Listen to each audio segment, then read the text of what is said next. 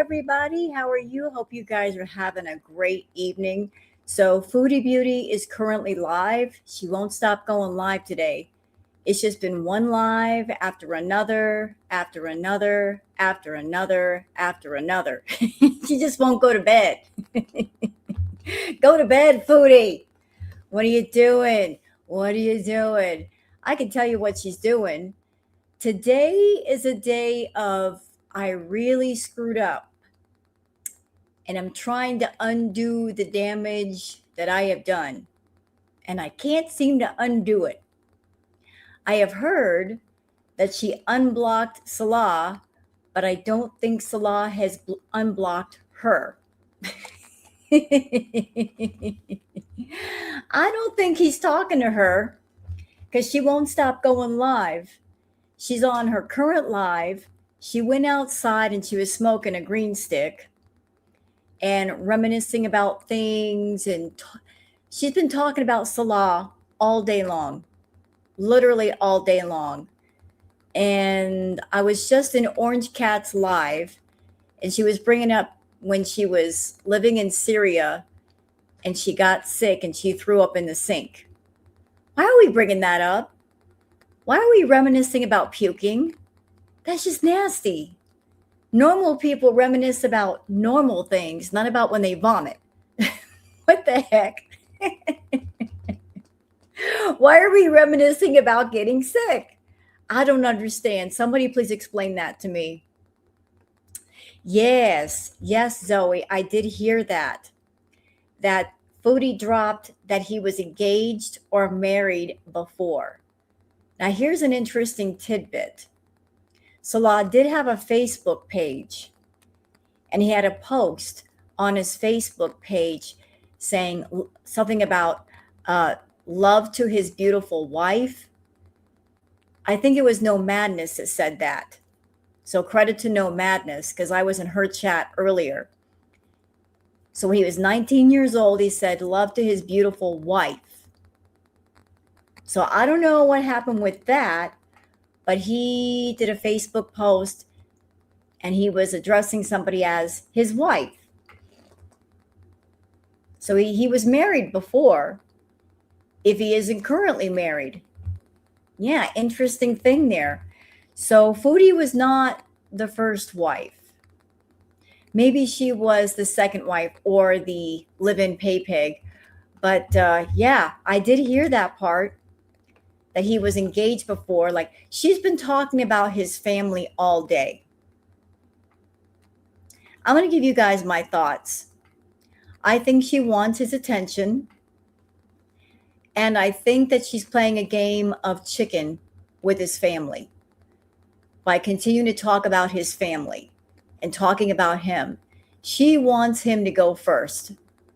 She's trying to provoke him to say something, to drop a video, go live, something, because she wants to play victim. And she can't play victim if she goes first. She wants him to blow up and say a bunch of stuff so that she can drop what dirt she has, and that will be the new arc. She can't do it by herself. She just can't do it. How many wives has he had? I honestly, Crystal, I don't know. I have no idea. Hey, Rudolph.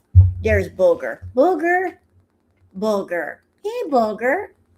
There's Queen Booger. She's supervising my activities, making sure that her pet servant is on the job, making money. That's my manager back there. You got a problem? Speak to the manager. But there's no telling how many wives he has or what Foodie's purpose was around him. But she's live right now. She just got through smoking. I think she got in trouble for smoking outside. So she's letting some stuff out. Not like major tea, but just talking about the family. But I think she's trying to provoke him to talk to her, or she's feeling a certain kind of way because he isn't talking to her. But I think the things that she said last night, she pushed things to the point of no return, saying that all of his family was inbred, cursing his entire bloodline, all of that. I think that that's unforgivable. I think he's done. I really think he's done. There's no forgiving what she said. And she, in Foodie's world, if she goes off and if she goes completely out of bounds, but then she deletes the community post, she deletes the video, she deletes the live, and issues a half-ass apology, all should be forgiven. That's Foodie's logic.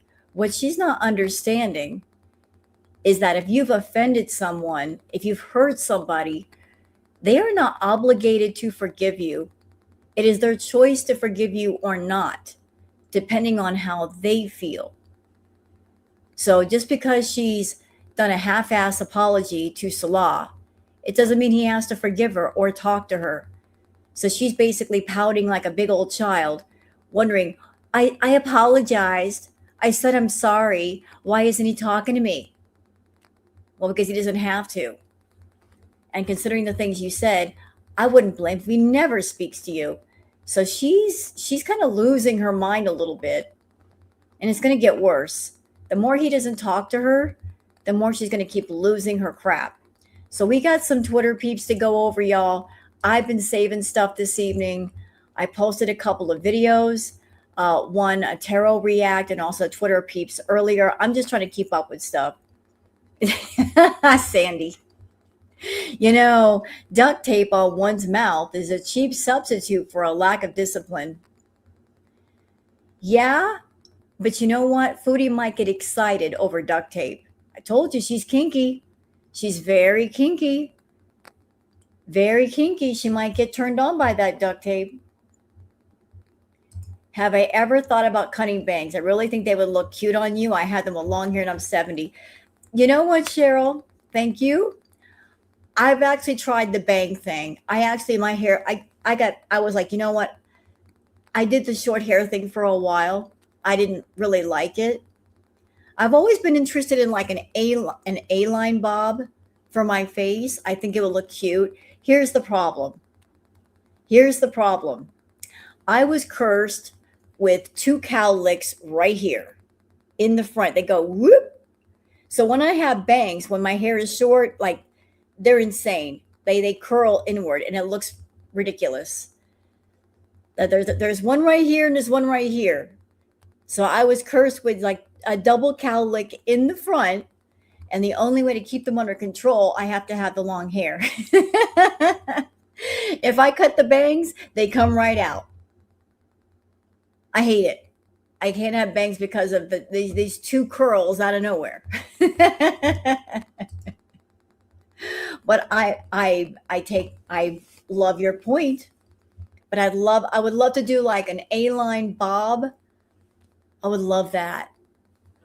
I dig the A-line bobs. I think they're cute. All right, so we got some Twitter peeps to go over. We got one to go over. And I hope you guys are ready. We're going to go over one of Foodie's lives. There's no telling how many she's going to do tonight because she's high and she's bored and Salah's not talking to her and she's all in her feelings. So how about we just get into it? It is time for the Twitter peeps.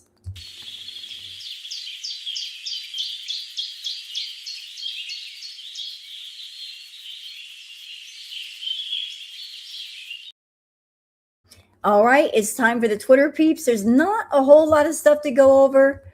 Not like hours and hours of stuff, but there's still stuff. So for those of you that are on Twitter, that you would like to follow me on Twitter, there's my handle, Wild Girl Sarah. And for those of you not on Twitter, that's why I do the peeps.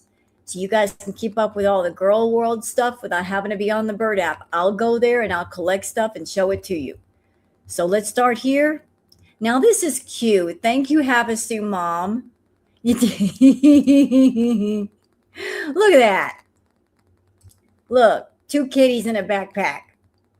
And they're having a little tussle. Mortal Kombat, kitty style. Who will win? Who's going to win this fight? It don't matter. They're both cute. They both win. They're both winners. London Rain 9797 says toddler peed herself. Disgusting. So this happened during her current live, and I don't know what to make of this. Kristen says, charming. So Foodie went outside to smoke a green stick. She sat on a bench, and when she got up, there was a huge wet spot. I didn't watch the live. What happened there? Was that from sweat? Or did she honestly pee herself? What happened there? I'm confused. She just sat down on a bench and she just left a big old wet spot. Ew. Unhygienic. Was she wearing underwear when this happened, or was she just wearing her leggings and it soaked through? You know what? Don't even answer that question. Let's watch. There's a wet spot on the bench. Ew, for my ass. Look. There's the wet spot. You can barely. Do y'all see that?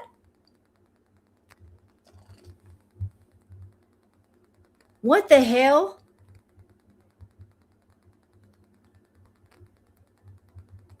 I don't even know what to say. Let's keep this in mind. It's not daytime. It's not hot. Hey, Belinda, let's keep this in mind. This is the nighttime hours. Nighttime hours, it's cooler outside, right? This is not like 12 o'clock noon, 90-degree weather, you're sweating. This is nighttime hours. She just went out there for a short amount of time and sat down on a bench, and that happened? That happened? We're going outside for a smoke, and you're sitting down on a bench, and that is happening?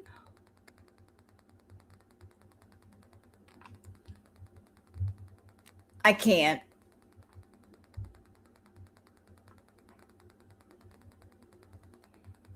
It's 40 degrees.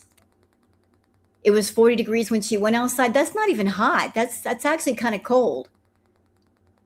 And that happened. So is that sweat or is that something else?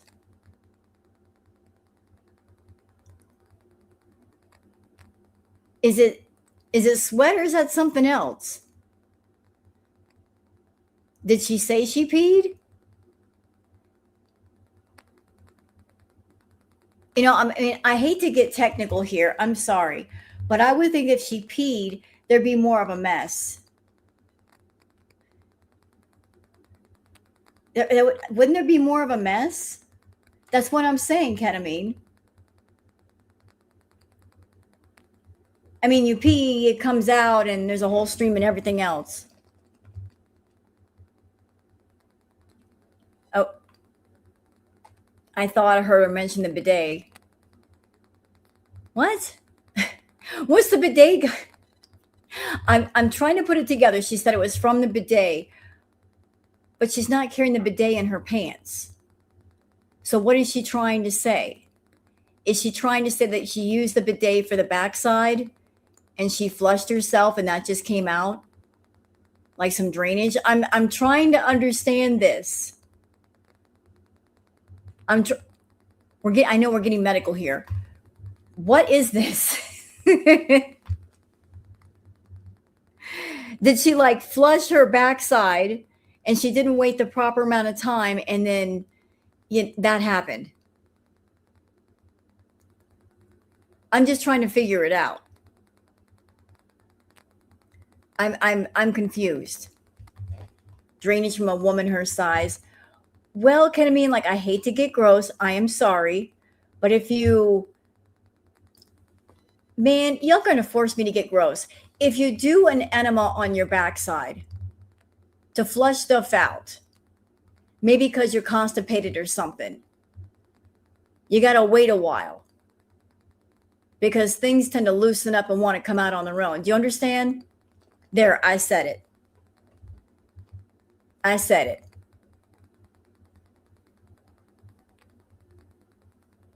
I don't know what that is. I'm not going to go take a sample and figure it out. You Unsolved mysteries. Tonight on Unsolved Mysteries, the mystery of the haunted bench.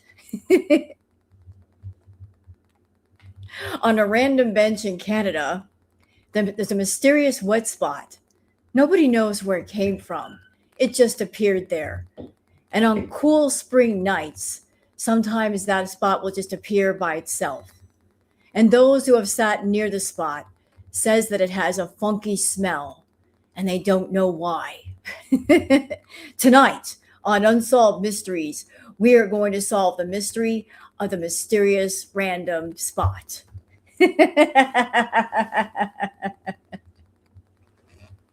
The haunted snail trail. All right, we're going to move on. We're moving. I promise we'll move on. I'm not like Goosechuck. I'm not going to stay here forever and torture you. Okay, Essence says Foodie Beauty turns her shirts inside out when she stains them instead of washing them. But Foodie Delusi, what? So wait a minute. You've got an entire washer and dryer in your house.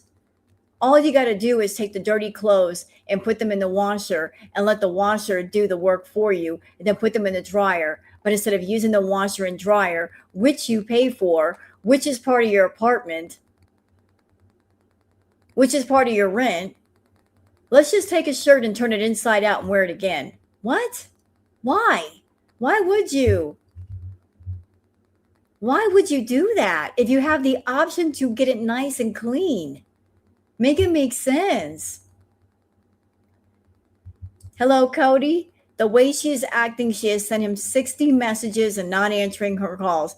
Yeah, like I was just on the live, her behavior, she's not hopping mad. She's waiting. I'm getting the vibe that she's waiting. She knows she screwed up and she's waiting to see if he'll say something. Oh, nice, Cookie. So 3 reactors are live tonight. Fantastic. Fantastic. Oh, by the way, chat, it would seem our favorite friend, Sheila, has been very, very busy, bothering a whole bunch of reaction channels. Today, she was in No Madness Live's channel. So Sheila's been busy.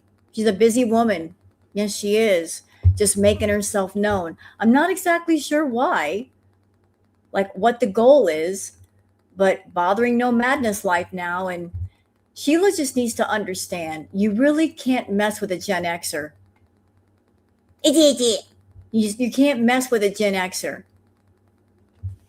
You really can't do that. You're just, you're punching above your weight.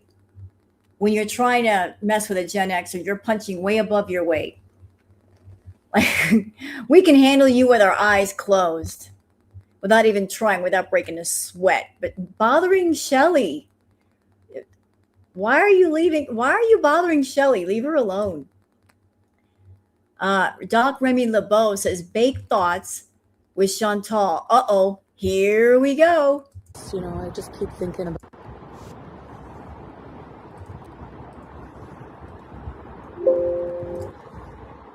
Because I just keep thinking about, anyways, everything. I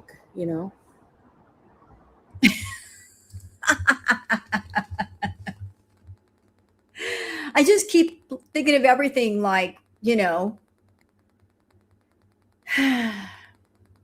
how is it possible that someone like Chantal, with as many edibles as she does, as much as she smokes, when people who smoke, usually when you get a bunch of smokers together, there's some really interesting conversation. You get a bunch of smokers together and it can get rather funny and entertaining. You get into deep conversations like, what if God is spelled D-O-G? They get philosophical. They get poetic. I mean, just like random stuff. You're like, wow, man, that's deep. How is it that Foodie smokes and she does edibles and she's still boring? Even on the green stuff, she's still boring. Usually, people, when they smoke, they become more entertaining, more animated, more funny, more chill. She's still boring. She's sober, she's boring. She's high, she's boring. Boring. Yes, you know what, Megan? Yes, I agree with you that if you put her in a room with other smokers, within 5 minutes, they would all just like walk off in a little group and leave her by herself. They'd be like, she's ruining the vibe, man. We got to get away from this one. Like, she's bringing us down. She's driving us nuts. They would all go, yeah, and walk away. They would, but those are her, you know, still smoking kind of thoughts.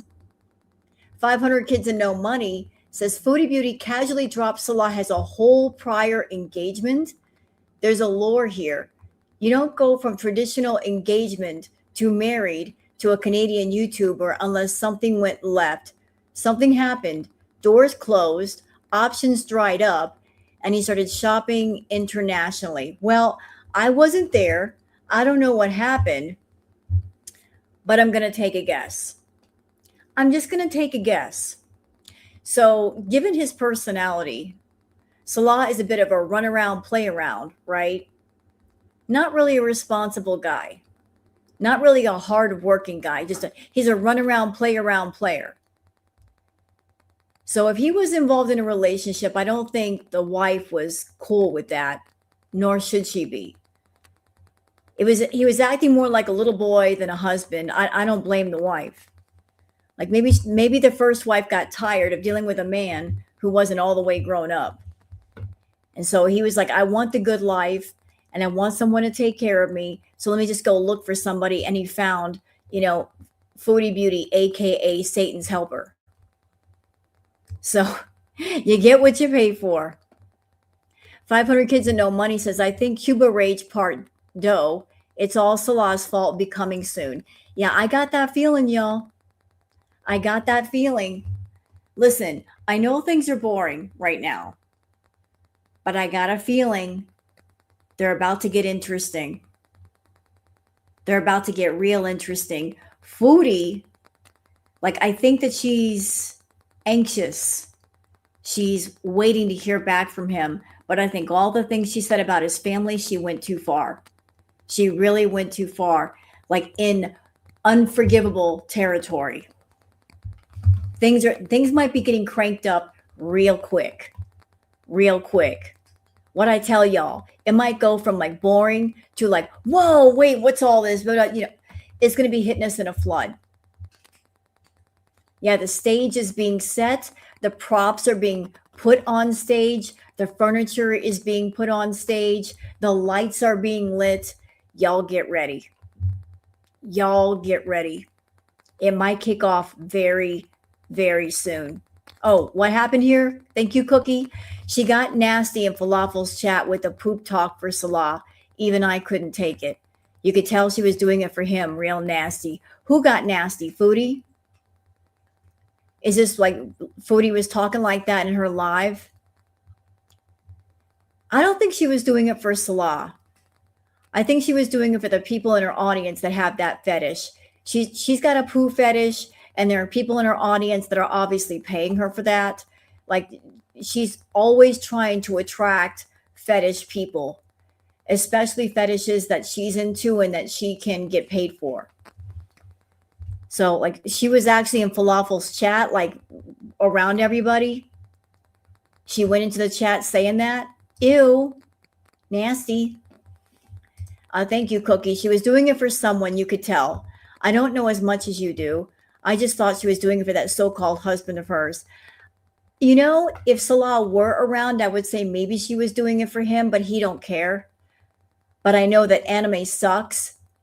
She's been talking about anime sucks. He's into that. He's really into that. And there are other people in her chat that are also into that. When she says something, when she does something, 85% of the time it's because somebody is in the chat wanting her to say that, and they'll pay her money to say that. Goose. How are you, Goose? Fuck you. I gotta give you the two-gun salute. Hi, Goose. How's Stevie? And Atticus? How is the lovely puppy? I gotta give a two-gun salute to Goose. I got to. Goose, I saw what you did. December. I saw what you did. December. I saw who you were honking at. December. I saw what you did. I saw what you did. Hey Goose, did did you see her go outside and sit on the bench? And when she got up, she left a wet spot, a really big one. I just saw that on Twitter. I was like, what the hell is that? It's not daytime. It's not hot outside. No. Okay, here, Mama, let me show you. So I'm sure you want to make a short about this. Okay, here you go, Miss Mama. Hold on. It's kind of dark, but keep your eyes peeled on the bench. There's a wet spot on the bench. Ew, for my ass. Look.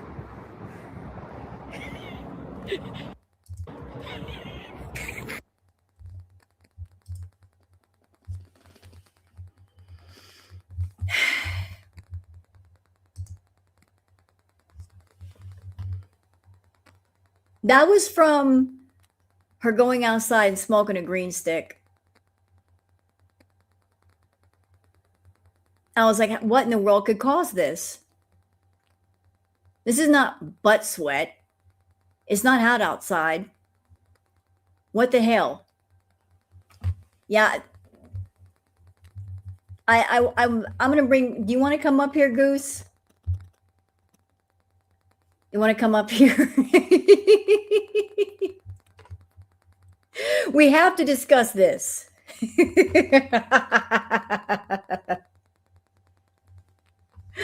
Oh my God. What a time to come into chat with a mouthful of blackberries. What? What? I didn't put this on Twitter. Don't yell at me. It's okay. Make a tea. I'm going to go ahead and do the rest of the Twitter peeps, so take your time. She coughed and leaked. Okay, I'm going to say something. Don't get mad at me. I have heard that diabetic nerve damage, it can happen anywhere in the body. Anywhere. It can happen in the feet. It can happen in your toes. It can even happen down there. You can have diabetic nerve damage in your rectum. It can happen, like you can get nerve damage from diabetes because of in your rectum. I'm not saying that's what's going on with her, but it can happen there. It can happen in your eyes. So I don't know if that's what's going on with Foodie. But like the diabetic neuropathy can happen in your eyes. It can happen in one of your limbs. It can even happen in your private parts. So I don't know. I don't know. I mean, this was just a thing. And I felt I had to share with the class. And you're welcome. You're welcome. Bad C says Foodie Beauty has lost her freaking mind. She needs to be locked up. Let's watch. You have a tough decision to make. I had to do that too. It's so tough. Like, okay, my world just flipped the fuck upside down. Everything they said to me was it lies, like they cheated. What the fuck? They were in, and then it's like, do I ruin everything? I have a child. Do I want to give that up? What? Oh, they need to come get her right now. The nice men with the white coat, they need to come get her now. Did y'all hear what she just said? She's like, I have a child. What child? What are you talking about? Dude, is she losing it for real? What child? No, I'm going to play that again. I'm going to play that again. You have a tough decision to make. I had to do that too. It's so tough. Like, okay, my world just flipped the fuck upside down. Everything they said to me was it lies? Like they cheated? What the fuck? They were in, you know? And then it's like, do I ruin everything? I have a child. Do I want to give that up? But can I live with myself if I don't? That's the fucking situation I'm in now. Do I ruin everything? I have a child. Do I ruin everything? I have a child. What the F?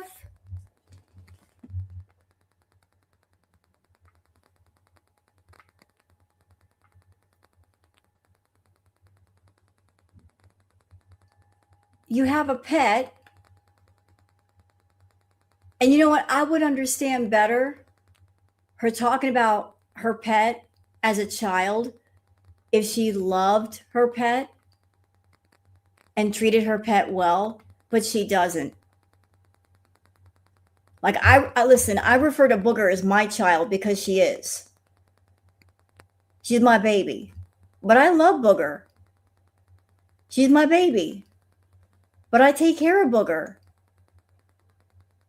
And you see the way that she acts with me, she acts like a baby. Always want me to hold her. But she doesn't really care about BG13. She doesn't care about her. She's not feeding her well. And I saw something on Twitter today that absolutely pissed me off and hurt my heart all at the same time. What is this? That little BG13 was sitting there eating on carrots. Is that poor baby so lacking in food that she's trying to eat anything? Why is that poor baby so hungry that she's over there eating carrots?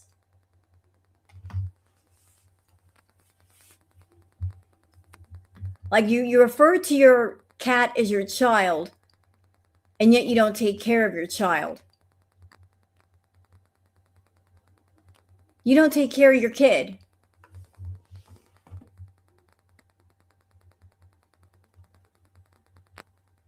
But I saw something on Twitter that she was chewing on carrots. And I keep thinking about back at the Canadian Villa, little BBJ and Sam, they were so hungry because Foodie wasn't feeding them. They were eating anything they could off the floor.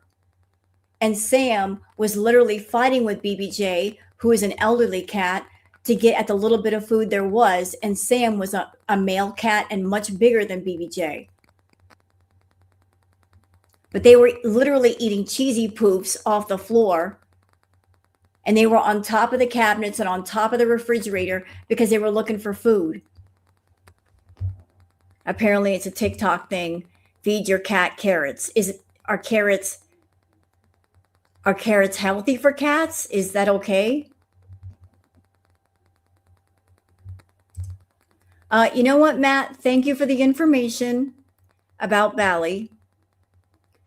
I kind of heard that a little while ago about her doing that. There's a lot I could say about Bally. There's a lot I could say about her, but I won't. Not because I'm scared to talk about Bally. I could drag her ass. But it's not worth my time. It's not worth my time to talk about Miss Bally. She's the cheese slid off her cracker too. A long time ago. But I've heard about the Bally S-Jam situation. Yeah. But yeah. So she's referring to the cat Hello, Billy. Lovely, talented Billy. How are you, love? Cats can eat carrots if they are cooked and only in moderation. Well, the carrots that I saw were raw, still in the bag. So I'm like, there's certain things that animals can't eat. I just didn't know if cats could have carrots. I was like, why is the cat eating carrots? Is the poor thing so hungry that it's eating carrots because there's no other food? But yet the cat is her child. Funny how she neglects the cat when she wants to. And when she's looking for sympathy, then suddenly a cat is a child, using it like a prop. Anyway, okay, Essence says Foodie Beauty cannot cook, tell the truth, clean, communicate, wash your butt, or have sex. My man would not want Foodie Delusion or her so-called Foodie Beauty. So this picture,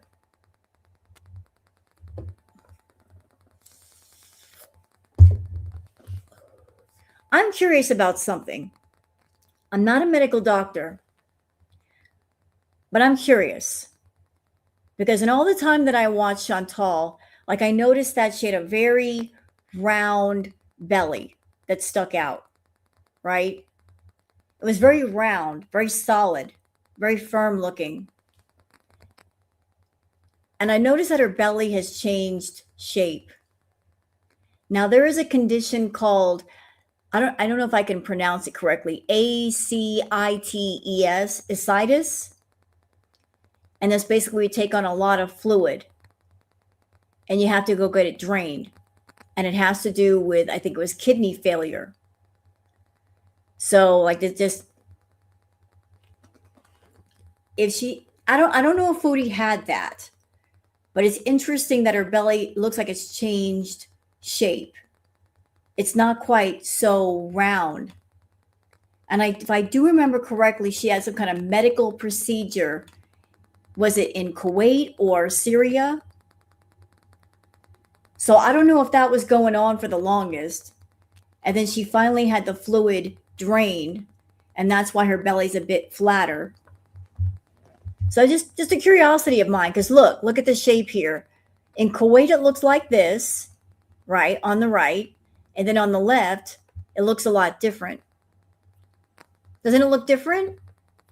Like in Kuwait, the belly was protruding outward. It was very, very round. And then in Syria, it's different. So was it because of a medical procedure? It's not because she was eating less. Just a curiosity of mine. I don't know if she really had it.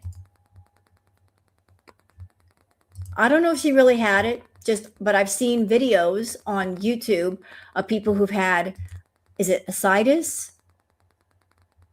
And the belly just gets really, really swollen and like looks like it's ready to pop, but then they can drain the fluid and it comes back down. It takes a minute. All right, moving on.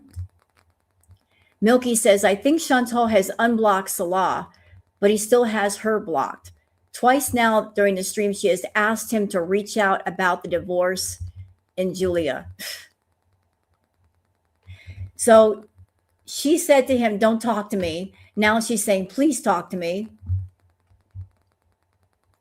See what happens when you play games with people, Chantal? See what happens when they do what you say? Then you get mad because they're doing what you say. And I would like to show you something inspiring from depression. An 11-year-old Nigerian child danced barefoot in the rain and received a scholarship from the American Ballet Theater. I love this. This young man has grace and poise, and ballet is not easy. And I'm so happy that this young man got a scholarship because obviously they deserve it. There's a lot of talent there, a lot of talent. But it did a TikTok video showing the dancing and got a full scholarship. And yes. That young man is talented, is going places. Doing this out in the rain.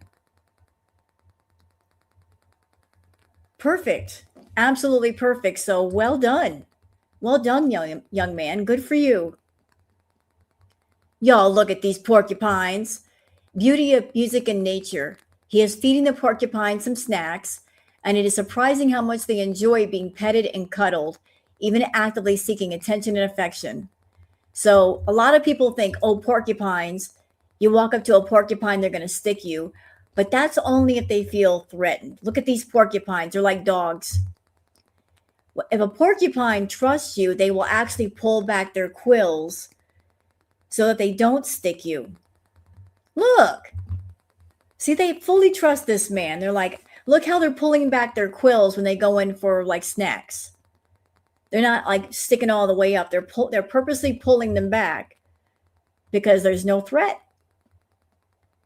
Porcupines can be like dogs. Y'all didn't know that, did you? Well, now you do. That if you want to pet a porcupine, first you got to make friends with it. Give it some snacks. That's the secret. Give it some snacks.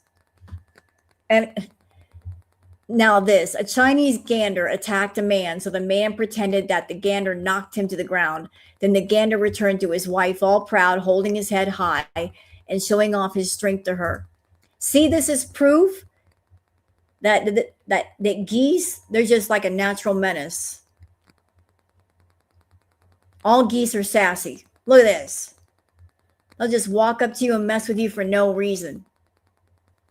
Look, that goose is a menace. That goose is a menace. It must be a relative of Goosechuck's. Look. That's what I Look. Look, it's being a menace. A menace to society. Goose is like, aha. Aha. I got you. I'm gonna get you. Oh, where'd I go? What happened? I messed up. That was my bad. Sorry. I'll get back to it. It won't take me long. Yeah. Boho Chic says she's a spectacle everywhere. That couple's facial. Look behind Foodie. Look behind Foodie. They're like, what in the world is going on here? The stare downs. Like they're just like, who is this? And why is she streaming on the train? What is that all about?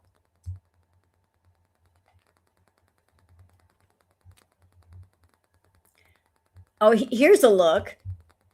Goosechuck would love this picture for her collection. Kelly says, Foodie Beauty said that Salsa came to her and showed her Nora's phone, which had a selfie of Salah. When he asked Nora why, she claimed she was just showing a picture to his cousin. So they were already trying to find a wife, even while she was still there. They hated her. Y'all talk about demented. First, Foodie gets jealous because his 17-year-old cousin was whispering in his ear, his cousin. And then Noor has a picture of Salah on her phone. And that causes jealousy too. You can't do anything right around this woman. Yeah, give her another 2 days and she'll rage. I agree. We just got to wait. They're setting the stage right now. They're setting up the lights. Now that's a great picture, I must say. That's a great screenshot. I like it. I might save that for a thumbnail. 10KD says, as a woman with an 11-month-old and an almost 2.5-year-old, I can tell you for certain she just pooped her pants. Again? Let's watch.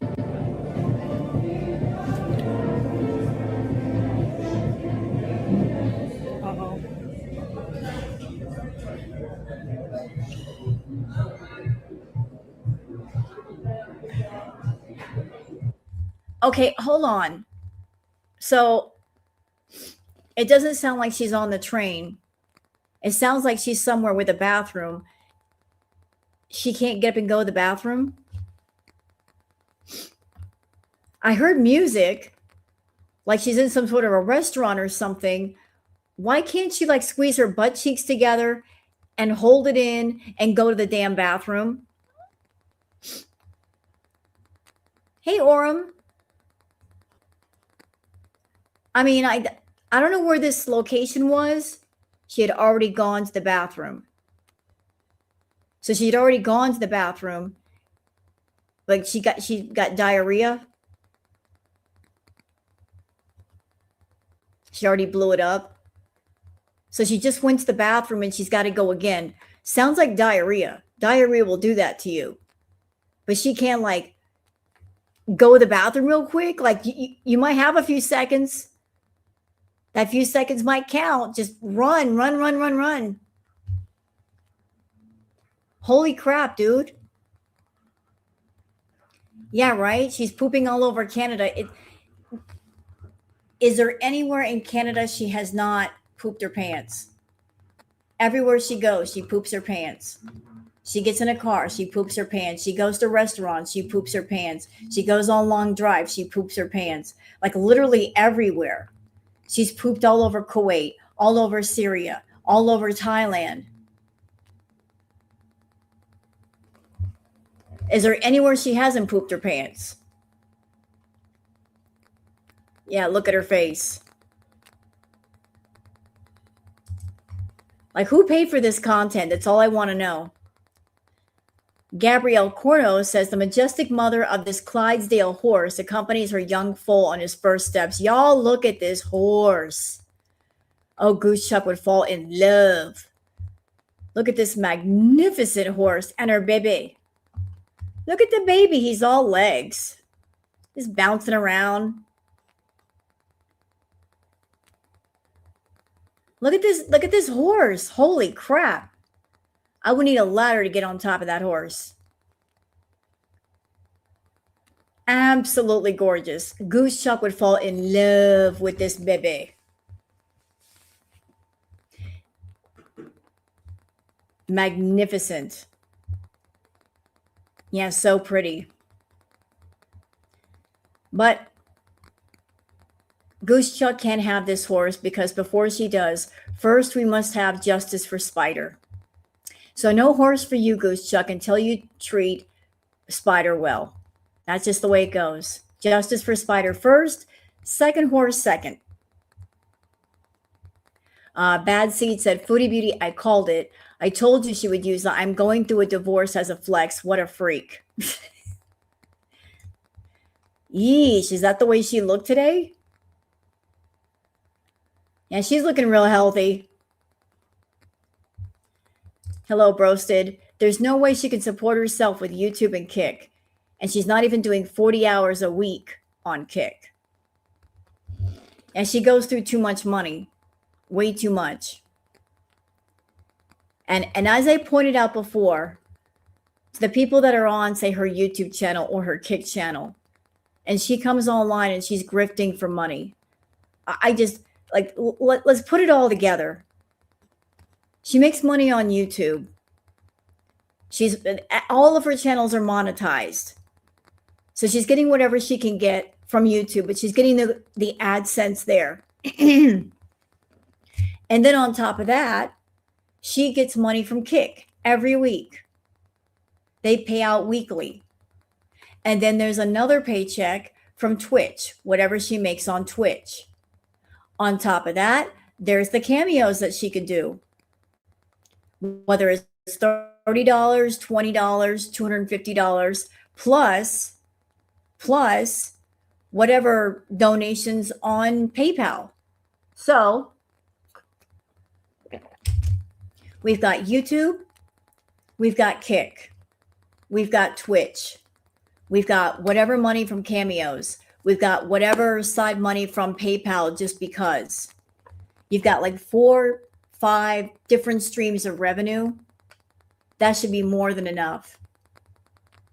More than enough. So how is it that somebody who has got 4 to 5 different places to make money, always needing money. I don't know what she's making. I'm not in her pocket. I'm just saying it looks weird to me that if you've got 3 different monetized platforms, you're getting ad revenue from those, plus you got additional side income from Cameo, from PayPal, doing Foodie requests. You got like 4 or 5 different streams of revenue, and you're still broke. You still need help. I mean, what?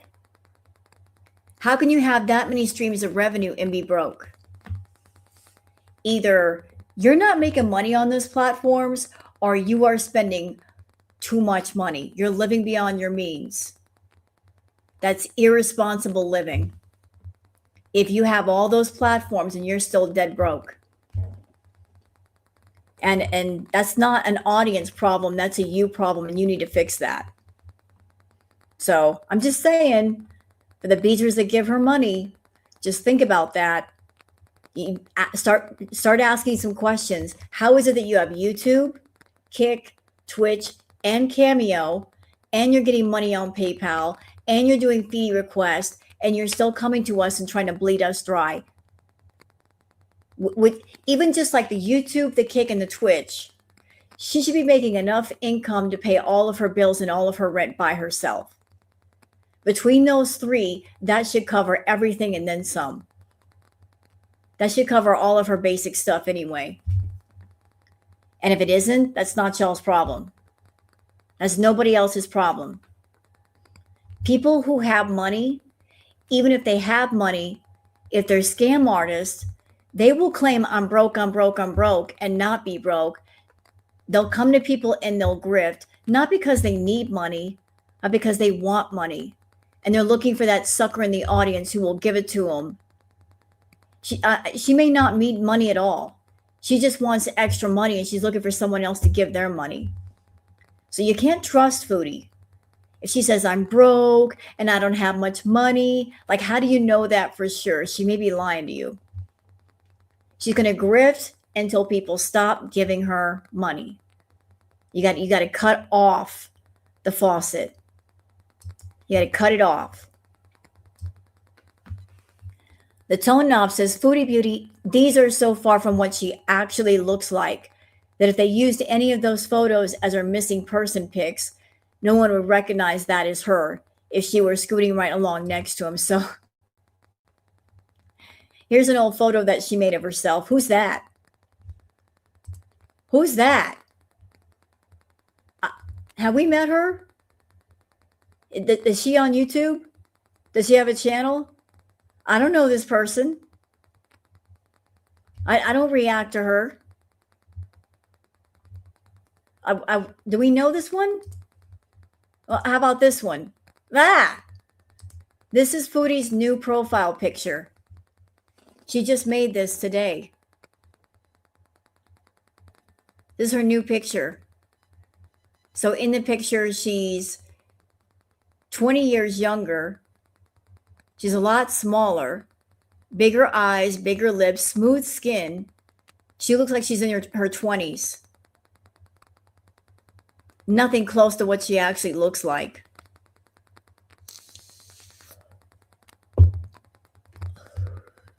You know, she should like change the name of her channels from Foodie Beauty to AI Beauty. It'd be much more accurate. But that's her new profile picture. Like, this looks nothing like her. Here, fishy, fishy, fishy, fishy. And here's another one that she made before. Again, who is that? Who are all these people?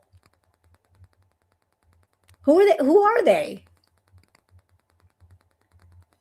Who is this? AI Beauty. Photoshop Beauty. Canva Beauty. It's Canva Beauty. Yeah, pretty, but no. Nah. Scream nightmare. That's we know this one I know who this one is. I've seen her before. Now I recognize this one. I recognize that face. The other three, I don't know who they are. But I know this person. I know who she is, but the other three, I'm not even sure. C'est la vie says Foodie Beauty is rushing home to finish more diarrhea bees, as she already blew up the restaurant's bathroom once she said she has to go through this process mentally all over, like when she got back to Canada.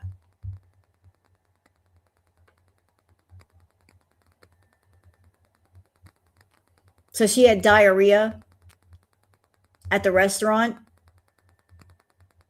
She had oh Lord. She had diarrhea at the restaurant, and then she sat on that bench and ew.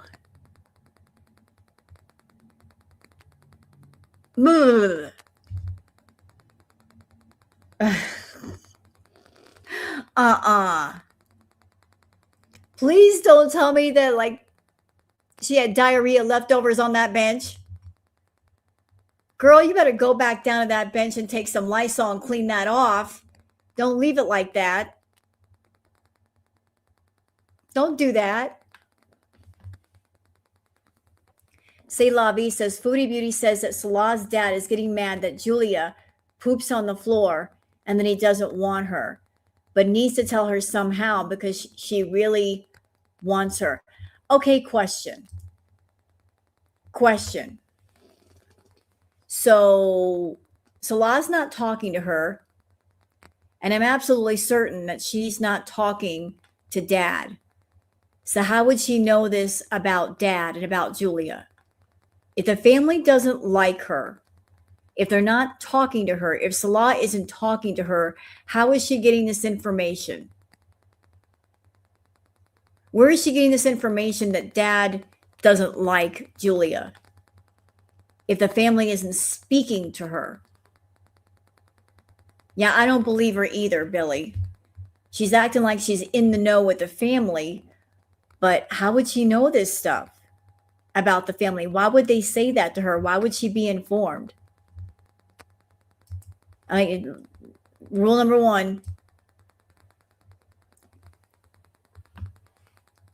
Okay. Mandy Mayhem, Foodie Beauty, more jealous biatches.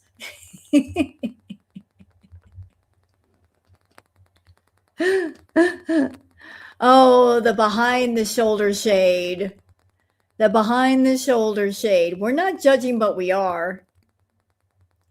We're not judging, but we are. I think it's bad manners to stream on a train where there's other people. You're not getting their consent to be on a live stream. So the person streaming is the one being rude, not the people over the shoulder saying, who is that and why are they doing that? It's a public space. You shouldn't be streaming in a public space like that. Like she's the one who's doing the bad.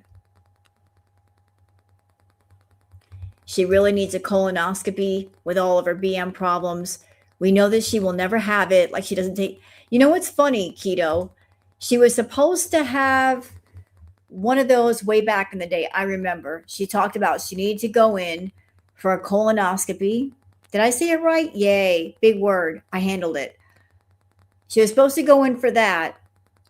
And she also talked about she had a problem with her bowels and she needed a fecal transplant because she didn't have healthy bacteria in her gut.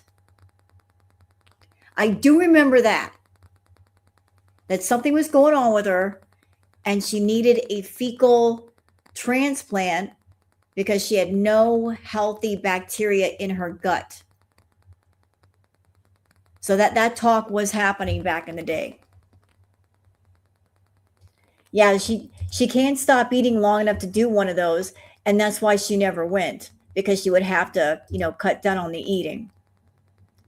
Yeah, like I know it sounds weird, Voodoo. I was curious about that too, like a fecal transplant. That is actually a thing. And that is done for people who is, like their gut biomes are out of whack and they don't have healthy bacteria. So they do a fecal transplant to put the bacteria in there. That's why they do that. It's a medical thing. So if she had no healthy bacteria in her gut, like you got to put some in there somehow. All right, moving on. All right, that's it for the Twitter peeps. Maybe she asked for dinner. Ew. Alaria, ew. No. Ew. Ew. Okay, we're moving on now from fecal transplant. Let's get away from that. Let's get away from that. We're getting away. So here's Foodie. Where is she? She's in the restaurant, it looks like. And throughout the stream, she was basically dropping things about the family and dropping things about Salah. And it's like, what are you talking about them for? They're not talking about you. Just going on and on and on and on and on about Salah and the family. It's like, girl, he's not coming back. And the more you say about the family, the more you're going to piss him off. And that's what I'm wondering. If she's playing a giant game of chicken with him, like the more I'm purposely talking about you and your family to get you riled up. I want to make you angry. So you come online somewhere and you blast me so I can blast you back and I can get some content and I can make some money. But I want to play victim. So you've got to go off on me first. I'm wondering if that's what she's trying to do. Like she's purposely provoking him so that he responds. She's looking for some kind of response. Here she learns she has no leverage over Chantal. Yep. Those who have power, once those who they have power over say to themselves, this person has no power over me. Once they figure that out and they walk away, the person who had the power no longer has it. When the many stop fearing the few, that's when everything shifts. And the person that felt powerless with Chantal, now they're starting to wake up and realize, I'm not so powerless. So he's like, I don't need her anymore. Screw her. I know you're right, bro. Said she's not going to walk away, but he is. She can stay in her delusions if she wants to, but he can walk away and be done with this. He can. And then whatever happens to her is what happens to her. It's up to her if she wants to stay in Delulu land or not. But let's watch. And this is courtesy of the channel Orange Cat, the lovely, talented Orange Cat. For those that don't know about Orange Cat, I'm often in Orange Cat's chat with other lovely people. What? Take your own medicine. Goose's pick can't hurt you. Stop. Don't encourage her. Don't encourage Goose. Stop that. She doesn't need encouragement. She needs to be discouraged, not encouraged. Over there, name that body part. Couch or Chantal. And then somebody else suggested a new game. Did Chantal sniff this? The games are getting out of control. I'm making a petition. It's getting far too abusive over there. Sniffing things and couch cushions and body parts and nah, too much, way too much. Let's go though.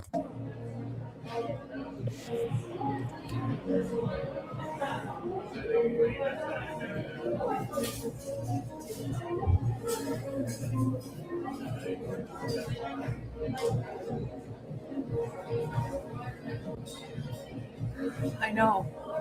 I didn't think of that really very well. You know, I'm actually surprised that she was streaming here. Doesn't she normally not want to stream because there's music in the background? I guess maybe because it was on Kick and not YouTube, because YouTube freaks out when they hear any kind of music in the background. Kathy. I was like, oh, there's music in the background. That's different. Go on, Foodie.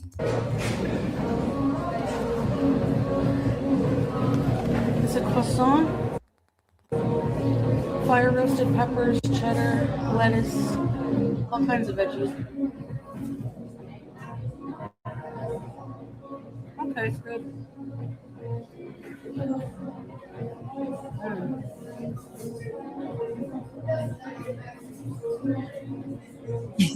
Or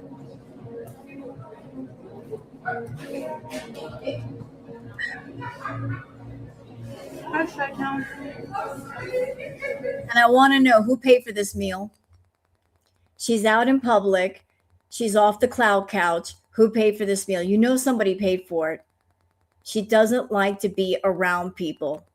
She won't get off that cloud couch unless somebody pays for a request. Who paid for this? This is not something that she wanted to do. Clearly, she didn't want to do this. She's got diarrhea. She's sweating buckets. Clearly, she's not comfortable. Who paid for this? Somebody paid for this. Of course, it's Neener Bachelor. Neener did it. But yeah.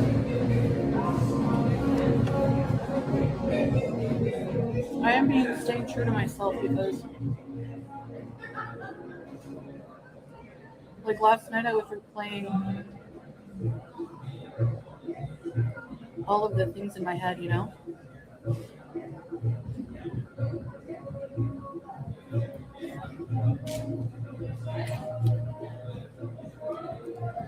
And what I said about his family was not nice, but at the same time, it's not out of nowhere. It's like, they're not nice to me. Here we go. Remember that video she did earlier? Here we go. The apology video that she did earlier today, it really wasn't a real apology. She wasn't looking at the camera. She wasn't really sad or regretful.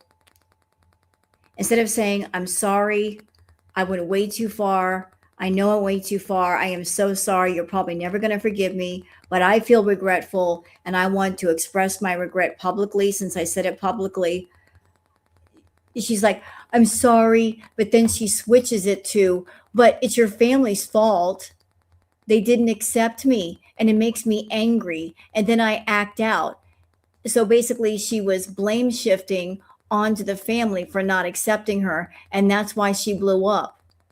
Although she has no contact with the family, hasn't talked to them in the longest. So why is she blaming her blow up on them? How can you blame your behavior now on people that aren't even around you? Like, yeah, I blew up, but it's somebody else's fault.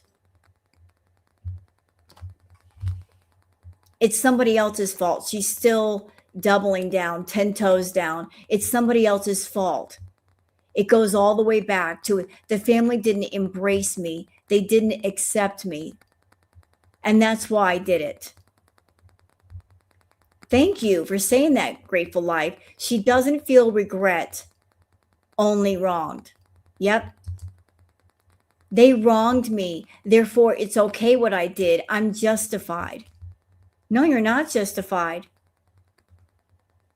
You're not justified for what you did.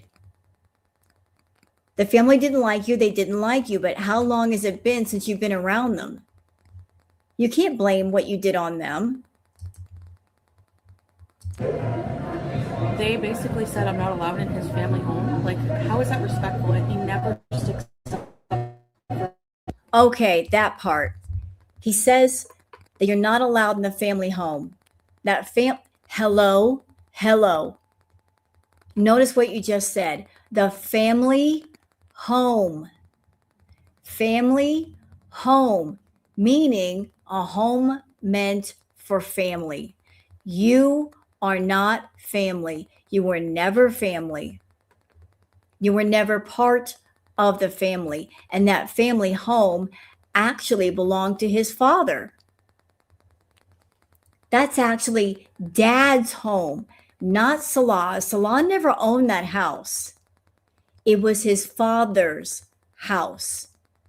And if Dad says, I don't want this person here, Dad has the right to say that because that's his property. That was Dad's place. Dad can say who comes in and who goes out. So if Dad says, I don't want her here, you ain't going to be there. It's not for you. You were angry while you were in Syria because you wanted to be all alone with Salah like you were in Kuwait. You didn't get your wish. It was a family home, but you didn't want the family in it.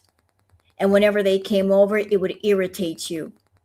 So despite the fact there was a family there and you could have bonded with them and respected them and talked to them and been a part of them, you isolated yourself. You wanted no part of the family. So since you didn't want to be a part of them, they want to know part of you. You created that situation. So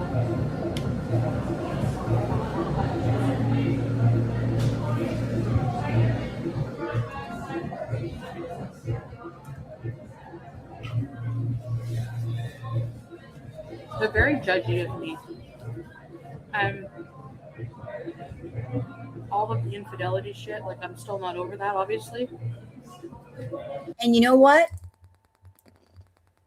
With everything with Kai Bella, he's like, I'm still not over it. And you know what that tells me? You'll never be over it. Which also tells me that even if you were Salah right now, you still wouldn't be over it. Which would make the environment toxic, wouldn't it? So let's review.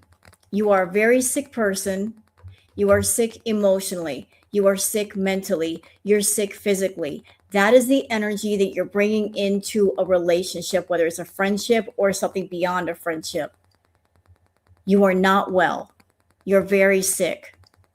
So there you are as a sick person, and you're wanting a relationship with somebody else, but for you, you are sick. And you're determined to stay sick. You don't want to be well. You don't want to be healthy. On top of the unwellness, you have very unhealthy attitudes about how you deal with things. You have very unhealthy thoughts, mental processes. You got a lot of jealousy, insecurity, maybe past issues that you carry with you everywhere you go, which means anywhere you go, it's going to be toxic. Hey, Inferno. So it's like, wherever you go, there you are. So even if you were with Salah right now, you'd be badgering him and nagging him and yelling at him and being abusive and bringing up the Kai Bella stuff and hitting him over the head with it. So explain to me, if you were with Salah, it would work. It would not work. You would weaponize everything. You would weaponize the stuff with Kai Bella, how sick you are. Oh, you better stay with me because if you leave me alone, I'm going to have a B moment. See what you made me do? Like there's no happiness with someone like you. You're far too codependent, toxic, controlling, manipulative, and you're a liar. He does nothing to try to quell my insecurities. Like it's just. Oh, you know what? No. Done. He does nothing to quell my insecurities. That's not his job. It's not his job to make you feel better. Even if it wanted to be his job, you are mentally unwell. You have mental and emotional issues. What can he do? You got a lot of serious issues. He can't fix that. He can't coddle you in your sickness. You care about your sickness, you got to deal with it. He's doing nothing to quell my insecurities. That's a you problem. That is strictly a you problem. And it's unfair to be mentally unwell and expect another person to coddle you in that unwellness so that you don't blow up. What is that you said about Pete's? Do y'all remember what she said about Pete's? The night that Timbit died? What her attitude was? Do y'all remember? I remember. I really remember. The night that Timbit passed away, Timbit was Pete's cat. She went over to see Natter. Thank you, Kay. Love your jumper. It's actually a hoodie, but thank you, darling. What she said about Pete's. Timbit passed away, and essentially she left Pete's alone at the villa because she wanted to go spend time with Natter. The Beezers were not happy with her doing that. They were all up her behind about that. Do you know what she said to her Beezers? I am not responsible for his mental health. Yep, I'm not responsible for anyone's mental health. That was her attitude towards her former fiance, her former boyfriend, her best friend of 17 plus years. I'm not responsible for his mental health. I want to go spend time with my boyfriend. That's what she said.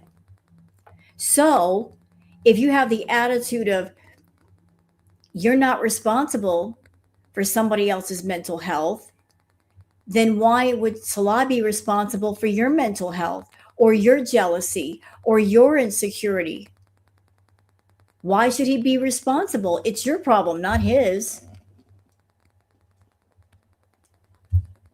I mean, turnabout is fair play. If you have that attitude, then I guess somebody else can have it too. You get what you get. You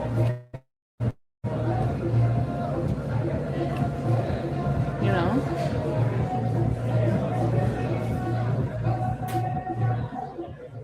Yeah. And Gigi, please let me make something clear, darling. I'm not happy with Pete's. The way he treated Timbit. I have not forgotten. I haven't forgotten about Timbit. Didn't even have proper bowls. He fed Timbit off a piece of cardboard. And I saw pictures of Timbit's feet. Timbit had ingrown nails, just like BBJ. I'm not happy with him because of that. I'm not a Pete's fan. That's one of the reasons why. That's one of the reasons why.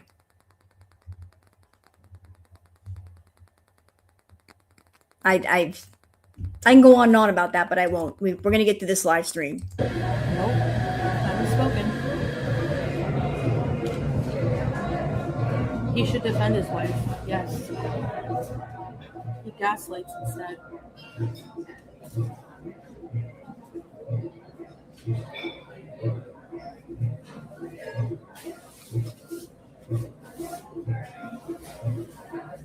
Like, how dare you?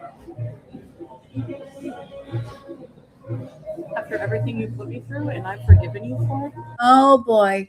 After everything you put me through, after everything I've done for you. You know what? I'm going to make another song. I'm so sick of that phrase. Hey, chat, do you want me to make another song? A little funny song? Look at all that I've done for you. Look at all that I keep doing for you. Look at all that I've sacrificed for you. We'll put all of Foodie's best phrases in it. Look at all that I've given up for you. Look at all that I've sacrificed for you.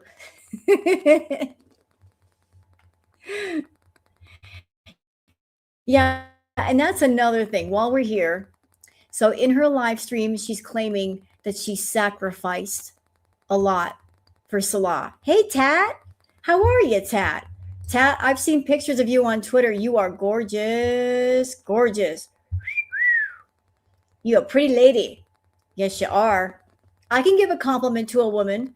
I can say when a woman is beautiful, and you are. We got some beautiful chatters up in here tonight. Yes, we do. I've seen your pictures. Yes, you are. Going back to Foodie though. She's using a new word, sacrifice. I've sacrificed so much for you. No, no, no, no, no, no, no. You willingly, eagerly gave stuff up, stuff that you didn't want. You gave up stuff you didn't want. That is not a sacrifice. You gave up furniture. You didn't want that furniture. You didn't want those cats. You didn't want Pete's. You were very happy to offload everything as quickly as you could. That's not a sacrifice. Sacrifice means you're giving up something that you care about. And it makes you sad to give it up. That's a sacrifice. She never sacrificed anything. She just offloaded everything that she considered rubbish and trash that was in her way from getting to Salah. She made willing choices to give stuff up, but none of them were sacrifices. She wasn't the least bit sad about everything that she left behind. But she sacrificed, y'all. There was no sacrifice here. So using a word that doesn't apply to her. If you make a choice to let go of stuff, you're not really sacrificing anything. Stop using that word, Foodie. Please.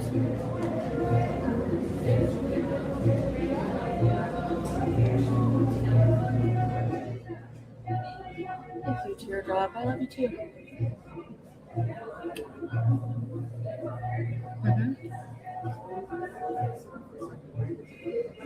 Yep.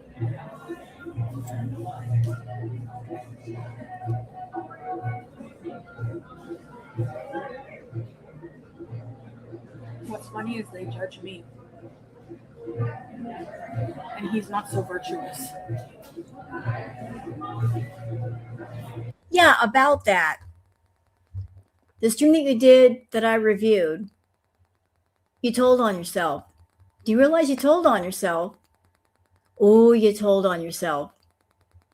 When you were sitting on the couch and you said that he asked you to do fetish content and you didn't want to do it.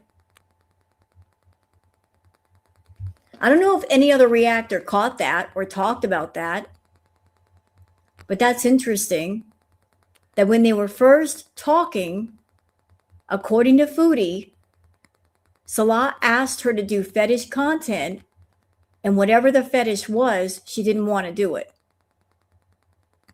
Now, what could somebody ask Foodie to do that she didn't want to do? I mean, she's depraved, this one. She's dark, her dark desires. What could somebody ask Foodie to do that she wouldn't do? I mean, she farts on camera. She shows her private parts. She eats food. She's sloppy. She's nasty. What could it be? I don't know what it is. I wasn't there. But it's interesting that she said that. And then let's think about the Kai Bella incident. Let's think about that. Notice her complete lack of surprise when people in her chat told her he had a poo fetish. Well, that explains it. That explains why you weren't shocked or surprised, because you already knew about it. You already knew about his fetish. That explains it all. I think that you knew about his fetish even from the very beginning, and you were okay with it. You were completely okay with it. You knew about his fetish, and you got the same one. You got a poo fetish. Foodie has a poo fetish. I'll die on that hill. She's into that. One of her beezers asked her before, like a long time ago, what kind of adult content do you watch? And she said, scat. Scat is poo. She admitted she's got a poo fetish. Clock that. She said it out loud. I got a poo fetish. So she's got one and he's got one. What are the chances of two people with that fetish just randomly meeting each other? Kind of feels like she's thought him out for that purpose. Just something interesting. Let's keep moving. You don't shame him for his infidelities that made me this way in the marriage. It's all on me. Bye.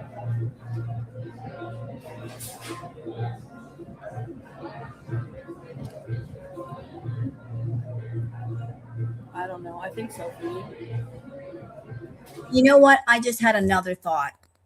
So if Salah is not talking to her, she won't stop going live. I think I know why. Because she is milking this pity poor me. I'm no longer with my husband. Feel sorry for me. Send me money arc. That's what this is. This is sad Foodie. I'm no longer with my husband. You beezers feel sorry for me. I've got a broken heart and send me money. Why should people send you money? Because you broke up with somebody that you need to break up with. Why should anybody pay you for you being in your sad feels? So she's going online over and over looking for that money. And nobody's going to give her any. Don't nobody feel sorry for her. She did this to herself. The straw, yeah. It's paper. They're always going to have his back. Always. No matter what he does.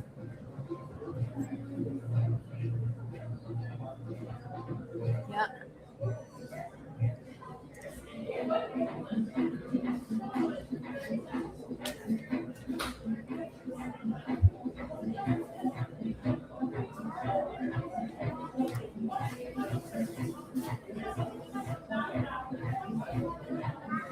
It's great. Yeah, how do you break up with your husband? You know what, Cookie?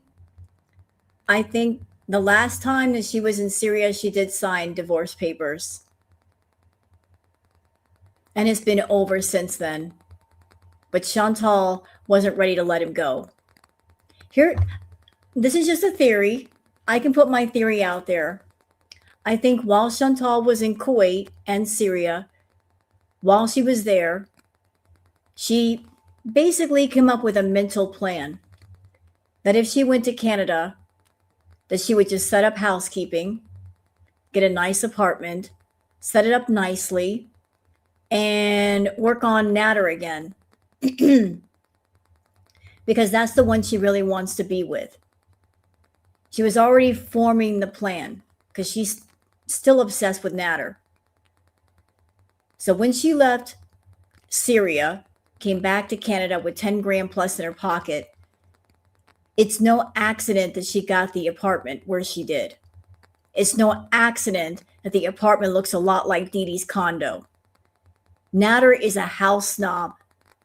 She wanted Nader to visit her, so she purposely picked a nice apartment because the end goal, in my opinion, was to have Nader live with her. And she knew that wasn't going to happen if the place wasn't nice because he's used to the condo. So she made sure to get a place that was close to food, close to a green store so she can go back and forth, but also a place nice enough that Nader could stay the night. Like the plan was to be done with Salah and start up again with Nader. And it didn't work out because Nader doesn't want to live with her and he doesn't want to be in a relationship with her. But that was her backup plan. And it didn't quite go to plan because Nader's like, I want the money, but I don't want the crazy that comes with the money. I don't want the crazy that comes with the money. I don't want it. I'll see her every now and again, but no spending the night. No, I'll bang her down for some coin, but that's all. Yeah, exactly, Jill. Men just get over it. Move on. He think I'm picking fights because I like to? You think that I'm insecure because I want to be?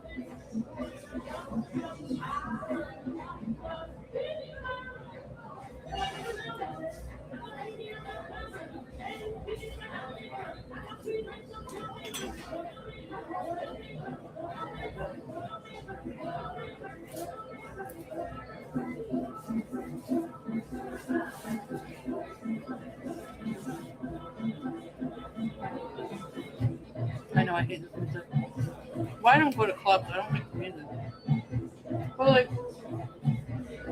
I don't know how Foodie can stand it. I'm sitting here listening to the music, and I'm just sitting here like, hey.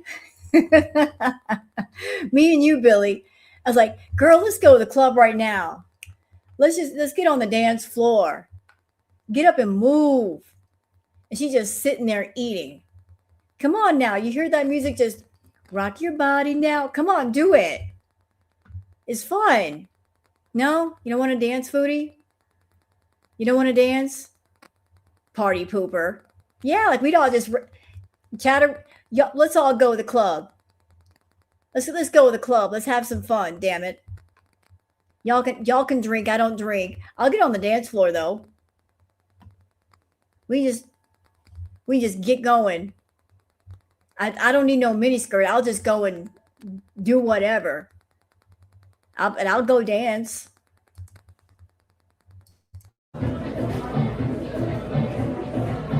anyway.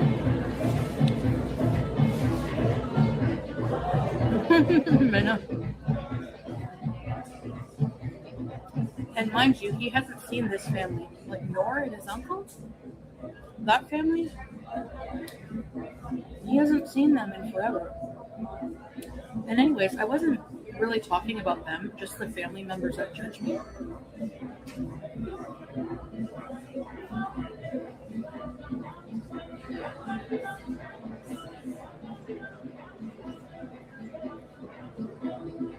Yeah, I shouldn't have said the inbred thing. Well, that comes from like the insecurity of him, that one cousin's being a bit seeming flirty. Oh, geez. Oh, my insecurity comes from one of his cousins being flirty. That's his cousin.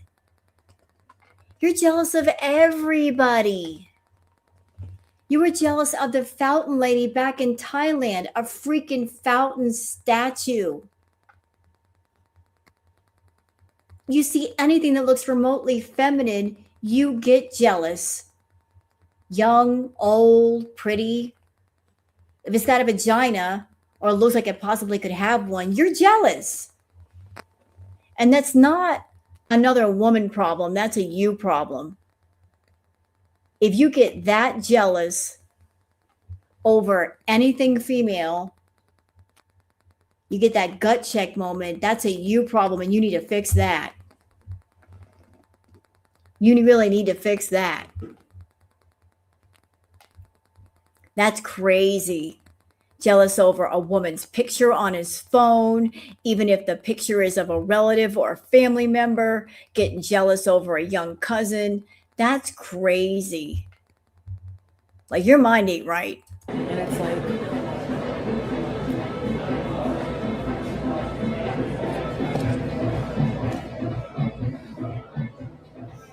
I think it's weird to marry your first cousin, and that's my opinion, and that's not ever going to change. I'm sure that, you know what, there's things about my culture that he judges, you know?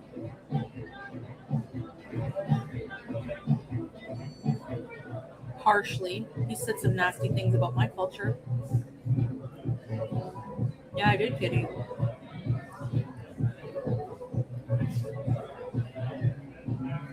I know.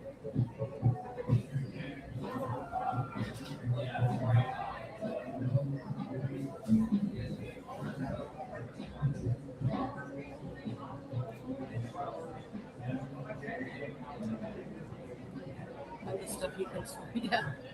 You know, that level of jealousy and insecurity, you know where that comes from? Self-loathing and self-hate. It's not that she hates other women, it's the fact that she hates herself. She hates herself. All that jealousy and insecurity, it comes from inside. That is, I hate myself. I'm not happy with myself. I don't like my body. I am resentful of my body. I wish it looked different. I wish my face looked different. And whenever I see another female, young or old, if they look better than me, if they have a better life, if they're healthier, it's not that she's hating on the woman. It's just that she's realizing she's not all that she wants to be. It's her own self-hate. When you're hating on somebody, you don't even know you're really hating on yourself.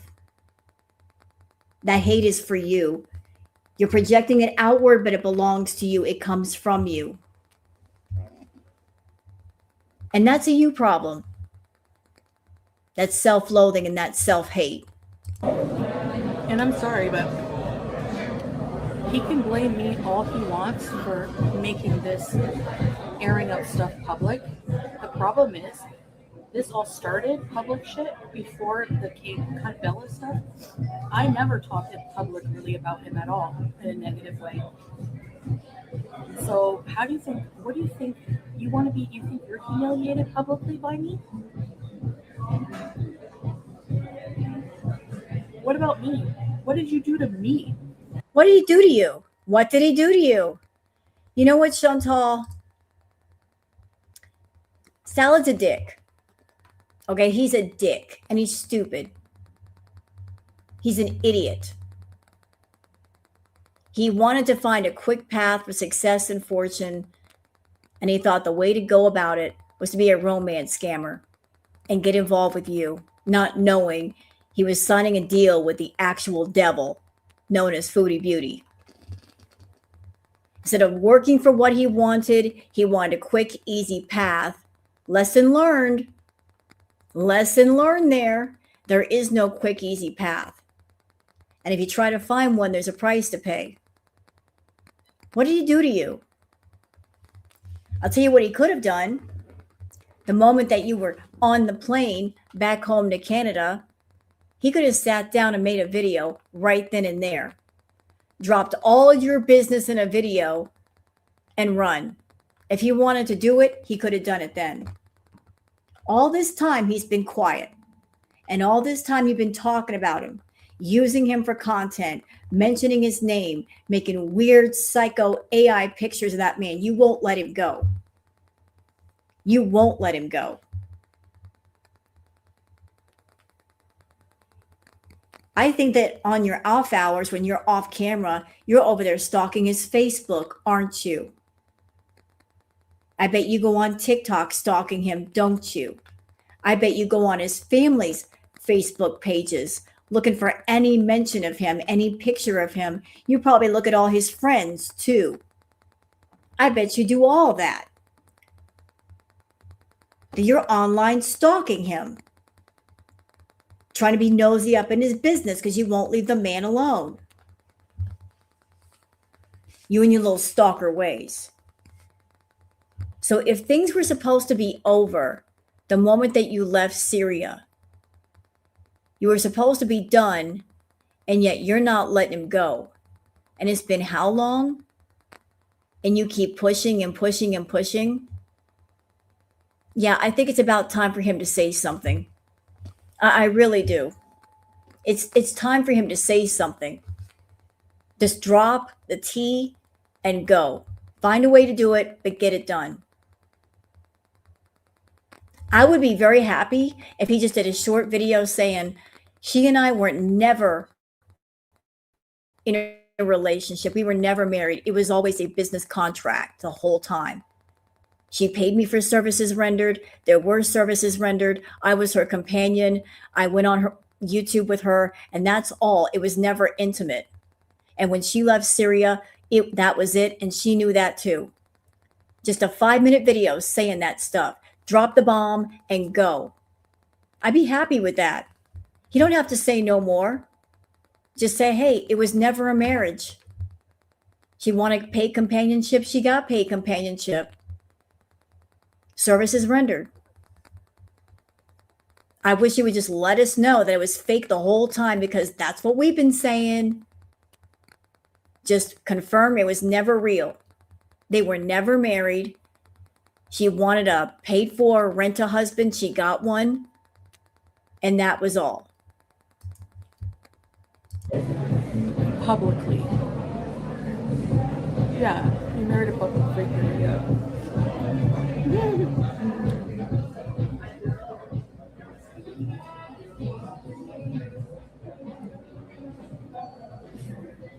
Thank you, Tad.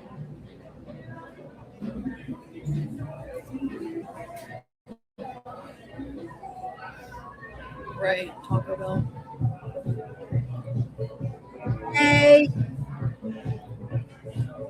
And then he cheated on me, and that became public. So,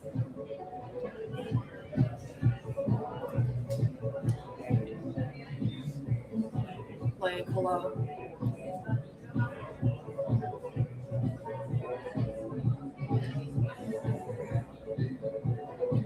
The fact that women should just keep all this inside when men treat them like shit like that, I'm sorry, but Chantal, do you not know how to go out and have a good time? I guess you don't. How long has it been for you since you've gone out and have a good time? You made this trip all the way into town. You're at a restaurant, they're playing music. You're not having a good time. You're sitting there stuffing your face again. There's music playing. I'm not even in the room, and I'm like grooving to the music, y'all. I'm like, it's kind of hard to react right now because I'm like, hey, I'm over here in my own world. Oh, there she is. There she is, Sheila. I was wondering when you were going to show up. I mean, Stacy. Hi, Stacy. Stacy. Stacy, I heard you were really busy today. You were in No Madness's chat and you got blocked. You've been very busy in different people's comment sections, in their live chats. How do you do it? Like, you are just a busy person going to all these different reaction channels. How do you do it? Between the working and all of your clients and spending time on all the channels, like it's incredible. Like, your work schedule is crazy. I was wondering when that bitch would be back. Get her, Mrs. Peel. Get her. Get her. That's another person that doesn't know how to have a good time. Sheila doesn't know how to have a good time. What's that saying? Piss off, Sheila. Sheila's our entertainment. I look forward to Sheila's visits. Let's go back to the other entertainment known as Foodie. no.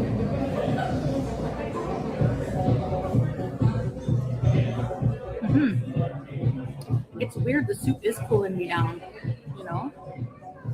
Yeah. Heat wave? I don't think so. It's like 20 degrees here, I think. Thank you, Marsha.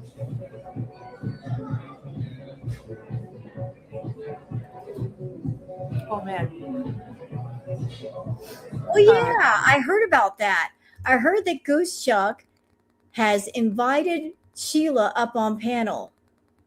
And I'll tell you what, Sheila, if you accept Goosechuck's offer, I'll go on panel too. So it'll be me, you, and Goosechuck. How about that? We'll be 3 people up there. We'll go on panel, all of us together. I'd love to hear what you got to say.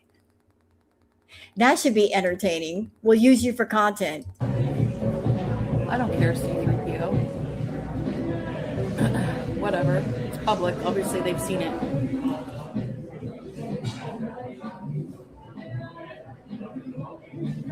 Now now they have a real valid reason not to like me, I guess, eh? And then he can go marry his cousin. Good for him. And I will find somebody who doesn't cheat on me and treat me like absolute crap. Did he cheat on you, though? To be or not to be, that is the question. Did he really cheat on you, though? I mean, if it was a contract, you were the employer and he was the employee, and it was just paid for companionship, was it cheating?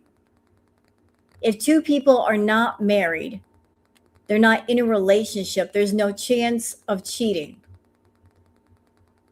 Is there? If somebody's your boss and you're the employee and it's just, I'm going to show you around Kuwait and I'm going to go get your DoorDash stuff and show you around and be your tour guide, is it cheating? No. That's just employer-employee relationship, but not intimate, not a real relationship. So if that's the case, there is no cheating. Rennie's saying, who the F is Sheila? I'm lost. Oh, just a troll that comes in. She's a big fan. Sheila's a real big fan of mine and Nomadness and other people. We like to play with the trolls here. They're fun. When I have questions. Yeah. Well, I don't like them either because they judge me unfairly from the get-go. And he's a liar to say that they never said anything about me. Really? I don't believe that.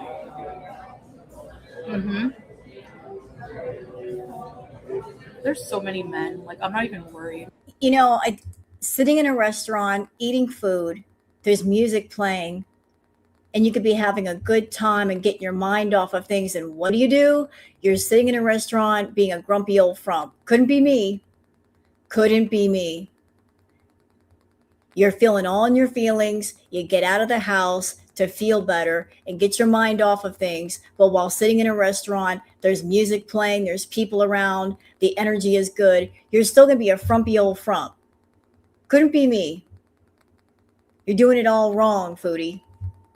You should learn to have a good time again.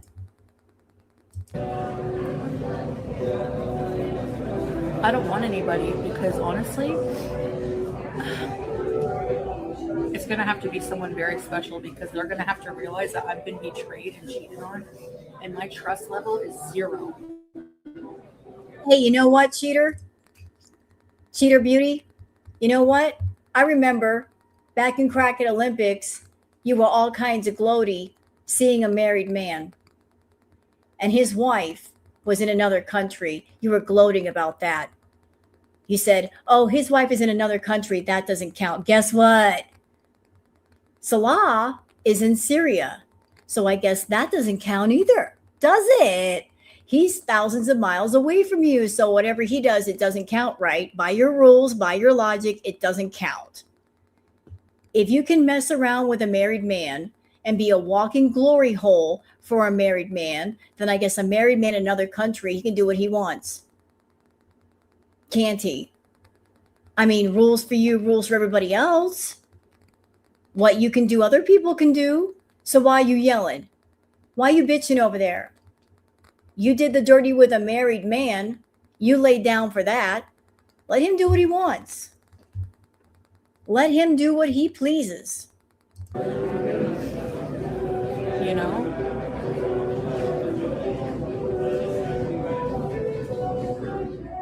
True. Lyrics.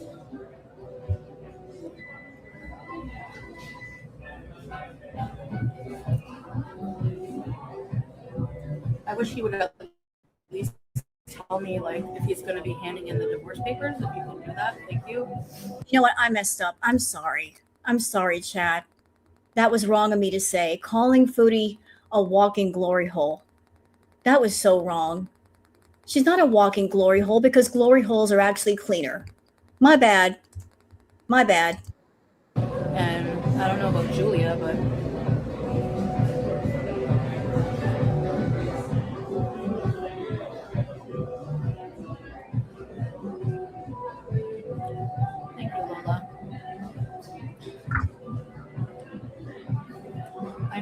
garbage.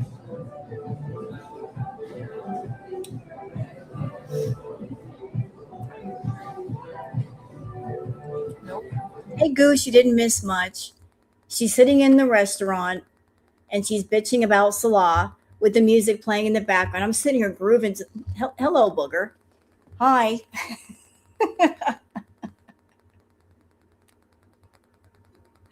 This is my life. Look at this. The queen is here. Full stop. When the queen shows up, I don't have to go and bother my cat. She just comes to me. Hi. You boogers. Did you boogers? Hi. Notice, Foodie, that I don't screech at my cat. I don't yell at her. I don't screech at my cat. Cats don't like loud noises. She just comes to me. Oh, there we go. Sheila was here. Yeah, you missed her. She popped in briefly, Goose. And she's been put on timeout for 30 minutes, but she was here. She made an appearance. She was in No Madness Life's chat earlier. And now she came in here. She's making the rounds. She's busy, our girl. Very, very busy. What are you doing?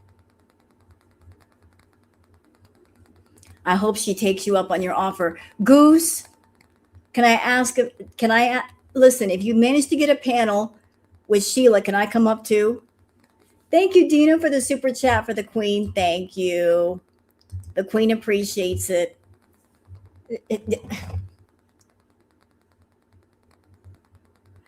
I asked her to panel in Shelly's chat, and she wouldn't do it? She didn't take you up on your offer? Why not? I thought that she was a fan of the reaction channel. She goes to everybody's chats. She wants attention. I guess she doesn't want that much attention. Does she?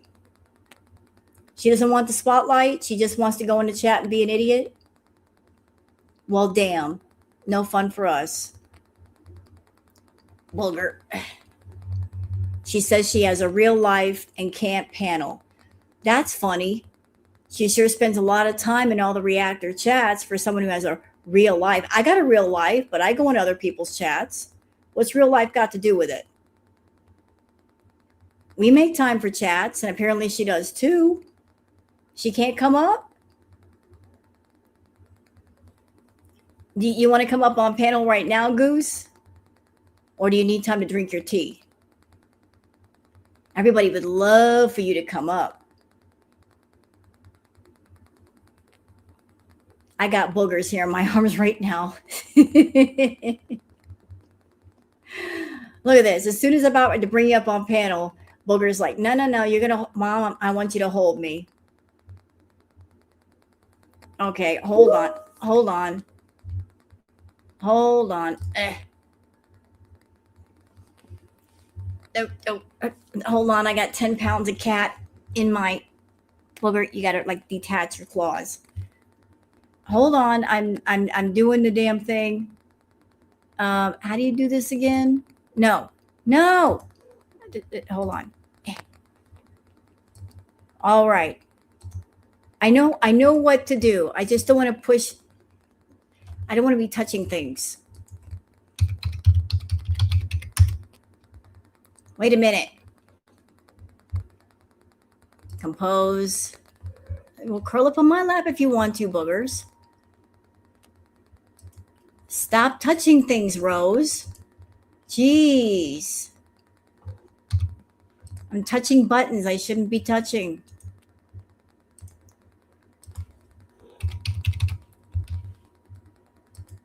There. Sent you something. It did. I'm trying to send you the link while Booger's all up in my lap. Rose and Goose are dangerous when they touch things. I know. Remember what happened to me the last time? I was trying to get Sheila and I got somebody else. I didn't mean to. I felt bad. I felt real bad. That was my bad.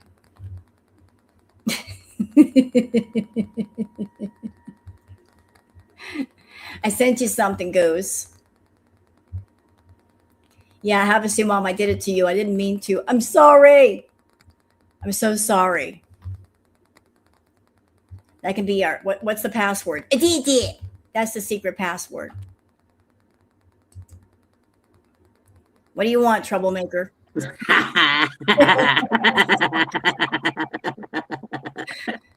fuck you want? The fuck do you want? What is going on around here? God damn it. So I'm not caught up really, actually. I only jumped into Shelly's chat, and that's where Sheila came in starting to try to stir shit up, and that's the only thing I really did was kind of just laugh at Sheila, and then of course I jumped in when she was high. I jumped in as December 28th, 2023, and got blocked because I said she wasn't. I said, oh, at least a real Muslim's not getting high. Yeah, I saw you. That got me. Yeah, that got me. I was watching Goosechuck. I was watching Goosechuck. I was watching Orange Cat, and I saw December. I'm like, "There's Goose." I see you celebrating that. I haven't been silent about it, right? Like I talked about it in Two Girls, One Flurp and everything. I'm like, oh no, I'm December 28th, 2023. I was bacon strip bed sheets, and then she said that's bacon strip bed sheets. I was like, motherfucker, it's because I talked about the bed sheets, right? But then I said I was a man that was in construction and my wife was in girl world. Want to hear something funny? Before I found out that you were bacon strip bed sheets, when I was watching Foodie's chat, and I'm like, man, this troll bacon strip bed sheets is going in on Foodie, and I love it. I don't know who this troll is, but I like it. But it's you. It was it was me. I put that one up in my community tab too. I'm like, it was me. And then today she's like, who calls himself December with a bunch of random fucking Morse code behind it? And I got a screenshot of saying hi to, because I usually call him Scatbot. That's what got me fucked as bacon strip bed sheets, because it's on my predictive text. Like Scatbot's on my predictive text, so it came out as Scatbot, and I was like, shit. And so that got me busted. But December 28th, 2023, she's like, who's got random Morse code in van? But I got a screenshot of saying, hi, Sella. And Sella's like, hello, December 28th, 2023. It's on my community post too. Troll. Yeah. I'm not going to hide it. I'm not going to hide that it was me and be like, stupid, it was me. And I was actually thinking about going in right as Goosechuck. But then I thought, there's no way. I will be instantly blocked. As soon as I say fuck you very much, it'll be like, boom, gone. And she's really cocky after after you're banned. Because like I can still see the channel. I'm not like banned off of it. Like on Twitch, you just kind of, it's like gone. But like on Kick, I just am banned from the chat. And for some reason, my Twitch keeps turning into Indonesian. So like, you'll see some of the screenshots. I'm like, I don't know why it's going to Indonesian, but it does. And she just never noticed. Nobody noticed. None of them noticed. I was in and out of there. I've been probably just over a week, and nobody noticed it was December 28th, 2023. But I also think she doesn't remember the date. I don't think she remembers the date. I think Girl World reminds her of the date. Mm-hmm. Like when we celebrate it. Yep. I don't think she actually remembers the actual date. Like, I mean, let's get realistic. There's like fucking one marble rolling around in that empty fucking bucket, and it's barely fucking doing anything. Like she can't remember what she said. Remind me where I put my phone, guys. Well, they're not in the room. The people are not in the room with you, stupid. They can't fucking remind you. They don't know where you put your phone. Okay? Nobody knows. Well, today is like the aftermath of her running her mouth. And she did one video earlier that she posted, and she's like, oh, I went longer than I wanted to. I'm like, bitch, shut up. you purposely made this apology video 15 minutes long just so you could monetize it. So it's not like, oh, I went longer than I needed to. In order to monetize a video on YouTube, it has to be at least 10 minutes long. Yeah. So her bullshit apology was 15 minutes, and it really wasn't an apology because she was like, yeah, like I got mad and I said some things, but it's his family's fault because they didn't accept me. So it was like, that's not a real apology. You're blame shifting onto the family. If she does the whole and does all that kind of clicking with her mouth, like when she's talking, she's like, well, she does all that. It's like you can tell she's just making it up. She's like just doing like getting it over with, like vacuuming, right? Like she's just, let's get this over with. Dubai guy didn't, because he's not, he's blocked. He's not accepting. So she's apologizing to him like she used to apologize to the gingivitis donkey on videos, right? She's too much of a chicken shit to go live and talk about it. So she's going to do that fucking video. And who doesn't take, how sincere is an apology if it's not looking at the camera and you're snacking? Fuck, that's the most sincere apologies. Well, you know what? If you offend somebody, if you hurt someone, you don't get on YouTube and make a video for everybody else. What you do is you go directly physically to that person, or if you can't because you're far away, you pick up the damn phone and you try and call them, or you leave a message. That is how you apologize. You don't go to YouTube. It's you ain't got to involve all of us. You offended Salah and his family. So shouldn't you be contacting them directly to apologize? Yeah, but she also, exactly, but of course she's not going to. She's got to try to make a video for YouTube to get some views on it, right? She wants to make it long enough to put mid-rolls on it. She's going to sit there and and ah, and she always enunciates her T's when she's doing her kind of like get it over with smug apology thing. Like, I'm not walking it back, but I'm just walking some of it back. Well, that's walking it back, dumb fuck. That's not, I'm not walking. Shut the fuck up. And dry skin in your nose? Give me a fucking break, dude. I've got so many pictures of your fucking boogers. It's stupid. I should not have pictures of a human's boogers, but I do. Because we know that you're sitting there fucking snot rocketing onto your floor. Like, shut the fuck up. Really, that's all it is. Oh, and so I saw in the chat somebody asked about Stevie. Stevie's doing awesome. Oh, she used her pee pad twice today inside. She's like, I'm a star. I figured it out. And she's doing really well. But she's got 2 sisters left. Was 10 puppies. There's only 2 left now. And so she's sleeping with them at night until they go home. Till they go to their new place, because she's the confident one, and those 2 are slightly not. They're confident, they're good, they're fine, but we're definitely better with Stevie in there. So she's hanging out with them until they go home. But she's doing fantastic. She learned how to walk on a leash. She's been on a truck ride. She went to the feed store today. Everybody in the feed store she was just like, oh my god, I'm so popular. All the feed store employees are, who's that? Who's this? And usually go in there for 10 minutes. It took me a fucking hour to get out of the feed store because everybody's like, oh my god, who's this? That's Stevie. So yeah. There's a question from Havasu Mom. What kind of dog is Stevie, Goose? Purebred Heinz 57 Muppet. We have no idea. Yeah. Her mom was a pregnant rescue from northern Saskatchewan, and then was brought to Vancouver Island. So she was born here, but we don't know, and there's probably a couple of different dads because the litter is pretty different look. You can tell there was probably 2 dads, and so a lot of her siblings are blonde, and then there was like a couple of them that were her color, and there was a pure black one too.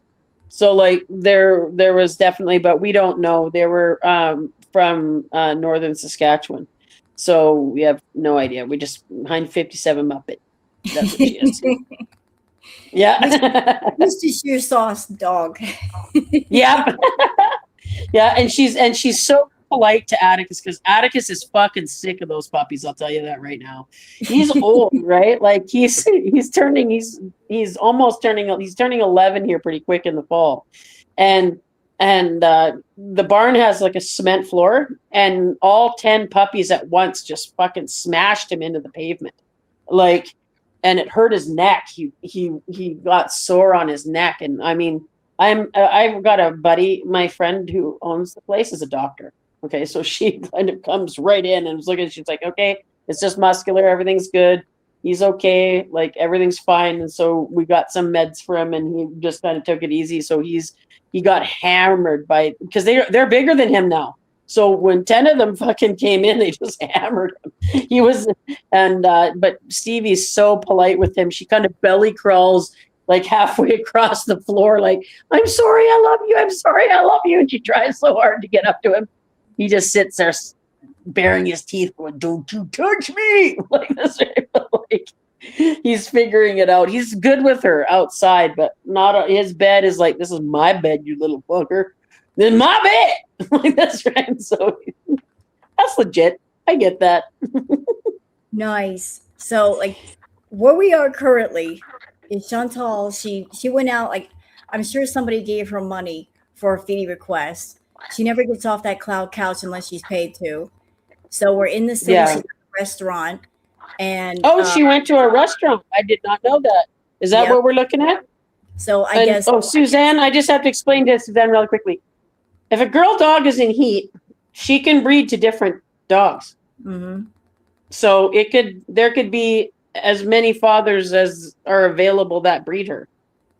So if one dog gets her, and then she goes and another dog gets her, there could be 2 dads. Mm-hmm. So like it doesn't. Yeah, that's the thing about litters, right? Having multiple eggs released just means that that's the way it is. So yeah, there's probably 2 dads, I would imagine, just by the look of it. And that's how it happens. Yeah, cats are kind of the same way. Like you can have mother cat that can have different kittens from different dads. Yeah, exactly. Yeah, and lots of critters like that. Anything that releases kind of a lot of eggs, like, can have multiple dads. Yeah, is because if she gets bred by 2 different dads during that estrus cycle, then then that's the way it works. But yeah. So where's this sweaty mess right now? Where is she at? She looks fucking horrific, by the way. Yep. She's at a restaurant from what I've seen on Twitter, because I didn't watch the stream. I was busy doing videos and stuff today, just doing the Twitter peeps and also a tarot react. And she's been live all freaking day. Like she just won't stop going live. And she's at this restaurant, from what I understand. She was at this restaurant. She blew up the toilet. And then after blowing up the toilet, she basically messed in her then in a restaurant, she blew up a fucking toilet. She's fucking, dude. I would fucking melt into the ground and never go back there. If that happened to me, if I got sick like that somewhere, I would be like, well, never going to that restaurant again. She's at the restaurant. She used the bathroom. So she'd already had her bathroom trip. But while she was there, it happened. Like she basically messed her pants in the restaurant. When the bathroom, she shit herself today?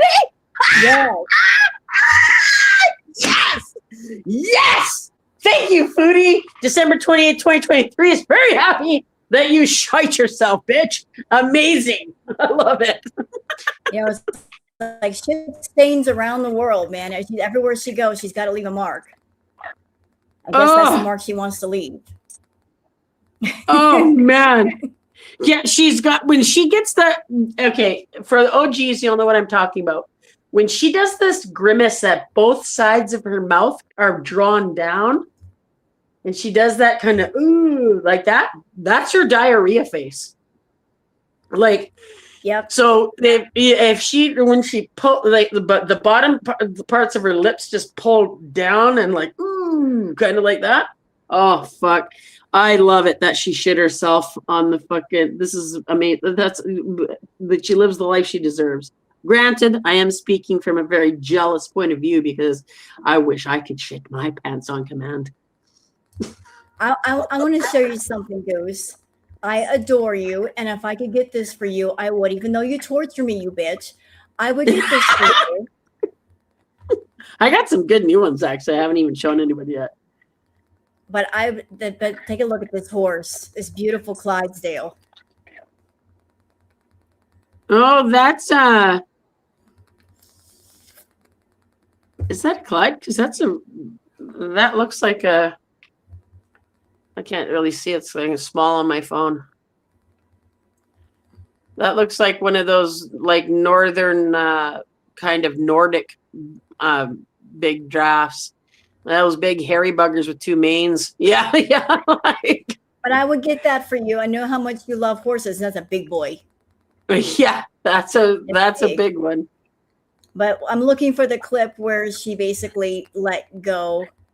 Let's see, because it's in here somewhere. Where the hell did it go? She shit herself in the restaurant or on the train or in the restaurant? She shit herself. Yep. I'm looking for it. I just showed it to everybody.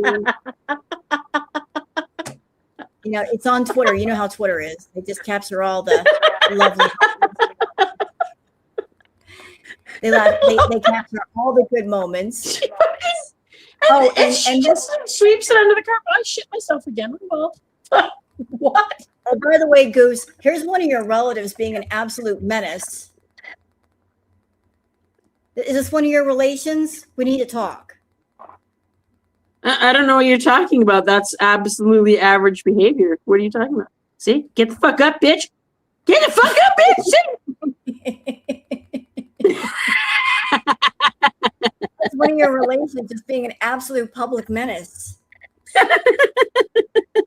Representing.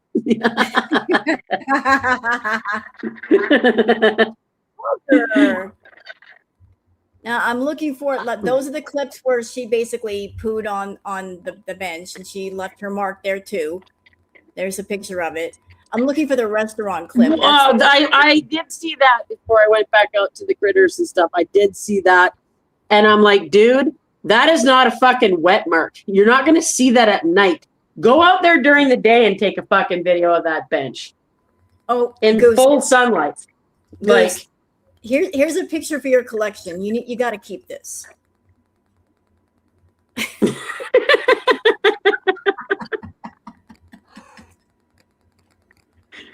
God, she's just such a fucking asshole, dude. Like, such a dick, you know?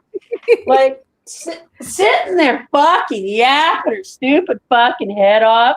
The whole inbred dog thing and stuff like that. Here it is, Goose. Here it is in the restaurant.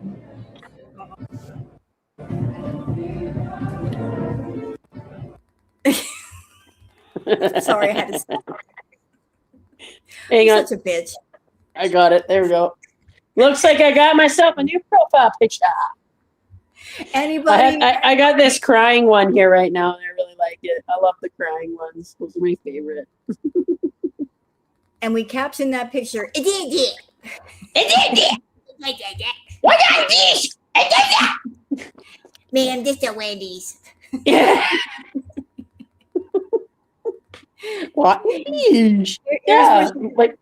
Here's where she does it.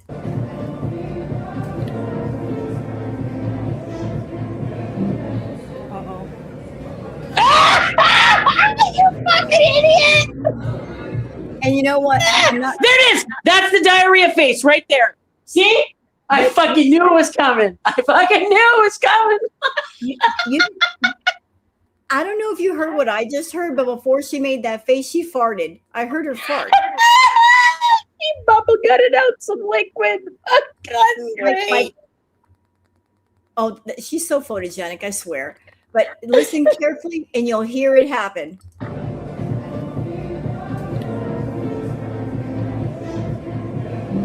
Yep, there it is. Oh! I can smell that, dude. I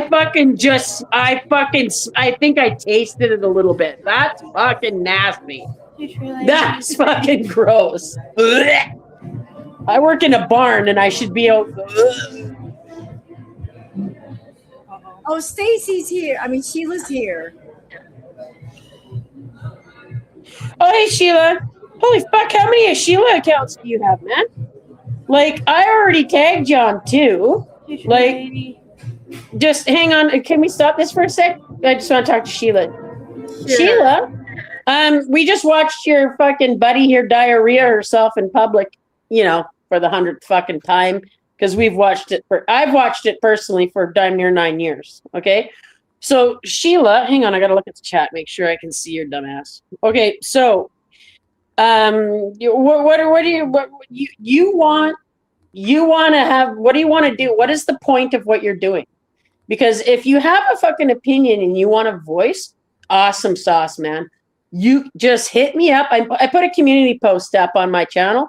Just put a time and a day that's good in there for you. I work on a farm and I run a farm. So I can just work around what works for you because I feel like you really want a voice. And Rose will come up as well because you seem to have some kind of hard on for Rose. Yep. So whatever that hard on is, we will just be like, hey, you want to come up here and fucking publicly do whatever it is that you want to do? Because I don't know if you're tough or rad or whatever the fuck it is.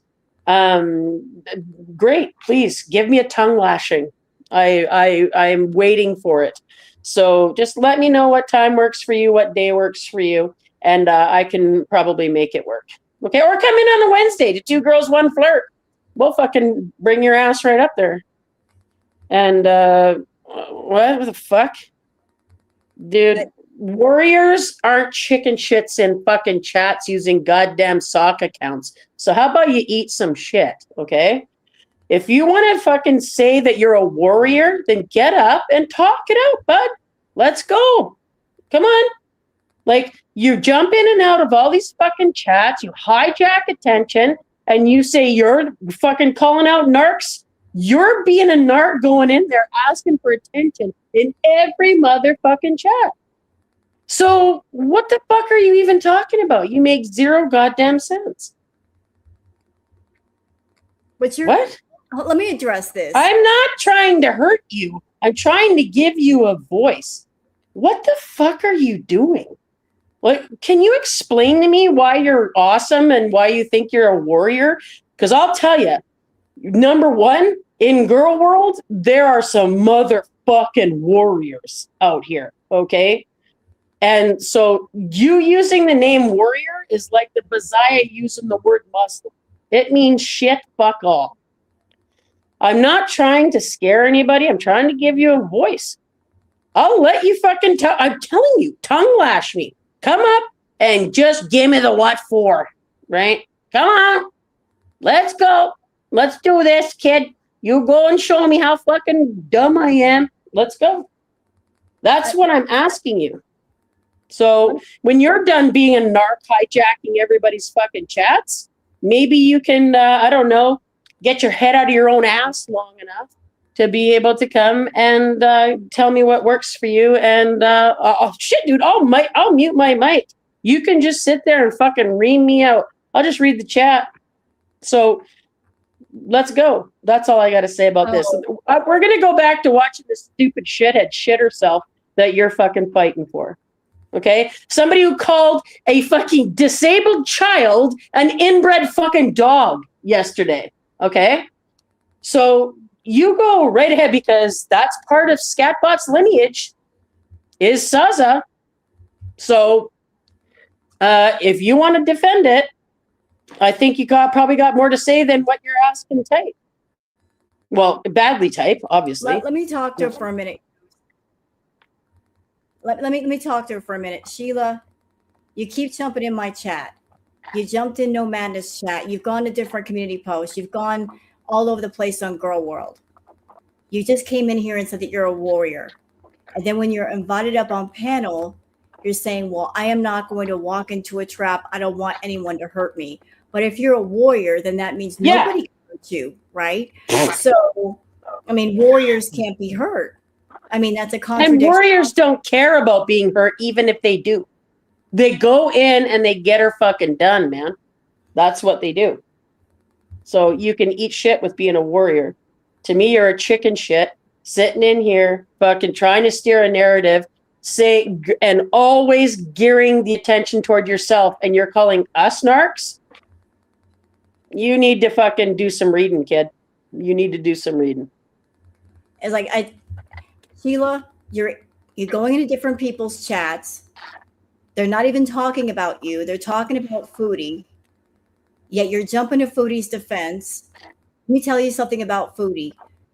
She don't care. She doesn't care if somebody defends her in somebody's chat. So you're wasting your time to, riding the bandwagon for Foodie. She don't care. You're not going to get extra points for she call. Yeah. I mean, where's Sheila? Where's Sheila in her chats? Where's Sheila in Foodie's chat? I never see a Sheila there. Where's Sheila there? Why are you there? Being a fucking warrior for where is it? And you know what? Let me address that. Oh, see, get a life. This is something. let me do this. Listen, let me do this. Sheila, you're accusing us of being lonely and desperate, yet you spend all day going to people's chats and going on the community post. So who's the lonely and desperate one?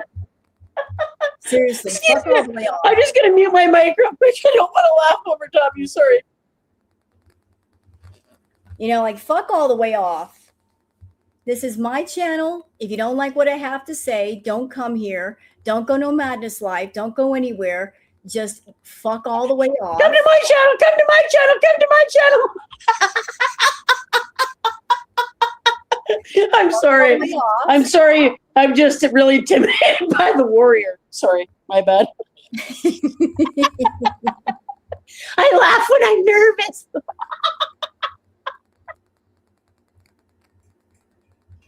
Oh, she's on 24 hours. Fantastic. So no more Sheila. She got attention tonight. She should be happy. Get lost. My eyes are watering now. Holy shit. He's fucking so stupid. Whew. Thank you, Sheila. Yep. Oh, that Sheila though is a different Sheila because the other one was like 5NXL2 or something, and there was a bunch of different ones. Oh, so that Sheila's seriously got other ones. And if that's the fucking Stacy, the whatever, fucking seriously, the one that hasn't had a video out in a year, that is such a fucking loudmouth that thinks that she's fucking cool and tough and shit too. Like that kind of stuff just rubs me the wrong fucking way every time. Like I run into that fucking cocky bullshit every fucking day of my life. When I go out to teach a clinic, you know how many cocky rich fucks you teach when you teach writing to people? Like, this internet bullshit just makes me laugh because I can tell you, dude, I've stood nose to nose with rodeo cowboys reaming their asses out, and to think that this person feels like they're going to get trapped. I'm not going to fall in for that trap. What? Warriors don't care about traps. What are you talking about? A warrior. So I didn't know a panel was a trap. Is it a trap? Yeah. Mine's rigged. Mine's all rigged up with explosives. Yeah. Yeah, my panel's just a big bear trap, right? Like that's all it is. Like one of those big cartoon ones with a piece of cheese in the middle of it. Yeah, that's what's Goose. She's afraid. She's afraid that she's going to go from being a warrior to nibbles if she gets on panel.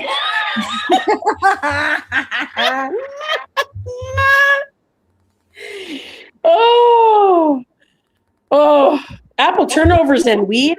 Dude, Inferno. Number 1, fuck Foodie. Number 2, I literally have had apple turnovers and fucking tincture. I can't smoke weed because I have asthma. And that's what I had last night. So you and I are on the same fucking wavelength, buddy. I've got this picture in my head when she said the word warriors.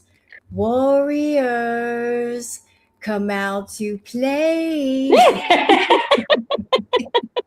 Warriors, come out to play. Well, the thing is that somebody that comes into the chat hijacks it, okay? Because that's the plan, right? We're narcs, but she's hijacking every chat they go into, right?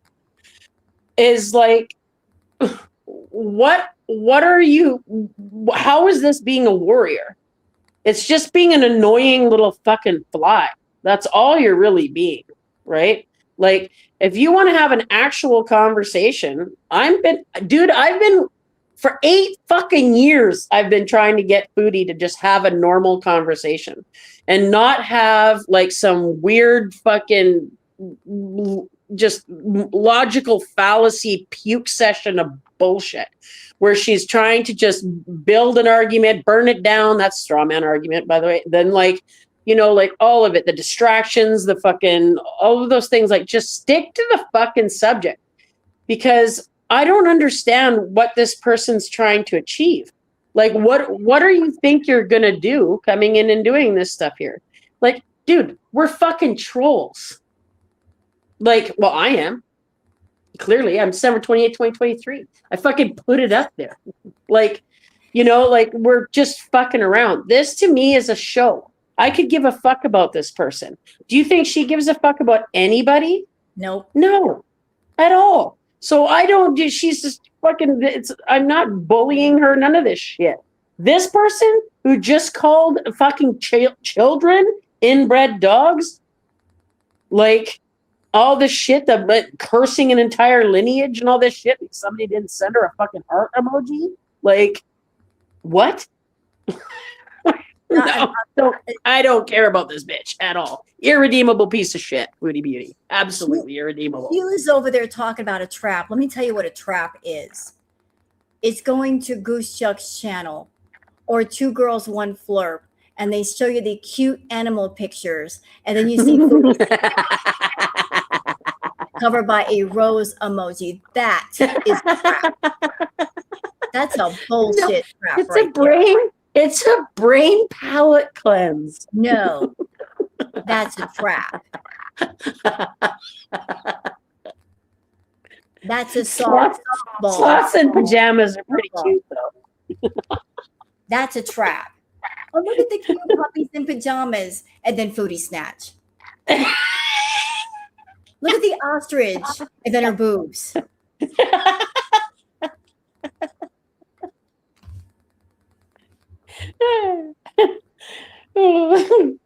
By the way, the Sala's man purse buckle, that's a fucking amazing name.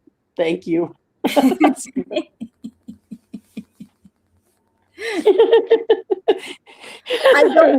Listen, I'm going to clear my name right now. No, I don't sponsor those fucking pictures. You sent me pictures, Rose. But I don't sponsor. I don't pay for none of that. You pay for it in love. No. That's what you pay for. Yes. It's a lie. Yes. No. Yeah, it is not a lie. No. You love us, Rose. And that's just it. What? No. I'll tell you what I am. I am a content creator. And I'm also YouTube's first. Listen, I am YouTube's first family-friendly, YouTube-approved, monetized stripper. See, would you like to see me strip?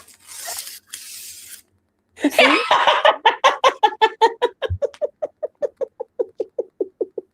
YouTube loves me. I am family-friendly.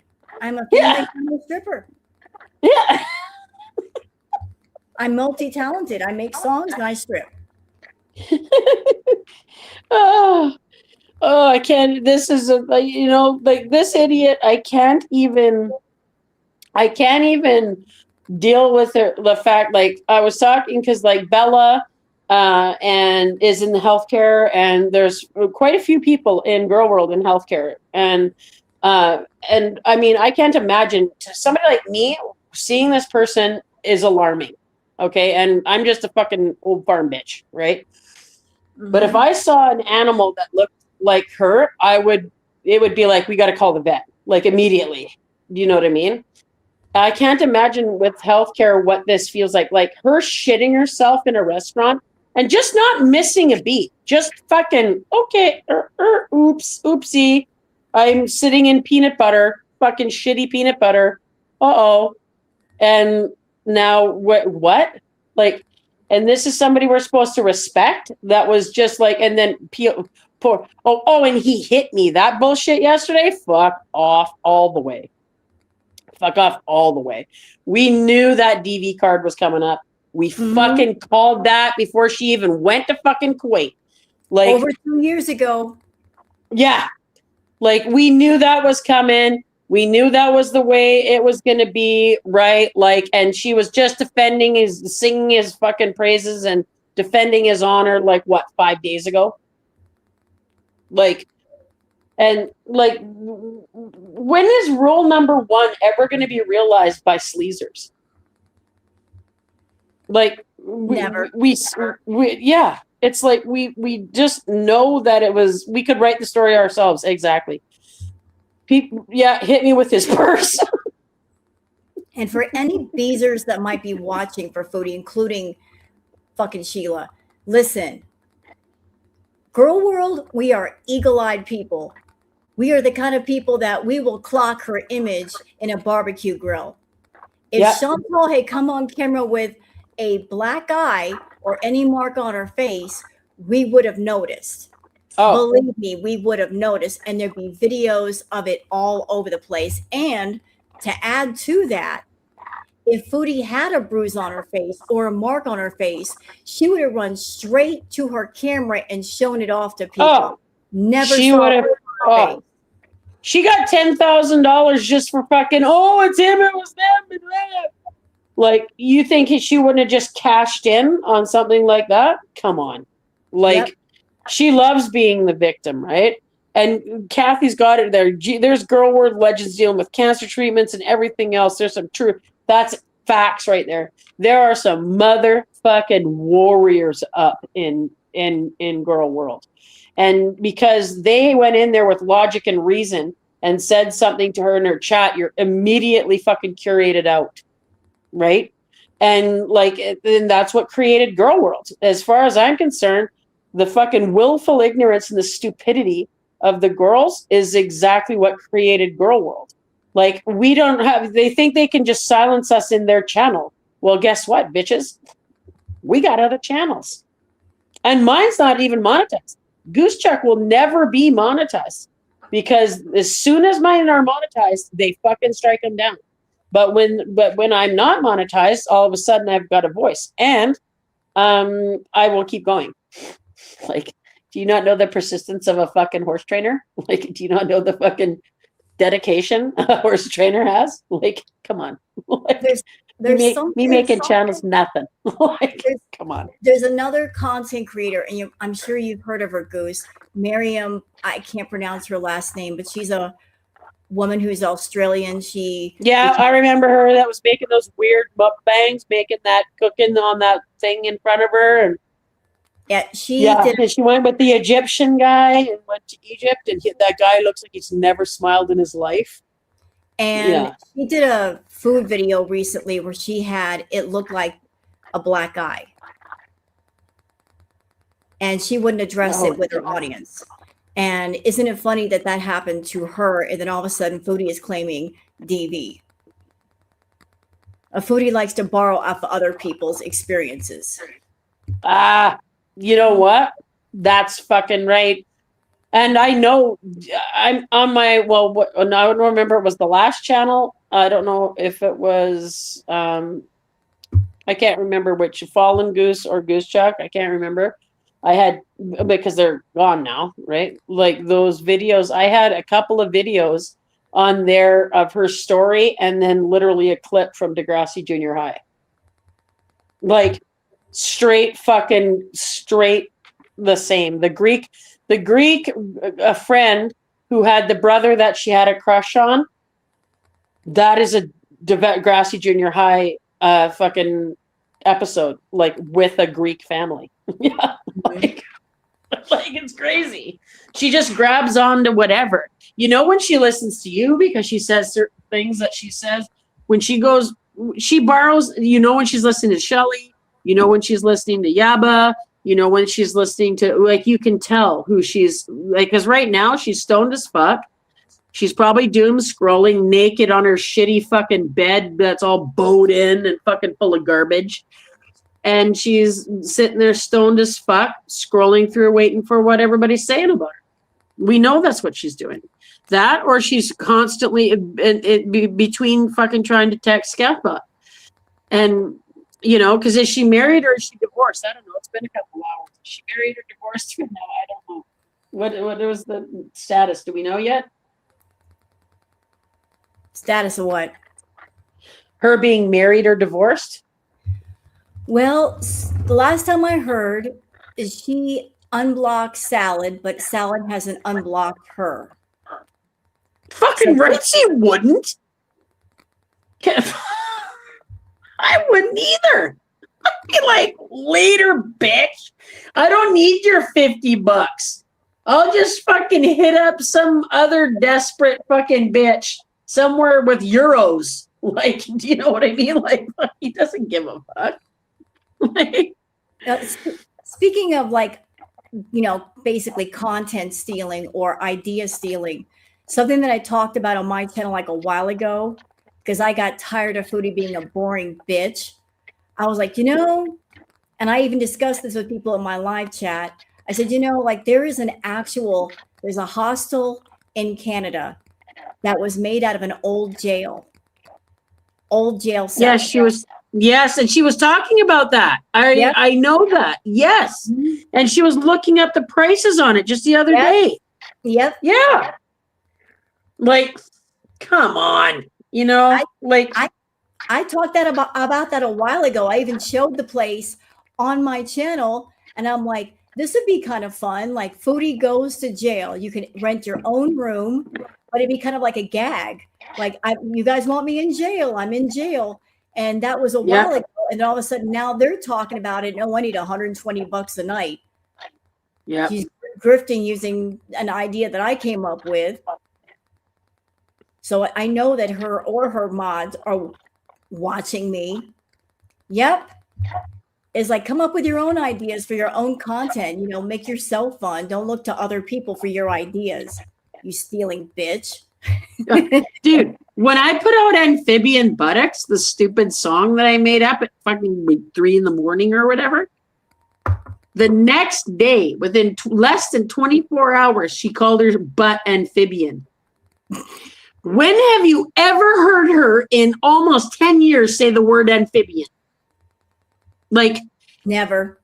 They came out after Amphibian Buttocks. My butt's looking amphibian. I need to do some leg lifts because we know leg lifts are just going to eliminate that, right? She's gonna be J-Lo in 12 fucking leg lifts. Like, what the fuck? Like, her amphibian ass is one of the reasons why I put things like that. I made that song about being a saggy frog butt, because you know that the word saggy is just gonna piss her off, right? And that's why I used it, because I repeated saggy many times in that because I wanted to hear it. Well, I think she's been watching you, Goose, because that flat button is looking kind of thick these days, like she's patting the out of it. Look at her butt. She's patting that butt. She got more cake than a bakery. That ain't natural. She got more cake than me. Oh, gosh, she's so dumb. And then me putting she was sitting up that day in those fucking flapjack low beams. One was on one side of the gun, the other was fucking southeast, southwest, fucking just hanging swang danglers, just fucking out for everybody to see. In that fucking white sweater, I put it on my community post. And Aggie's Hearth. If anybody who knows who Aggie's Hearth is, if you don't know who Aggie's Hearth is, you need to go and sub to Aggie's Hearth. So funny. Made an AI video of 2 mice skiing down her flappy tits. I think she's patting her top and her bottom, because the top don't look natural either. Well, we know. Remember in the villa when she used to roll up the flapjacks and shove them into those bras? and they would like fall out the side and underneath and all that shit. And then she would talk about her décolletage area, her cleavage, and how she was gonna fucking market some kind of fucking BBW flapjack fucking thing for flapjacky boobs, and like I can't remember how it was. She was gonna make some kind of thing to make it like, because she remember how she used to sit and push her boobs together all the time, like, and now she, you know, she said she's really just proud of her boobs because people were talking about Milky's again. Did you see Milky made a post saying everybody's talking about my tits? And she's sitting there with her hands up under her chin, and she's got 2 pictures of 2 blue tit birds on each side. I put it in my community post. Well, if Foodie runs out of toilet paper, we'll know why. We know where it went. Yeah, it's so fun. 18-inch cleavage line that goes like, yeah, exactly, right up to her fucking bottom of her neck, like Rosie. Like Rosie's fucking chin tits that go all the way up because it's just fat that's pushed into, like, you know. Oh, fuck. She's packed on 52 pounds since moving to Canada since Christmas. Unbelievable, right? Yeah, and she just... What? We know that we know what's happening. I mean, this is her face after she shit herself. This is post shitting herself face here? Yeah, hold on a second. I'm going to play the whole thing, but that's a lovely expression. I love that. She's in public too, right? Like she's at a restaurant. Yeah, making these faces at a restaurant. Yeah. And she wants to talk about maturity. Yep, there was the fart right there. Yeah, that was the bubble.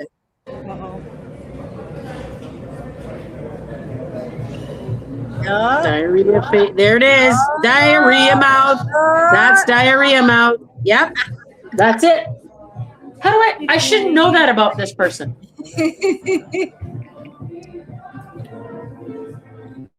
This is so sad. She doesn't even move.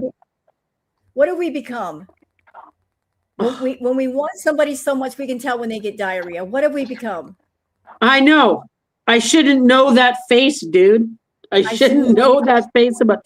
If it's not somebody that's in my personal, like, actual living life, how the fuck do I know but she's got diarrhea face? You know, she does that when she drives too. Like, you see the and you're like, she's gonna fucking diarrhea the seats of a rental car very quickly, pretty soon. It's gonna happen. I mean, she just shit on the fucking this is a restaurant. She just shit on the chair of a restaurant. Mm-hmm. Yep. And he just sits there. And we're the losers, guys. Still sitting there. Look at her eyes now. Oh, here we go. Wait. She's not done. That was that. She's not done. Look at her face.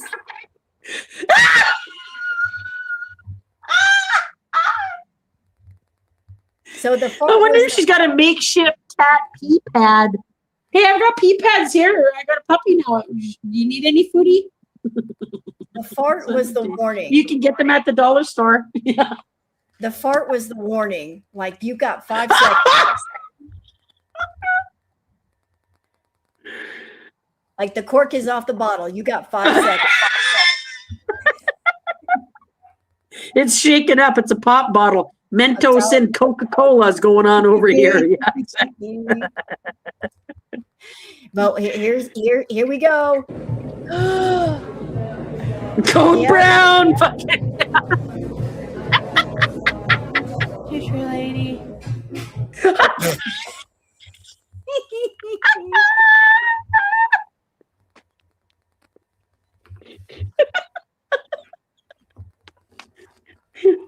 Some serious business here, guys.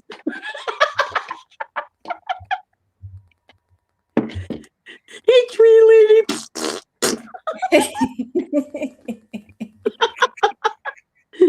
I'm supposed to take her seriously, guys. God. She's a Muslim lady. Decisions were made and then regretted.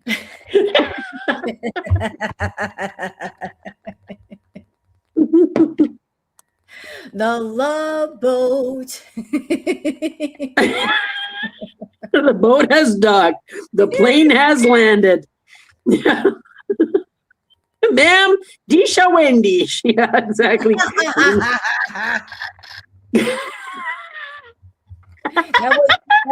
That didn't feel like Wendy's coming out the other end. Yeah. That felt like day old McDonald's chicken nuggets. Yeah. I'm feeling like the shake machine after midnight.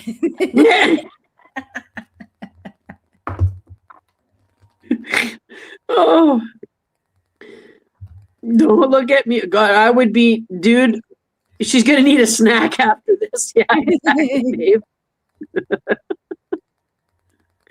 Dude, I would be mortified. Like, if I even felt anything like that, even remotely coming, my gut was that upset. A, I wouldn't have a fucking live stream on. B, I would have bolted from that fucking live stream and it would have been left hanging while I fucking had to go. And then I would come back and I'd be like, bink, I'd turn it off, done. Like, it would be done. Like, I would be mortified. I'd be absolutely mortified if something like that happened, right? Like, but this person is like, it's such a fucking occurrence. Her shitting herself is such an occurrence. Like, when she said she was sitting in 2-day-old pants, you're like, dude, you know that's a week. They're not 2 days old. That's 2 days since you last shit yourself in them, probably. And you have a washer and a dryer in your fucking apartment, right? Like, it's crazy work. Like, and it's unbelievable. And then she goes into elevators, right, Ennis? Exactly. She's right outside the bathroom. Is she right outside the bathroom there? Yeah. Like, it's crazy. It's crazy. And so she went to the bathroom, she did her business, came back out, she's sitting next to the bathroom, and she had that warning fart, like, you better go. And she just sat there. She just sat there. It was like you felt it coming and you didn't even try to make it to the bathroom. You're just going to sit there and let it happen. Like, what kind of barn animals have more sense? Fuck, dude, spider shit's in one spot. Like, my horses, I can clean 6 stalls in 15 minutes because the animals are so tidy and I know exactly, like, it's just so fast to do. Like, she is not as clean as the barn animals. When she said something smelled like a barn, that offended me a lot because my barn smells like pine salt, pine shavings, and fucking alfalfa hay. So, like, it does not smell like whatever she thinks a barnyard smells like. And I'm not going to talk about the petting zoo and the conditions at the petting zoo. I just don't want to talk about it because it'll just make me mad because I just won't do it. But when she does these kinds of things and then what? She wonders why nobody wants to stay married to her. She wonders why people don't want to be around her. Who the fuck wants to be anywhere with somebody who shits their pants at a fucking restaurant and doesn't even leave the live stream? Just keeps going. And that's crazy. She sat there and she did that, and she had to be that way all the way home on the train around people. It's holy shit! So this is she's had to take the train to go here. So this isn't like close to the house. Nope. Oh my god. Yeah, she's foul. On a Friday night too. So there was probably quite a few people on the train, hey? Yep. Oh my and God. She wonders why can't I get a man to be in a relationship? Why can't He's gonna have to understand that I have trust issues. No, he's gonna have to understand you shit yourself daily. He's gonna have to understand that you live in filth and that you're a fucking irredeemable piece of shit of a human being. That's what he has to come. And, it's just my jealousy issues. Other than that, everything's fine. Trust issues. Because apparently it's Scatbot's responsibility for her happiness and Scatbot's responsibility for her mental well-being. Something that she tells everybody all the time. I'm not responsible for your triggers. I'm not responsible for your happiness, Pete's. I'm not responsible for your mental health, Pete's. Well, Scatbot's not for yours either. you were very happy to say that the Turkish man wasn't married, but his wife was. Mm-hmm. And she was halfway across the fucking world. Different Right. country doesn't count. Right? Nope. So what the fuck are you talking about? Like, give me a break here. Like, and then now it's cheating with Kybella. Whereas before it wasn't cheating, it wasn't physical, it wasn't anything. It was just fetish stuff. It wasn't but when she's butthurt, it's all of a sudden cheating again. Mm-hmm. And that's only one time. I mean, we heard about her friend and that my friend who's saw that. Remember the thing in Kuwait when she was talking about, my friend said that your friend said that my friend said that this guy's boyfriend. It's like, we know you don't have friends, so shut the fuck up. You don't have any friends, so stop. Stop. He cheated on her multiple times. You know what though? If they were never even in a relationship, a real one, then there was no cheating. She just likes to make it's like you're pretending it's a relationship. You're trying to sell it to YouTube when it's not a real relationship. Like, this is what I feel. I feel like Foodie desperately wanted to be in a relationship, and she knew that how awful she was, and she's got issues. So she wanted the marriage experience. So she found a guy to give her the marriage experience without actually being married. So she's like, that's true. I'm going to be claimed. Yeah. So I'm going to pick a guy that fits my physical aesthetic of what I think is attractive. And why am I going to do this? Because the one I really want doesn't want me. So her hooking up with Salah, that was a get back at Natter. That was her getting back at him. And also, apparently he cheated on her too, right? Like the gingivitis donkey cheated on her. They definitely were not in a relationship. Like, she was wanting to get back at Natter doing that, but also by doing that, try to get him back. Like, Natter, I got this young hot guy and I'm about to go to the police. You better come get me, or because I'm going to give him everything I gave you. But Natter never took her up on it. But because she carried on this thing with YouTube and put it in front of the public, as a narc, she can't let it go. She can't say, it was just to get back at Natter. She followed through with it. So she spent 3 years with a guy that she really wasn't happy with. She settled for Salah because she couldn't get to Natter. And I know this because when she came back to Canada, who the fuck did she run to? Thank you. Exactly. Who did she Hi, Nancy. Yeah, exactly. And that's the thing. She went straight to, like, we know who was in the video, Foodie. Like, why did you run it through AI if you weren't in the video? I'm not picking random videos off of the internet and going, AI, am I the person in that video? Not only that, but she recently took a drive to the place where he used to live and was treating it like a Hollywood tour. Oh, he used to live here. Why the fuck are you going to do that to your abuser? Why are you going to tour his house for old times? And every time she had that fucking car, we got a stream going out, but every time she came back, it got turned off.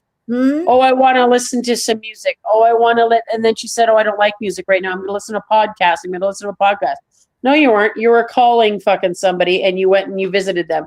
Because the next day after when she fucking cried on the country. And the thing is, when you look at the map of where that road was, it's literally just like a loop country road onto it's not even a real country road. It's just like a loop of road. And she was fucking near crying driving on it. That made my fucking day. I was so tired, dude. I drove the tractor all fucking morning. I was sore.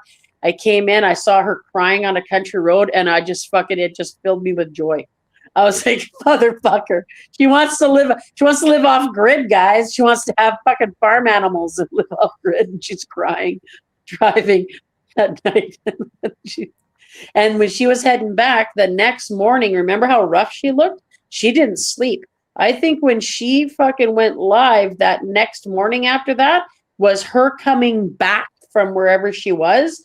And then she went live and then slept the rest of the day. So I think she went live at that time. Because remember how bagged she was? She was like fucking 900 fucking eye bags. She was absolutely totally wiped. And why go online? like, oh, because you need to, because you get paid every Wednesday. Mhm. We're on kick and you need that fucking money. But every time she's had a car since Christmas, every time she's had a car, you see on the way out, but you never see on the way back. Yeah, and that curious thing that happened on New Year's. Remember when she drove to that friend's house and she parked and she's like, I just want to go see my friend. I haven't talked to her in so long. Why don't you call first, stupid? Why don't you Yeah. call if your friend wants to see you? But she drove to that house, she parked, and oh, I can't take the camera with me. Oh, you'll show us everybody else, but you won't show us that person. Can't take the camera with you. I wonder why. Who is this Yeah. friend? And this person that hasn't seen you for 3 fucking years plus, probably because you were in the Middle East, and you're just going to randomly show up on that fucking day. Mm-hmm. Come on, dude. Like, And just, we know you've been, and she, remember when she first came back and she was all fucking high and fucking naked and shit all the time? Remember when she was in the mall and she was like, oh, you know that face you make when your crush messages you or whatever? And she said that at the food court. And then just after that, she kind of had that freshly banged energy. And you know that freshly banged energy. If we know diarrhea face, we know freshly banged energy. Because she has that fucking smug, I'm sexy and hot, and you're all jealous of me bullshit going on. But I personally think, though, when she came back from the States, I think she went by to see him, and I think she got denied. And I think that's why she was so fucking mad. Yep. And I think that's why she was so pissed at Scatbot, and she was so pissed at men and everybody, because she didn't fucking make enough money. She made enough money to go and eat and rent the car and stuff, and whoever paid for it did that, but it wasn't enough to fucking pay to play with the gingivitis donkey. I think she went to the States to get money so she can see him. But once she got over to the Green Peony, said, oh, the fee for Club Natter, the platinum plan, it costs more than what you've got. Because he don't want to fuck her. There, I said it. I'm going to say it. You don't want to bang her down. No. So he's going to raise the fee. Yeah. Yeah. Especially if she's been sitting in a car all fucking day eating fast food. Dude, you know she fucking shit herself a couple times that day. You know she did. She probably ended up buying a pair of pants somewhere else and chucking them in a fucking garbage can somewhere. Like, you know that's what she's like. I mean, we know what she does. We know she shits herself. Like, how many times has she shit herself on stream? Like, dude, we're getting up to we're in double digits at this point, I think. We're at like 10 at least. Right? Since she's been online, I think at least 10 times she shit herself on live stream. It's a regular occurrence. Yeah, yeah. Like, it's the point to where, like, oh, she shit herself again. Like, even today, like, oh, there's her shit face. She shit herself. Like, she might be like, doing you should know, like, a child that wears diapers. You should know that shit face. You shouldn't know a 42-year-old woman sitting in a restaurant shit face. You know what I think, Goose? I think that here's what I think with her and Natter. I think like when she gets the car, this is just a theory now. I think that Natter has been seeing her on the sly to get money, but also like he's not allowing her to stay the night. It's like, you can stay for a little bit and we'll hang out and you can give me money, but no overnighters. And she's pissed about that. Yes, I think so too. And you know that she, like, it's the same with Scatbutt. Well, you know what I got on you? It's like, dude, you said yourself that I'm in Syria. What are you going to do? What the fuck are you going to do to a dude in Syria? You're going to badmouth him and then he just goes off grid because he has got shitty internet anyway. And he just doesn't fucking care. It just goes.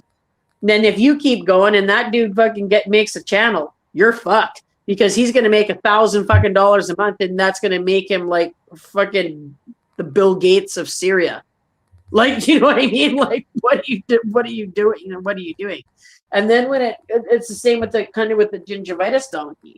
Like, when she did the stuff with the gingivitis donkey, she is always she wants something over top.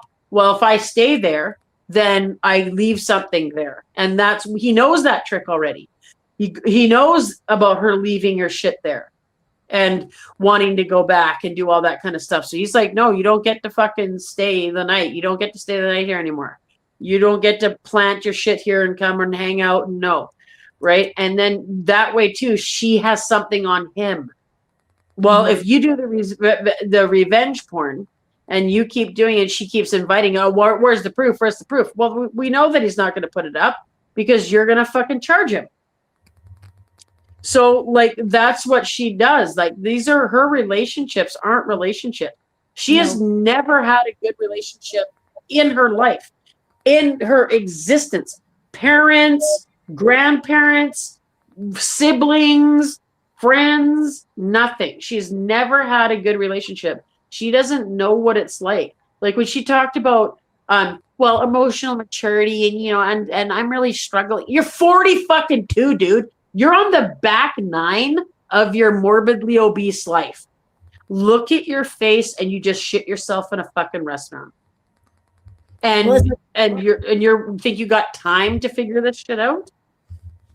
Come on. Like, if you are a person and you are sick, you are physically sick, you are mentally sick, you are emotionally sick, you got issues up the wazoo, like that is your energy. If you are a sick, ill individual, and then you want to jump into a relationship with that energy, like what chance does a relationship have? If you got all this shit going on, you're not mentally well, you're not emotionally well, you're not physically well. You've got insecurities, you're jealous, you're controlling, you're manipulating, you're a liar, you're a leech. You leech off of people's energy. Like you're so insecure that they can't even walk out of the room without you flipping out. And you expect to have a healthy relationship while you have all this sickness going on? There's no chance. Yeah, there's no chance. There's no None. chance. And Liz Fitzpatrick, you live in Gatineau. She will never give an animal up. Number one, the only thing that can ever really happen is that the OSPCA, the Ontario Society of Protection for Animals, and there's probably like the Humane Society, I would imagine, or anything like that. There's going to probably be ways to be able to do things. Granted, they have when those kinds of things happen with animals, there really are their hands are tied, like legally a lot, right? Like if they show up and see, like when she said when she had BBJ and Sam, and she's like, oh, they came multiple times. It's like, dude, we know that you didn't answer the door, and we know that she'll never answer the door. Like she always says, people can come and knock, I just won't answer the door. Look what happened when she was in Syria, lost her fucking mind, and then Aunt came and check on her, and she just sat there on live stream eating and just letting that doorbell ring for how long? Like she'll just not do anything about it, right? Like the stuff with the animals, I personally can't talk about. I will get so fucking mad that it will carry through, and I don't want that. She doesn't get that power over me. But the thing is like it's going to be a matter of time. I think that she's going to get booted out for being loud because she's just fucking screaming in there at fucking 2:00 in the morning. She's beeping that fucking thing around. I think she hit because December 28th, 2023 was a carpenter, like it was a contractor, right? And I said, hey, you need some help figuring out that bend on that fucking thing because it looks like you got a pretty warped leg on that fucking island there.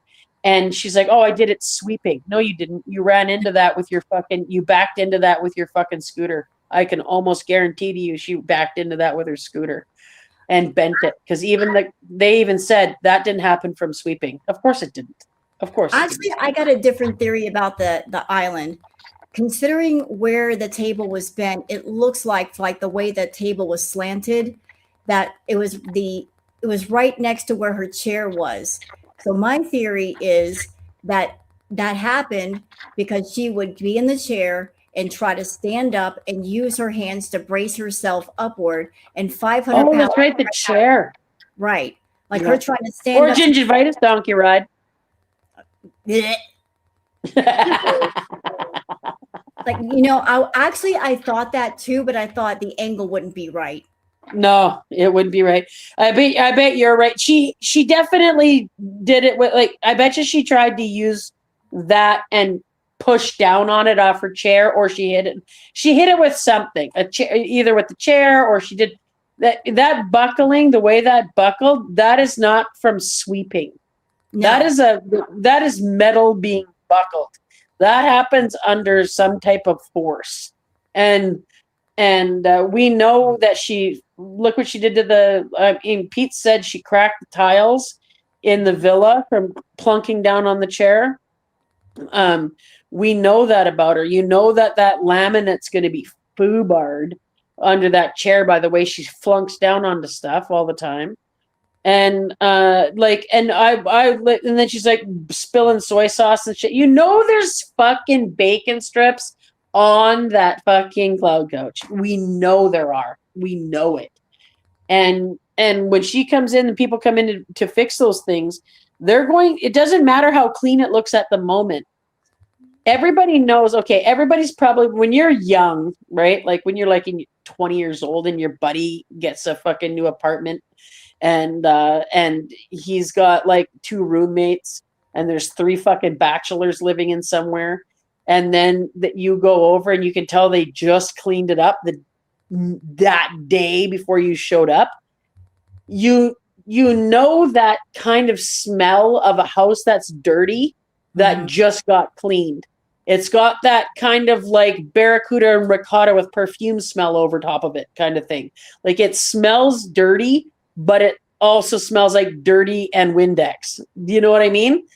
That's, I think, what her house smells like. I think her house smells stale and gross and dirty. I think there's always garbage bags in that den room. I think she's always throwing boxes and shit in that den room out of sight, but the smell is always there. I think that we all know what a fast food bag smells like. Imagine one sitting there for a week. Like, that box that she showed of the KFC, that had fucking mold in it, dude. Mold does not grow overnight. No. Like, that's like weeks and weeks. That's like the couch pineapple, like under the abaya rotting. Like, that's what that is. And we're not even counting in like if she has messed herself on that couch or the bed and left it there. Yep. And she's gonna have that. It's gonna have that. Like, I bet you when people walk in there, it's gonna have that cat litter fucking smell of, like, you walk in and you just can smell that dirty mask with perfume. That's what her house probably smells like. And you know, they posted pictures and stuff. Like, when she really tells people to do their work, she has to remember that Marty's army is silent, and it's still there. I know. So, like, when all of that stuff's happening, she says it's us. It's not us. I'm not gonna. Why the fuck would I ever do anything like that? The most I do is make a stupid account and go over there and call her an idiot. That's the most I'm ever gonna do, right? Just fucking try to poke the bear a bit. But I'm not ever gonna do that kind of stuff. But Marty's army is silent, dude, and it's in the background. And you've dissed Marty, and you've done all that shit about Marty, and the way you speak about it, that fucking army is out there still. And they're not going to stop. And those pictures on that thing, they take that seriously. Of course they take that seriously. Yeah. They've got fucking neighbors. Like, she's got doors that are right there. Anything running out from that thing. And I think whatever that was that skittered across her floor, I think that hitched a ride from the garbage room to her house on the scooter, because she's too fucking lazy to walk down there. And the high rises, she's like, oh, I'm on the 19th floor. It's like, do you think that high rises don't have fucking bugs and shit? Like, are you dumb? Like, you have a garbage chute. That's a fucking vermin highway. Like, what are you doing? And so, like, the whole thing is just, I can't imagine anybody coming in and not, I mean, it doesn't matter if she pays her rent on time. If you're fucking terrible and you're rolling salted wheels across the floor and up on the carpets and in the there's somebody that is cleaning all of that shit, right? Like, There's not these big salted, dirty lines from that fucking scooter. They're not leaving that in that apartment complex. You know, she didn't wipe out any of the workout equipment. She sweat all over everything, fucking dripping sweat off of herself, all over everything. Never wiped any of it down. Fucking blew ass in the in the fucking bathroom in there.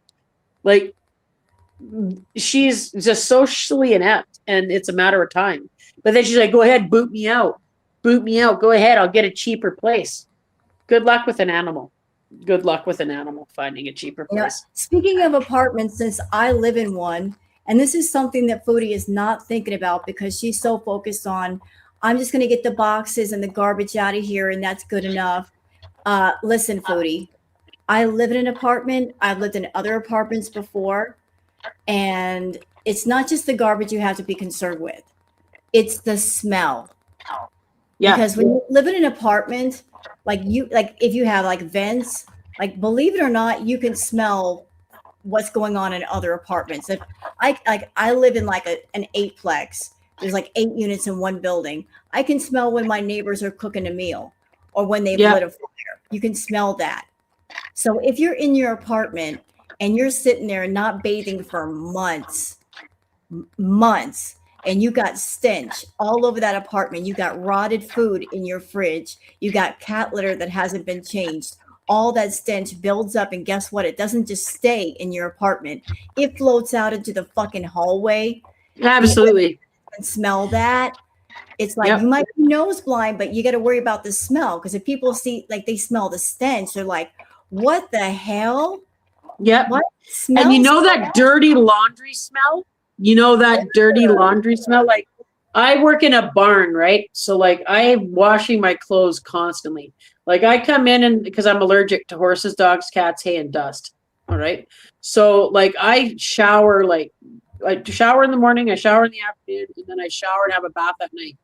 And because I have to keep the allergens off of my skin, or I can't breathe, and I'll be living on an inhaler. So I constantly am changing that stuff. But there's times where my hoodies pile up a little bit on the and you come in and you're like, man, those are fucking work hoodies, right? It's like hockey gear that doesn't get bought. You know what I mean? She's gonna have a pile of rancid fucking laundry too, like that's just sitting there, just stale. Like, you know, her house smells fucking disgusting. She just said the other day somebody's cooking maple bacon while she was sitting on the fucking couch. Mm-hmm. What do you think they smell through the vents coming from your place? Yep. You just farting constantly, just methane. The entire fucking thing is methane. Don't light a fucking match in that fucking house. It'll blow. Right? Like you open your front door, guess what? All that nasty, disgusting air goes out into the hallway. All of her sit down air. Yep. Sit down and fart air. Yep. Dirty cat litter, dirty laundry, spare room of garbage, moldy pads. Oh, that's right. The moldy pots and pans. Fucking unbelievable, right? So I'm just saying, like, if you live in an apartment, you're like, oh, I just clean up the garbage and call it a day. What about the smell? What about how the place smells? It smells like you just cleaned it. Like, and it's been dirty for fucking a month. Like, the fact that her house gets that fucking gross, like, what, every 3 days, it seems like? It's like 3 to 5 days. It goes from looking relatively tidy to a fucking tip in like 72 hours. Like, that level of lazy, and the way she sweeps and stuff too. The way she sweeps drives me nuts. Like, I sweep a barn every day.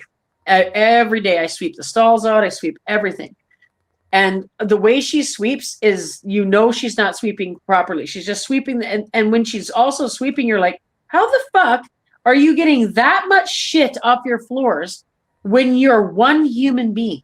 Yep. Like, you're all of the shit on that floor is unbelievable. Like, you're filling that fucking dustpan. That's crazy. For one person, like, you haven't learned to clean up behind yourself yet. It literally takes seconds. Like, that's how I do it. I eat, I wash the dishes and the pans immediately. Immediately. There's times where I'm doing it before I even eat because my food's so hot, I'm just letting it cool down. And it takes fucking 6 minutes, not even 3 to get the work done. And like, just then it's done. Right. And the fact that she hasn't figured any of this shit out and then thinks like that her marriage falling apart is his fault because he's never wrong. Tell me, Foodie, one time you've been fucking wrong. You know, if she's reached a place where she can't clean, she can't cook, She can't. do her laundry, she can't take care of her pets, like it's time to go into a home. It really is. If you can't do a fucking thing for yourself, either go into a home or hire maids. She's got the money. If Hire help. Cameo, hire some help. They'll do all the stuff for you. Hire a couple of maids to come in twice a week or so and keep that place clean and tidy and take care of your pet. Yeah. Like it's crazy. Oh, is it 1 o'clock, Emma? Where you are? It's 10 o'clock here where I am. But yeah, it's like that's the thing is that she can figure all this stuff out. Like she obviously like the only reason she ever jumps from dick to dick to dick to dick is because she's looking for a fucking caretaker. She thinks she's just gonna ham fist some fucking Tic Tacs and she's gonna be able to fucking find a caretaker that she doesn't have to pay for. Right. Right? Like that. Yeah. But she does. She does pay for it, just not the same way as you pay somebody that comes in and she'll be like, oh, she probably doesn't want to fucking. Can you imagine her letting another woman come in and clean her house? What she's trying to do is find a cheap all-in-one, someone who can be her Uber driver, her companion, her maid, her cook, her caretaker, someone to wash your ass, someone to take care of her pets. Like each one of those things is a job that you could pay somebody for, but she's want to be cheap and like be cheap about it. Let's find someone to do all of that stuff and I'll pay them pennies on the dollar. Yeah. You know, rather than pay individual people a price to do those jobs. Yeah. Like, dude, you could even probably, even if she just hired a TaskRabbit to come and do stuff. Do you know what I mean? Like, but I mean, these are all logical things. We're talking about an illogical person who just shit herself in a restaurant next to a bathroom. Like, you know, the fact that she did she change when she got home? Oh, you didn't hear how she changes her clothes? No. So when Foodie, so she doesn't have to do wash. She'll take something and she'll turn it inside out and wear it twice. What? Did she say that she did that? Yeah. Today? I just saw it on Twitter. Like, get the fuck out of Dodge. Somebody who shits and pisses herself and drip dries and doesn't fucking bidets of the quote unquote deepest crack that she think. Are you kidding me? No. Turns her pants inside out. The crotch sniffer is turning her. Did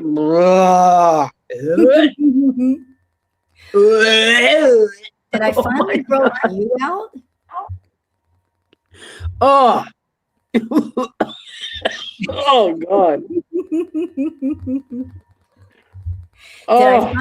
Did I finally gross you out? Is that possible?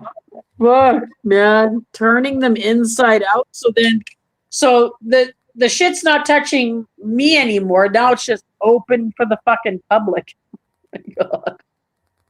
She's giving out. She really doesn't think about, like, everybody's moms. I'm pretty sure everybody's moms ever said this. When you're like, wear clean underwear because if you're in an accident, right? Right? Like, make sure your underwear is clean. So when you get into if you get into an accident, then you don't have dirty underwear on. You're like, how do you know I'm not going to shit myself in an accident? But whatever. Like, but still. This person, imagine her having a medical event and somebody having to come into that fucking stinky fucking apartment and there she is, fucking shitty drawers inside out on the ground. Oh my God. Hijab hanging off, fryer tuck chicken hair out for the wilds. What the fuck? Like, what That the would fuck? require a hazmat suit. One fucking tit wrapped around underneath her, the other one down at her fucking knee. They're like, where's the top? Where's the bottom? Where's the fucking, what's happening here? Why is there shit on the outside and the inside? What the fuck? How did the shit get there? It's like, dude, we don't know either. If you find a Pringles cap, don't be shocked.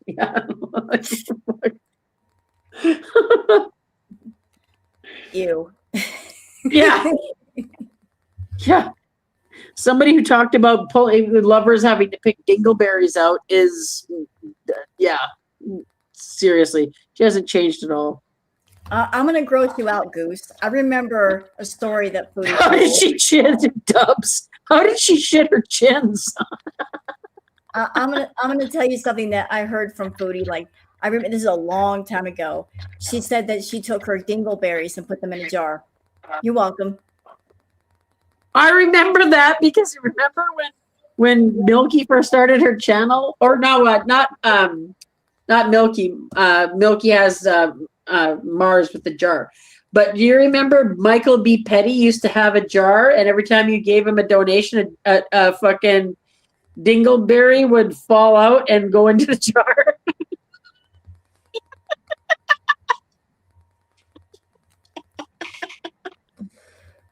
He had a dingleberry jar of donations that would fall down like Mars's stars on Milky's channel, but it was a fucking jar of dingleberries. I just have one question. When she put the dingleberries in a jar, did she put the jar right next to the half-used douche or not? I'm curious. Did that ever happen? I want to know, what the fuck are you putting dingleberries in a jar for? Were you sniffing them? What the fuck are you doing? Are you selling them? Why are you keeping them? Why are you keeping them? Do you have a ball of snot too? What the fuck are you doing? Like, where's your Julie Brock's a toe jam? What the fuck are you doing? She had a jar of Mr. Hanky's hidey ho. She needed a friend. Megan's like, stop.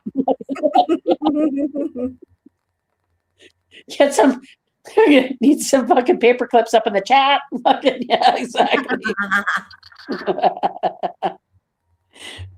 Yeah, I hate it here too, Liv. Yeah, exactly. The dingleberry jar and frozen poop. What am I doing here? What the fuck is happening? Snacking on them. Dingleberry jar, half-used douche, and frozen poop. That's what's for dinner. She puts on a Ritz cracker. Puts them on she just pokes them with a KFC bone out of the drawer. Eats them like a little meatball with it.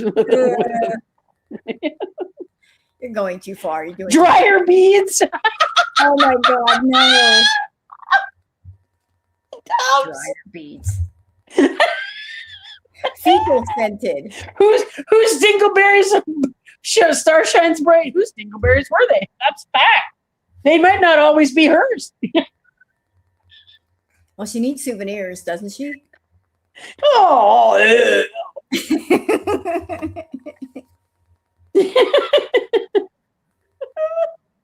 Butt boogers. Reginald. Y'all don't understand what's going on here. This is warfare between me and Goose. She's trying to gross me out, trying to gross her out. This is like we're basically playing war games right now. Y'all are just like witnessing all this. I'm just letting you know. No, but I mean, at the end of the day, like look at her even in that picture. Like how is she not alarmed? How does she not just go? I was going to say go to the vet. I always say that, even when I say about myself, I have to go to the vet. But how is she not going to the doctor? Like, she should be. I would be at the. If I'd never get in that condition. Number one, I would never get in that condition. If I got to the point where I couldn't stand up, if I stood up and shit myself, or if I walked and shit myself, and I was constantly out of breath, and my face, like, look how red her face is. Remember last week when she had those the impressions that were on her face, like when she put her hand over her mouth and her nose went white and the side of her mouth went white, And then when she leaned that paper up against the sketchbook up against, she had that white line on her face that I can't remember what it's called. But like the blood did not come back. And it took forever for that to fill back in. That's fucking scary shit, man. I've never seen that before. I've never seen that a human being's face do that before. Like it goes from red to bright white, and then it just doesn't go back. Like that's wow. Like how is person isn't shocked and then still lives in this kind of smug fucking thing where she thinks she's awesome and rad. It's alarming that this person exists, that society allowed this to kind of be created. Like this is a result of convenience and a result of just kind of being feral, like not having any rules, thinking that she's entitled to all these things. And then when she goes into the doctor, she figures like you're just going to give her a pill or a shot, and then all of a sudden everything's going to be fine. Hey, like, Mike. No Sorry, work, Mike. no work at all. Like I'm not a medical professional. I know it's bad when you do this and then the blood doesn't immediately come back. Y'all educate me. Like that usually happens when you're like in Florida or something. You get sunburn, that can happen. But if somebody doesn't have sunburn and they do this or they do this and then the blood doesn't come back, what does that mean? Does that mean like circulation? Like what is that an indicator of, or it's serious? Y'all help me with that. Yeah, so people are saying it's called pitting edema. Mm-hmm. It's scary, dude. I've never seen that before. Like when she put her hand over her face, one that I remember is like when she put her hand over her face, and then she pulled her hand back, and the end of her nose was white, and then where her fingers was white. I've never seen that before. Like because we know she's not seeing the sun. We know she doesn't go outside. We know she doesn't. That vitamin D is just something that she doesn't even have. Like we know how malnourished she is too, right? Like being fat doesn't mean that she's nourished. Like right. She's missing probably like if they pull, but she doesn't want to go to the doctor because they're going to pull her blood and they're going to run a panel and say, dude, you are fucking low in everything. Like, she only thinks calories matter. She doesn't, I can't stand that when her and fucking ALR talk about like calories, like all that matters. A calorie is a unit of energy. That's what a calorie is. So like we have to keep track of that for the critters too, right? Like if you put this many calories into the horses and they're not moving around enough or whatever, it can cause problems. Obviously, they get fat, their joints get all fucked up. Like when she's always overheated, like her sweating and stuff like this is her heart fucking just struggling. Okay. And we all know if you've ever been injured, right? People that are injured know that injuries are hot. When your body is trying to heal, it gets hot. Yeah. So her body is just in pain all the time, and she is just hot from inflammation. I would say that her whole body is on fire all the time because she is inflamed. Every cell in her body is on fucking high alert. And how she just ignores it is something that I'll never understand. Like, you only got one body, buddy. You only got one. Like she's in this restaurant, and I'm sure restaurants have air conditioning, and so it shouldn't be like it's not like 12 o'clock noon, and she's sweating in that restaurant. Like why? Why are you sweating so much? Why are you sweating so? Yeah, you're in chronic pain 24/7. Billy, are you ever overheated? Do you feel warm? Because I know that when I have heat, man, like my elbows and stuff, like they get on fire. And like when I eat any sugar, all of a sudden I feel hot all the time because of my inflammation of all my injuries. And Girl Scout says the overheating and breathlessness is congestive heart failure. My ex-mother-in-law had the same symptoms. Oh, really? Always hot. Oh, are you always hot? Chronic pain 24/7, always hot. Yeah. Oh, I'm sorry about that, Billy, but yeah, that's the thing. Yes. Let me play a little bit of this video so you can see, like, just sweating like nobody's business.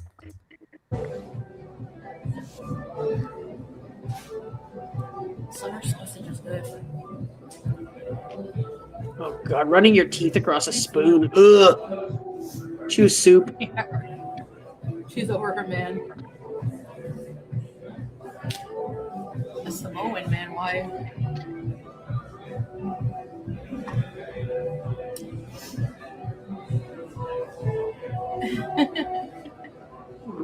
She's got her fake laugh on, her fake smile on. Guess she shit herself. Have some more sugar, dummy. That's it. Yum yum.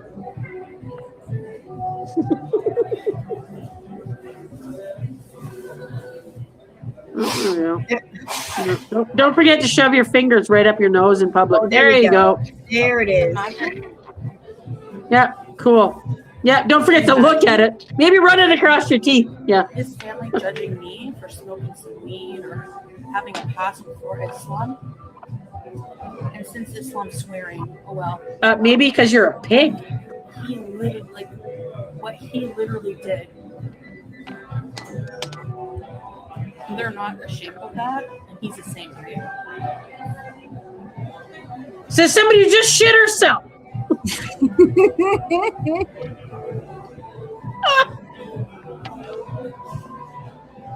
You judge me. I'm judging you, bitch. You shit yourself.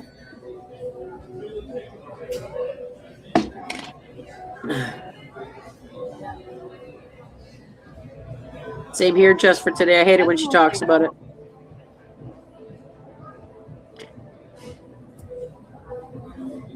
Yeah, you're right. You're at a restaurant. Just drink straight out of the fucking thing. Yeah, like, why not? Oh my God. And look at the size of that bowl. And her hand. She's in fucking public, and then she wonders why people are embarrassed of her and don't want her around them. She just shit herself, picked her nose, stared at it, and is drinking out of a fucking next to a toilet at a restaurant, sweating her fucking balls off. And what? Gee, I wonder why. I wonder why they won't accept me. Like, let me show y'all something. Like, Foodie's 5 feet tall. I'm 5'3". I'm 3 inches taller than Foodie. I'm about 130 pounds. Foodie should actually be smaller than me. Like, she's short. She's a shorty, but she's shorter than I am. Look at my hand compared to Foodie's.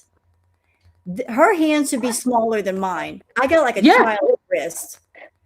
And look at the size of her freaking hands. Dude, her hands be smaller than mine. Bingo loves losing her hands for naming that body part. Oh, because they're so fucking weird. Like, they don't make sense. Every time she puts her hand up, I always end up looking at my own hand and going, no, that's not how thumbs are attached. Like, it's like she's got, like, I've never seen somebody with, like, she's getting so big that, like, the end of her nose is getting bulbous. Like, her hands and everything. Like, the fact that she doesn't have a wrist is so weird to me. It looks like it's just coming, like, it's like she doesn't have a wrist. It comes straight from like a big fucking fat leg looking arm into a glove. Like, it's so weird. How this shit isn't alarming her, I just never ever will understand. Like, but it's probably just my jealousy. I'm sorry. I wish I had this kind of this. I got to keep track of that. Sorry, guys. I know you're jealous. You're jealous of her, like, drinking soup, like drinking it like God. Drinking soup like it's drinking out of a mug. And staring at a device, talking to herself. Imagine sitting there with your family at a restaurant, and there's some bitch over here fucking talking about, well, he did this to me, and he did that, drinking that, fucking shitting herself, and sweating and picking her nose and looking right at you and fucking staring at it at a restaurant. And she wonders why people don't want to fucking be around her. And she thinks, oh, well, I can't stand people. No, they can't stand you, and you don't know how to handle it. So that's what it is. You're fucking gross, dude. You're fucking gross. You know what's sad is that she's got the scooter. and she's out of the house. She took the scooter out of the house. She took the train to town to go to this restaurant. There's music playing. There's people there. There's a chance to, just get out of the house and reset her mind and get away from thinking about salad. And what is she doing? She's doing the exact same shit that she does at the house. Let's just sit in a corner and eat some food. Bitch, you can do that at the house. Why not get out of the house and do something different? You're surrounded Why by is it always, go to the park. Yeah, you're always She always telling talks about going to the park. Go to a park. Like, here's a chance to meet people, to do something, to dance, whatever. And she's just doing the exact same shit in a restaurant that she would do back at the house. So, like, what's the point even going out? Yeah. It's like her world is only as big as her eyes to the phone. Like, she has no situational awareness whatsoever. Like, she just scans around for people looking at her. She doesn't actually people watch or anything like that. But then again, I'm a fucking major people watcher. I'll sit somewhere and just drink a coffee and just kind of watch. Like, but that's a farm person thing. Like, we sit there, like I sit on a chair outside and drink a coffee and watch the horses in the morning and make sure everybody's moving around good and watch the puppies and make sure everything, you know what I mean? Like, you're just kind of observing. Like, she's got zero observational skills whatsoever.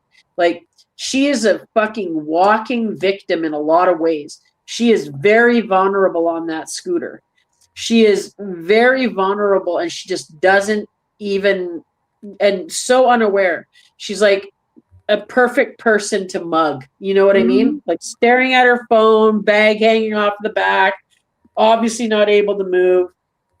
Like, she just really is inept in every single way. Right. And she doesn't look around her to see who's around her, if they're looking at her, if they're scoping her out, nothing. Yeah. Yeah, she has no idea, like no situational awareness at all. That's why when she's out in the bush, it freaks her out, because there's just so many possibilities, and you have to be situationally aware when you're outside, especially in the bush. You have to know what the fuck's going on. I would have loved to have seen a moose walk out in front of her. I would have loved Like, that. somebody could just run up, grab her phone, and run away, and what's she going to do about it? Nothing. She can't do fuck all. That's exactly right. Like, she, granted, where I live, I live somewhere where people, like, there's a lot of people that don't lock their doors where I live. Okay. So it's like, but where I live I live in place where we know our neighbors. So it's a lot different. Right. But she lives in a city. She lives in the capital of Canada. Ottawa is the capital of Canada. So, like, it's got a lot more, and she's always talking about the fence fold and stuff that she's seen everywhere all the time. And she does get herself into some sketchy places when she's scooting around. You're like, whoa, dude, you're sketching into that's a sketchy looking fucking spot, buddy. You should turn around. Like, she definitely, and I'm not used to seeing places like that, like, just because where I live, right? But the end of the day is, she doesn't seem to see herself. She thinks that she can just punch somebody. She thinks she's going to knock out bodyguards. She really does think she's able, right? Like, remember when she said, "Oh, if I see a hater, if I ever do a fashion show again and a hater comes, it's on." It's like, it's on what? What? It's on what? You're going to be on the scooter? What the fuck are you talking about? It's on. Like what's on your diaper? I've lived in not great neighborhoods. I lived in Long Beach, and now I'm here in basically the war zone. And there's a few things you need to do if you live in a not great neighborhood. First of all, don't be an asshole. Second thing, don't bring that asshole energy. Yes. Don't bring the asshole energy, because people that live in an area, you bring that asshole energy, you walk around like an asshole, they will fuck with you. Yeah. But you're pretty much inviting it. Energy. Yep. Like, if you see somebody and they're walking past you, the best thing you can do is smile. Like, hey, how you doing? You ain't got to stop and talk to them, but just put out the energy of, like, I'm not a threat. I'm not here to do anything sketchy. I belong here. You got to put out that calm, cool energy. And that usually does help. But Chantal, she walks around with asshole energy, and people pick up on it. I guarantee you they do. And she said, and she doesn't realize that how loud she is. Like, I know how loud I am, because I teach riding, and I have to teach somebody that's moving on a horse across a fucking 200-foot arena, right? So like I have to project my voice. I know how loud I am. Okay. She doesn't seem to realize how loud she is. So there's times when she's scooting and she's like, oh God, this is sketchy. Look at that fucking guy over there. Oh, look at this. Like, can you believe that? Oh my God, look at that guy. He looks like he smells. And like the way she says shit, she doesn't realize that there are people that are silent that are listening to her. Mm-hmm. And they know how fucking distracted she is. They listen to the shit that she says, right? Like they can see the chat. Like when she lost her phone and the guy at the beaver tail thing's like, holy fuck, she's on live stream. There's a fucking chat. And like, she's so inept and so useless that, and I said that to her as December 28th, 2023, by the way. I said, useless people are easy to control, because she was talking about wanting to live like Wall-E people. And I said, oh, well, you probably can do it. Useless people are easy to control. And she goes, useless people are easy to control? Wow. Wow. And it's like, is it wrong? Mm-hmm. It's not wrong. And you can see that about her. And that's why I think Scatbot has marked her. And that's also why I think the gingivitis donkey marked her. Because she's easy to manipulate. She's easy in every sense of the word. And that's what it is. And that's why I think she gets herself so scared. She's all fucking talk, but she's an absolute chicken shit. She'll sit and beak as soon as she blocked December 28th, and then all of a sudden she's talking shit. And you're like, oh, so after somebody's bland and they can't say anything to you, then all of a sudden you become fucking fupa balls. Yeah, whatever. Well, let's see what else she does here. How much more savage she acts. I don't know. Chewing soup. Yep. I tried to change a lot. Oh, by the way, Goose, I think she's got a nasty toothache because she did a recent live stream where she bit into something. She's like, oh, she did one of these. Oh, So that must have hurt. I think she's got some bad teeth or a bad tooth, because she's like, ow. Like she grabbed her face. And I'm like, oh, that must have hurt bad. when did she do that today? I think it was yesterday. But she grabbed her face and I'm like, oh, that must have hurt. Oh, that or her teeth. And tooth pain, man. Granted, I have all my teeth. I have, including my wisdom teeth. I have all my teeth, and I have like 2 pinhole fillings in my teeth. So I just remember the tooth pain of my wisdom teeth coming in, how much that hurt. So tooth pain, I know, hurts a lot, right? And like, because it's just, I can understand that. That, or she's so fucking swollen that she bit her cheeks, because when you're eating all that salt and stuff too, and your cheeks swell from the inside and you bite them. But I hope she has, I fucking hope she has tooth pain. I hope she does. She'll lose weight. Look at that, Hale says she said this week that she has a bad tooth. Oh, did she? Mm-hmm. And I got news for Foodie. A bad teeth can unalive you. And Especially the bad heart. Yeah. Mm-hmm. So, that's not something you want to play around with. Hey, Jason, how you doing? Yeah, oh, wow.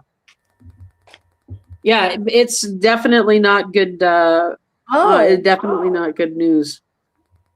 Well, look at this. Blue Day says, at Rose Thorn, dishwasher on his Facebook implied she was with him when she had the rental car a few days ago. Bam. Yeah.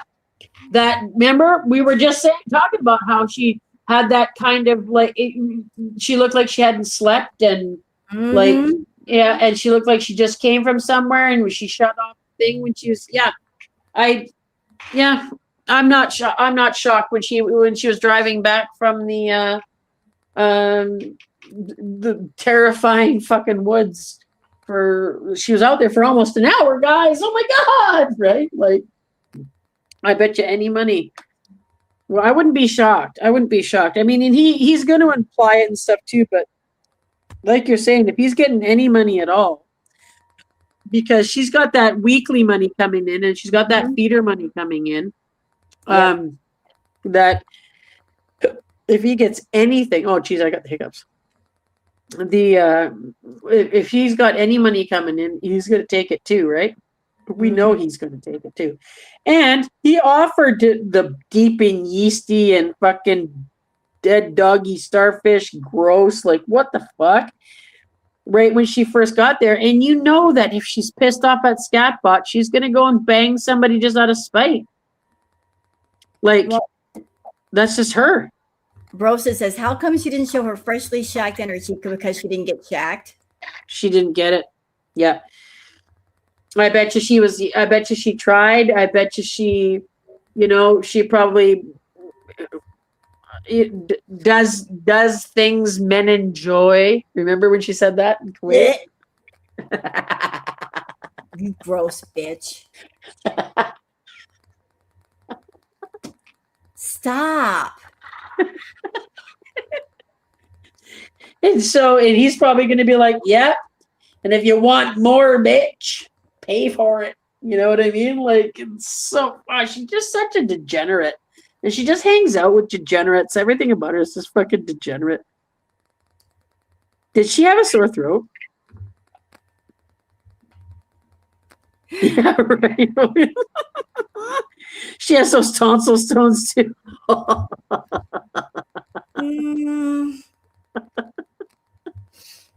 Ew.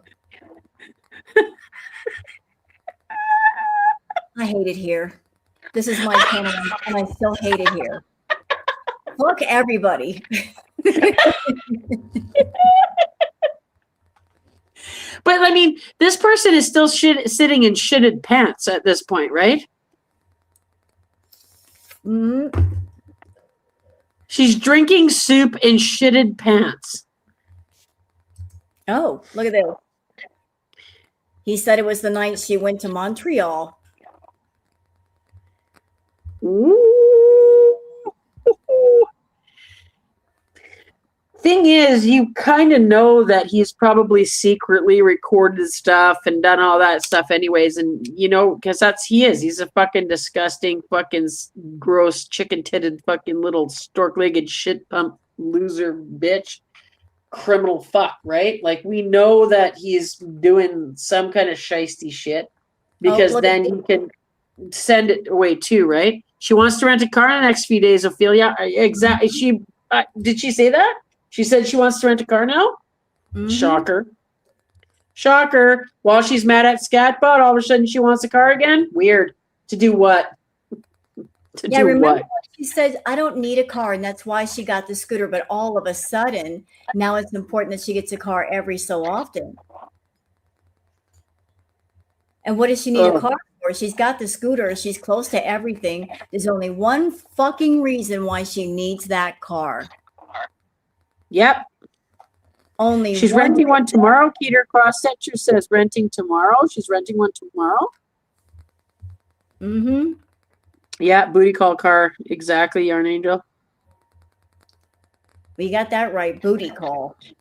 Yeah, she's thinking of renting a car tomorrow.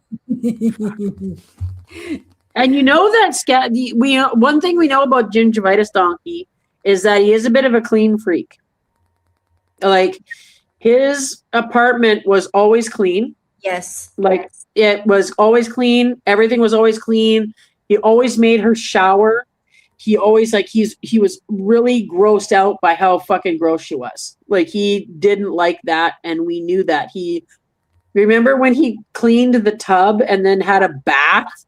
Yep. Yeah. And she and she's just been bringing it up too much. Like, oh, well, when people have been saying this, it's like, no, actually nobody has been saying it about the Gingivitis Donkey. Like, there's a few of us that do say it, but you're bringing it up because you're trying to deflect from it, because we know that. Like, you have to be clean in order to go and hang out with them. So you can't be going on freshly shitted fucking britches over to his place. Like, he will not tolerate that at all. He will tell you to get the fuck out, and he will call you a pig, and he will tell you to get out. And like, we know that about him. So she's gonna have to, like, when she goes and gets all dolled up, remember in the villa when she would get all dolled up and then say she's not going to see him, but you're like, why are you sitting there all dolled up? Like, that the second she turned that off, she was in the Kia and off to him. Like, and everybody always caught her. And that's the thing. But she's always going to go back to people that already know her fucking grossness, that have already seen her. She doesn't want to get a new person because she doesn't want to fucking shave and pretend that she doesn't fucking stink and pretend that her body is hot and she's amazing and all this kind of shit. She's going to shit herself and burp and fart and be fucking disgusting. And they already know that about her. And that's why those financial arrangements have been made. She just has to earn the money. I did a tarot reading on Foodie and Natter not too long ago, and I was asking about those two, and my cards were just reading them both to filth. They just and it came in very, very clear. So, what the cards were telling me is that Natter, she's gotten too big even for him. He doesn't want to be intimate with her. He doesn't want to. No, I think because she was way smaller when she was with him originally. Like, she's way bigger now. Like, and way more inactive. Like, she is like, when she walks away and stuff like that, you're like, God damn. And she's growing out of those clothes. Like that ugly ass fucking shirt that she wears, the one that she wore when she was bitching about him with the, I don't know, it looks like a bunch of tea cozies all fucking put together. When she walks with that one on, with the leopard stripes and the whatever, those fucking ugly hoodies she has, they're literally she's growing out of them. Like her gut hangs out, her back hangs out, her ass hangs out. Like, she's outgrowing all of her clothes. Really? She did that? Oh my God. Ew. She snot rocketed on her own floor. I don't even snot rocket in the barn. That is so. What is wrong with her? Yeah, I have allergies to hay, and I call it farmer blowing. I don't call it snot rocking because farmers all go and do that to get the dust out of our noses, especially when we're stacking hay or something like that, right? Like, but I don't even want to do that in the barn, let alone in the house. And remember how she used to say the gingivitis donkey snot rocketed in her car? Yeah, it's like, that's something. How would you know? Fuck, your car was so fucking disgusting, dude. That, like, it had nut salsa in it from when you went to Kuwait and came back. The nut salsa was still in that Kia before she sold it to Bibi. And by the way, Foodie, you're kind of telling on yourself because when you were seeing Nads, you were blowing your nose all the damn time. We remember, like, you wouldn't stop blowing. And now you're blowing your nose all over the place, and it ain't because you're fucking allergies. Yep. So you're telling on yourself. You're seeing him, and you're getting stuff from him, and you're putting something up your nose because you won't stop blowing that thing. Yep. And she's doing that kind of that little thing that she's doing that she did before. Mm-hmm. And then remember the other night when she came on and her fucking pupils were the size of her irises, and she was on at like 2 a.m. when I think she was on YouTube or whatever. It might have been the YouTube one. I'm not remember. It's a couple days ago, and everybody, I know it was on the Wednesday or whatever, because I think even Bingo was like, "Holy fuck!" Like, her eyes were huge. Her pupils were fucking huge. Like, and we know she's an addict with everything, right? She's not giving anything up. She goes and gets she talked when December 28th, 2023 went in there and said, "Oh, at least the real Muslim's not getting high." Like, and she's like, "Oh, well, there are Muslims that eat pork. There are Muslims that eat this." Like, the only Muslim that does all that shit is the fucking gingivitis donkey. So you're hanging out with him, covering up everything, and he says he's Muslim, and so you just go, "Oh, well, your anecdotal evidence is the gingivitis donkey being a Muslim. That's your measuring stick." when you were living in the Middle East for 3 fucking years? You should know a little bit more than that. You had a couple of Ramadans over there. Like, you know, and you still haven't read through that fucking Quran, clearly. Or she would take that hijab off and just put on a hoodie and a fucking toque, or a hoodie and a hat, and just call it a day. Keep it pushing. Take the fucking thing off. Just to cover yourself, get a hoodie and get a fucking hat. Done. What? Who is too big for Foodie? Like, she claimed to be a size queen a long time ago. Like, who's big for Foodie? No, how is he too big? He'll probably, he's still the gingivitis donkey. If he's fucking doing mathematics, he'll probably be able to fucking hammer in a fence post. You know what I mean? So he'll go there and be able to do whatever, you know, whatever. He'll probably still go over there just because of whatever, but he probably realized just how fucking, oh God, she's fucking disgusting again still, and fucking all this is really gross. And I think she's been denied more than she's been indulged since she's seen him. Well, even still, like, Goose is only But not for party favors, but for gingivitis donkey rides. So she likes she likes those donkey rides. Yeah.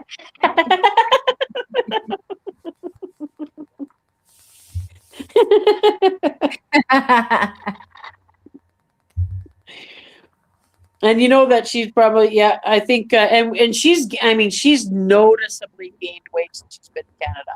Like, because I think he saw her around Christmas. I think that was around Christmas when she had the car there and she went missing for a couple days. But we know she didn't go to Cornwall and she didn't go and do anything really there. She went and did a little bit and stuff, but you know, she fucking probably just spent time with him. Mm-hmm. And she'd only came home at the end of October. So like she hadn't gained a lot of weight yet, but now she's just been packing it on, like noticeably. Like when the fupa balls aren't swinging anymore and they're fucking full, and we can see them through your pants, that's fucking not good. That's not good. Like, look at this face right here. Like, none of this is any good. What is she? So how long is this video? Let me see. Give me just a second. This live, I didn't even start at the beginning. I think Kitten got it like an hour and 48 minutes. Oh, wow. So then what does she do here, though? Does she finish how long is she here? Okay, hold on a second.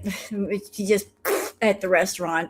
And let's see, she got on the train. Okay, like I'm scooting through. She gets back to the house and she lays down. So shocker. Yeah, I know. Like, we're so surprising. Like, she never does this. But she essentially went home, petted the cat, laid down, stealing. And basically, is this when she smoked the joint too, or is that later? No, that's another stream. You want me to pull that one up? You want to see when she makes the little wet spot? Oh my God. The baby made a wet spot. I don't even want to know the substances that are in that wet spot. I don't even want to know. How in the world do you make a wet spot in the middle of the night on a bench? Never mind. I don't want to. White bench. If you're smoking the green outside and you're making a wet spot on the bench, you're doing it. Yeah. Have a good one, Trauma Queen. Let's see. Here is the other one. Like, there she is. There's our girl. So she scooted out to go and get this. So did she just come back from getting it, or did we start the live and she was just right there? She was just started the live. Don't say it's bidet juice. Oh, I don't want to think about that. I think that's not too far off of the truth, though. And the thing is, you go to the fucking dispensary, you're not going and buying one fucking $5 joint. We No. know her. She's going there, and she has got multiple fucking things. I told when December 28th, 2023 went in and went, oh, well, at least you don't have to hide it anymore. Like, at least you're openly high now. Well, no, I was openly high the last time I was too. It's like, no, you haven't, buddy. We've seen you high. We've seen you high. I'm a fucking pothead, buddy. If you think I can see high from the other side of this fucking continent. Like, I can see when you're high. And she's been high. She's just been hiding it. I think I understand what happened here. Foodie always wanted to go to Niagara Falls. She brought Niagara Falls to her. Saved herself the trip.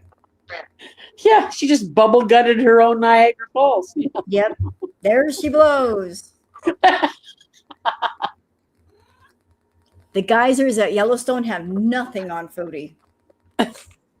Nothing. Liv Rose. See? What? I didn't say anything. And it's me. It's me? It's just me. Oh, I see how it goes now, Rose. I don't know what you're talking about. I did nothing. See, even yeah, exactly. Her level of high is not from one joint either. You know that she probably ate a gummy, because let's get realistic. There's fucking gummies there. She went and got gummies because it's fucking food, right? There's chocolate bars in dispensaries. There's gummies everywhere. My dispensary has two full pop things of like pop that is, or like soda that is infused. There's iced teas that are infused. There's a lot of edibles, of different types of edibles. There's cookies, there's fucking brownies, there's all that kind of shit. So you know that she went in there and at least got gummies. Like, and probably just got because she's getting the 10 milligram ones, and federally, so what she's going to do, and especially in Ottawa, is probably just going to be the federal ones. And if you get a gummy, it's 10 milligrams, and they're always individually wrapped. So even if I buy a whole thing, a thing of 10 gummies, there'll be or 20 gummies, or they're all individually wrapped, so that you pull them out and have to make the conscious effort to open it and eat it. Because if it's a big thing that's just full of gummies, you'll sit and snack on them like gummies because they taste good, right? So it's an actual thing that you have to pull them out and they're all individually wrapped, so that you have to make the effort to know that you're dosing THC. That's the point.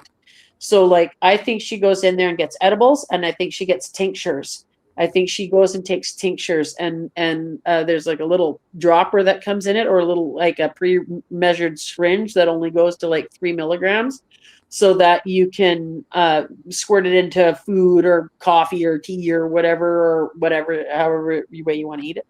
And I think that's what she was doing before. I think that's what when she lays down on the bed and she looks fucking blazed out, I think she's taking tinctures to go to sleep. Because she talked about that once, I think, about how they said, oh, well, I'm having problems sleeping or whatever.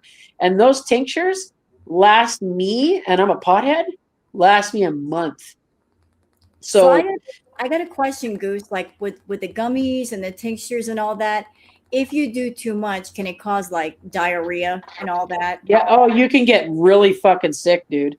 You can get really fucking sick. You can get because there might only be 5 milligrams or 10 milligrams per, but that 10 milligrams is fucking potent. Like, it's not just like your aunt's weed that grows out in the backyard. This is like fucking potent level shit. And you can get marijuana toxicity, and it can make you puke, and it can make you have a mega gut ache, and your body just wants to eliminate it all out. So you'll get really sick. You'll get the shits. You'll fucking all that kind of stuff. So like, marijuana toxicity is something that we're warned about all the time, and good bud tenders will tell you about that kind of shit, right? And my brother once got it. And he had to go to the hospital, and they had to put him on a fucking IV. He was puking his brains out so fucking bad.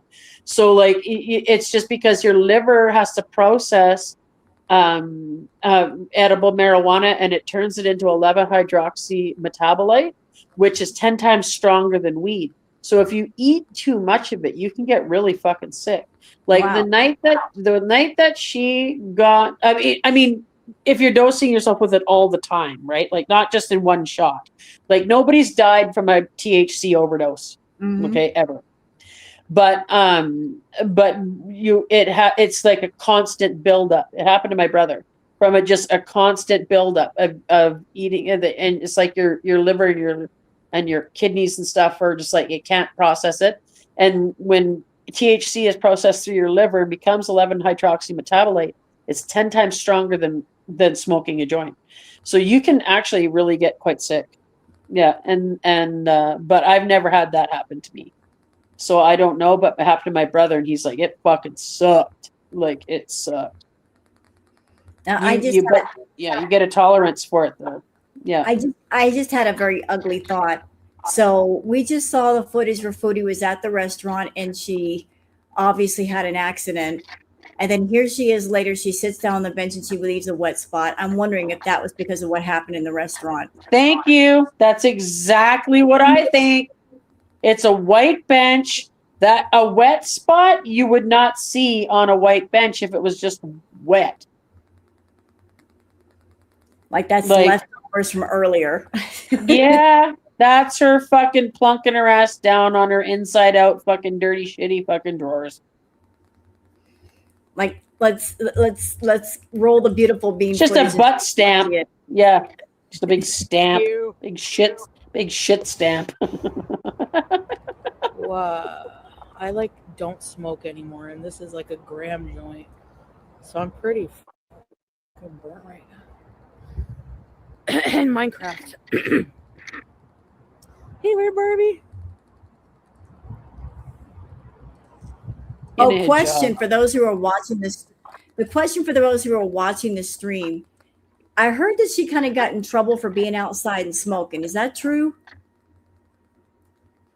Like somebody told her you can't do that. You can't go outside and smoke like that. You'll get in trouble. It's like in Canada, it's it might be legal, but so is booze. You don't sit out in the fucking public and sit on a bench drinking fucking booze, right? Like it's still an intoxicant. Like Mhm. she should know that as a hijabi.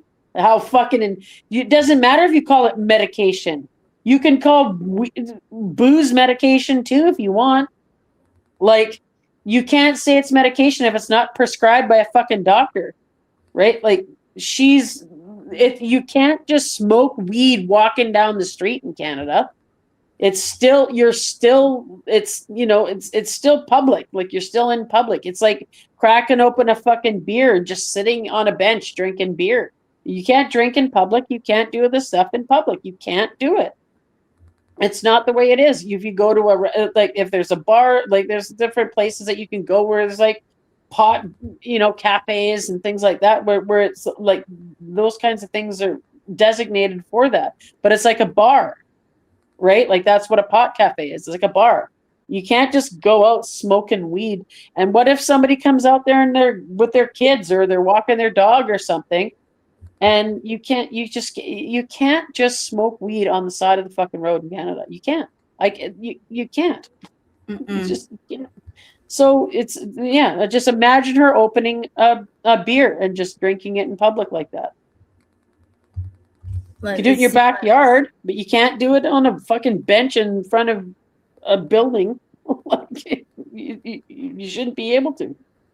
And she's over here acting like, oh, I don't do anything. Like, oh, it's been a while since I've smoked. Girl, shut up. You'd probably do like all the tinctures and the gummies on the regular. What are you talking about?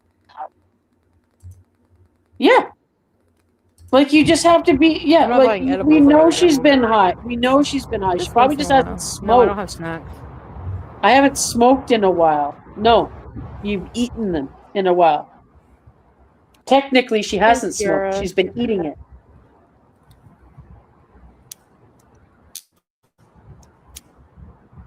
Why do you have a lighter? If you're like, where'd you get the lighter from? Smoking is weird because like I felt like in a different reality just not long ago.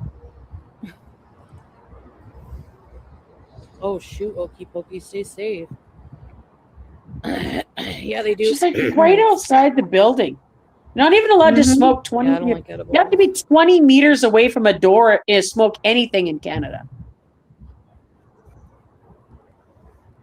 Weed would push him further away from me. He hates when I smoke. Yeah, alien. But this is my culture. Like, we are a weed culture. We don't taboo it like Oh everyone my else in the Middle God. East does. Shut the fuck up about Canadian culture, Yeah, he you smokes fucking cigarettes. rude bitch. That's not good for you, and that's not that's not halal. I think it's makruh, but makruh. Yeah. I hate how she uses those like intermittent Arabic words. Yeah, like she talks about my culture, but yet she's a culture vulture. Yeah, that's what I mean. She's like, oh well, it's this, and then she's saying words intermittently in Arabic because apparently she's now a Middle Eastern culture fucking, and she doesn't know anything about Canadian culture. If she only is going, she's just going to do anecdotal shit to be like, it makes me now I am allowed to smoke weed. Yes, you can smoke weed outside in some places, like at the airport in Vancouver. There's a sign that says you can't smoke cigarettes or vapes or marijuana 20 meters away from a door, right? So like there's certain places that you're allowed to do things like that it'll tell you, but her saying it's just part of the culture, no, it isn't. No, it isn't. Not everybody smokes fucking weed. Not everybody drinks. Not everybody, no. That's like saying, well, part of the Muslim culture is to not smoke weed, dipshit. So what about that part of the fucking culture?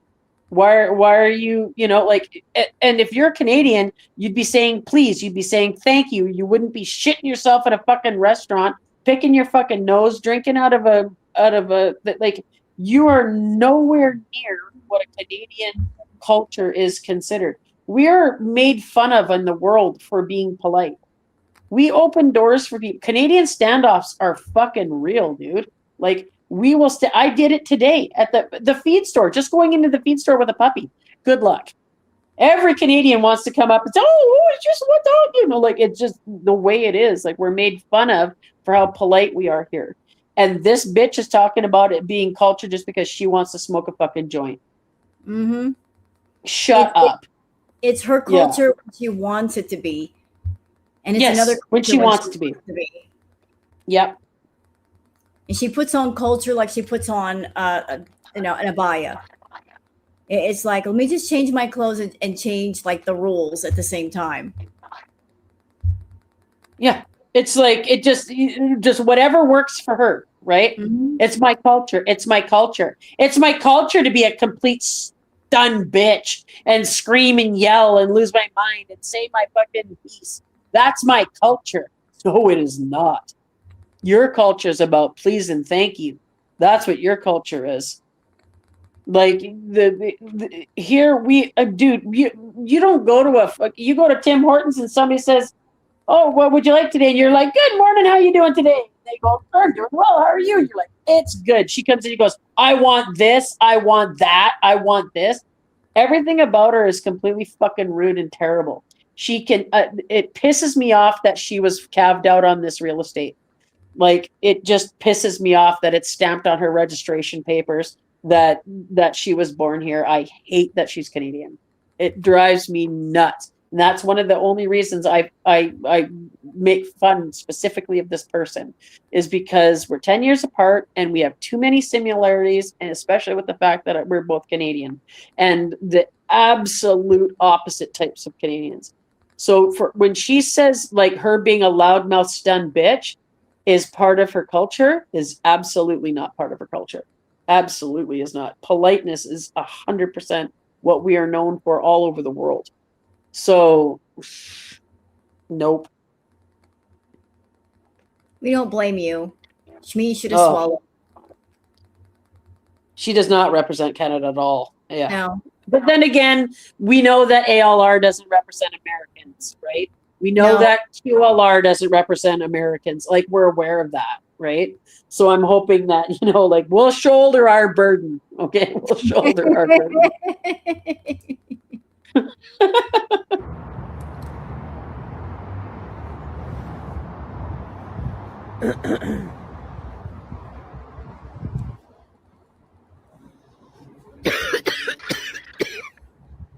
Amateur. Yeah, my adult. Total fucking rock. Yeah, okay. It's my culture. As much as she smokes, amateur. As much as she can swallow, and she can't handle that. Dude, remember when she was smoking the fucking water bomb with no water in it at the villa? Oh, geez.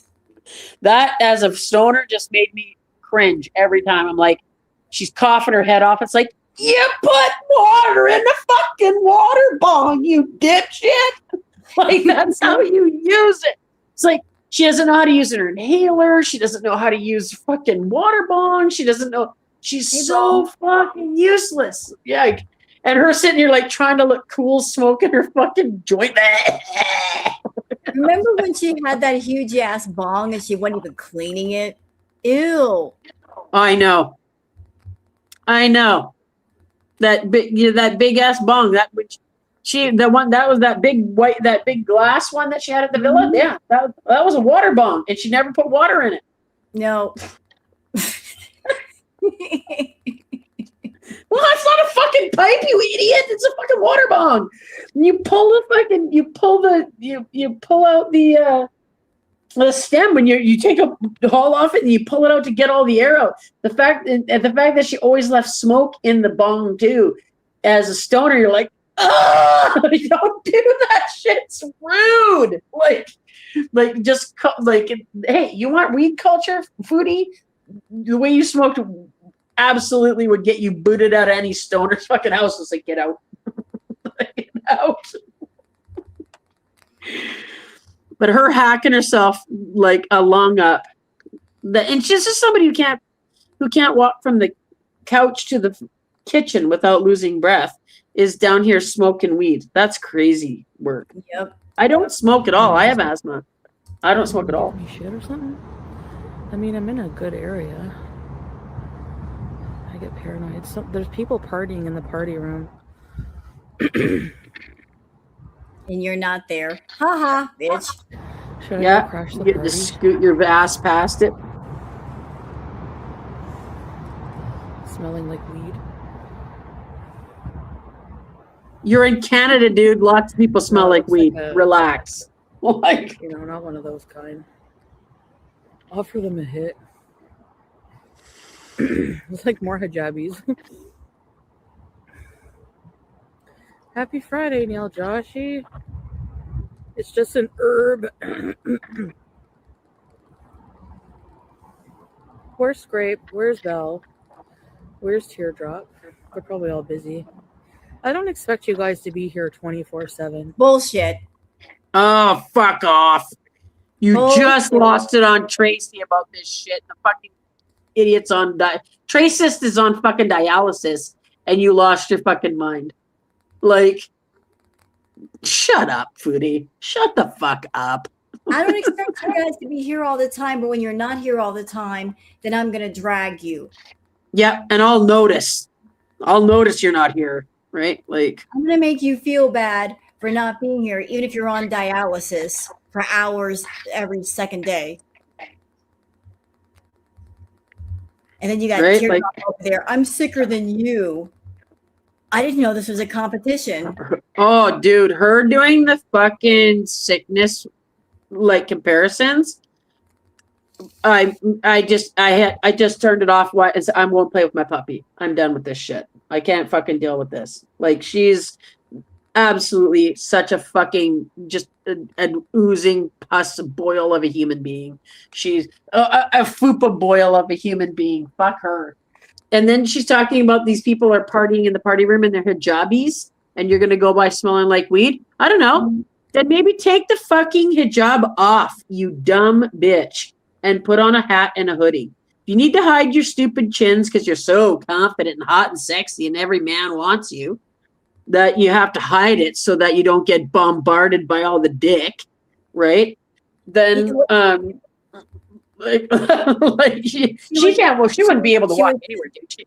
Yeah, if she was just took off the hijab, she would just get pounded constantly. It would just be like walking through a fucking hallway full of dicks. Just, it would be so hard for her. She wouldn't be able to move. She was just at a restaurant with lots of people. Why wasn't she being bombarded by men at the restaurant bringing her extra condiments if she's so popular? No, it's because she had her. Well, it's because because she's modest, because she's a Muslim. If she took that hijab off, there would be a problem, Rose. That's when the problems would arise. That's when the sex riots would start. Like a guy walks up to Foodie in a restaurant, like with a few extra ketchup packets. Hey, baby, want to go out party? He likes me. He brought me extra condiments. Inferno Foodies in a radial zone of impotence creation. Yeah, right? Sausages everywhere. Yeah, it would just be like people would just be like throwing like Kubasa at her. Fucking, oh my God! I have to put my hijab back on. Fuck! I know the bald spot really turns you on. It blinds you with my beauty when the sun hits it just right.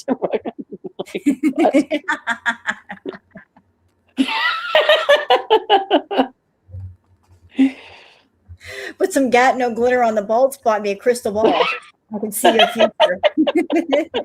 Hey, Rampage, how you doing? Yeah, and oh my God.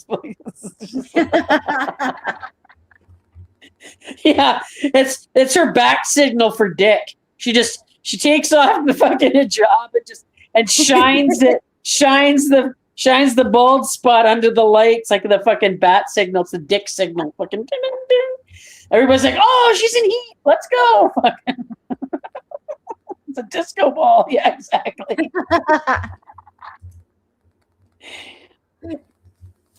She got the disco ball and she's ready to party. Haters. Yeah, exactly. If maybe that's why Natter had her on her hands and knees and facing away. He wanted to get the disco ball effect. Yeah. Yeah, he was partying.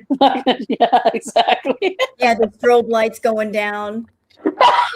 Getting the disco ball just right.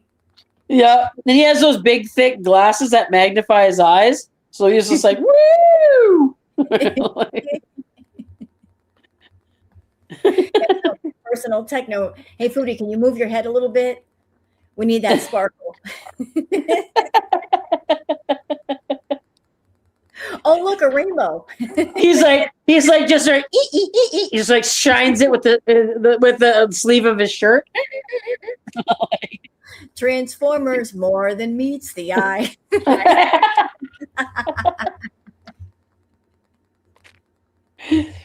And so did she just sit? Did she ever go back upstairs?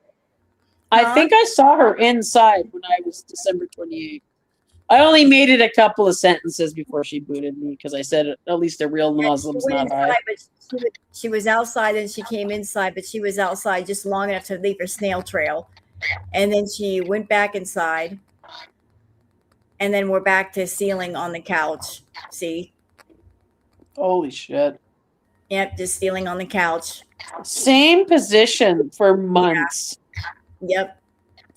And she wonders why her hip is sore. I can't be good for her organs to be like all curled up on her side like that. And eating like that. And drinking like that constantly. That cannot be good for you, man. Like eating laying down too is like she's gonna choke. Like she's gonna have the medical event that she has. I have a feeling that this lady thinks that death is just a light getting turned off. No. Like that's it. It's just off. Like she doesn't seem to understand that there is some long lingering shit that fucking happens. And she's already living it.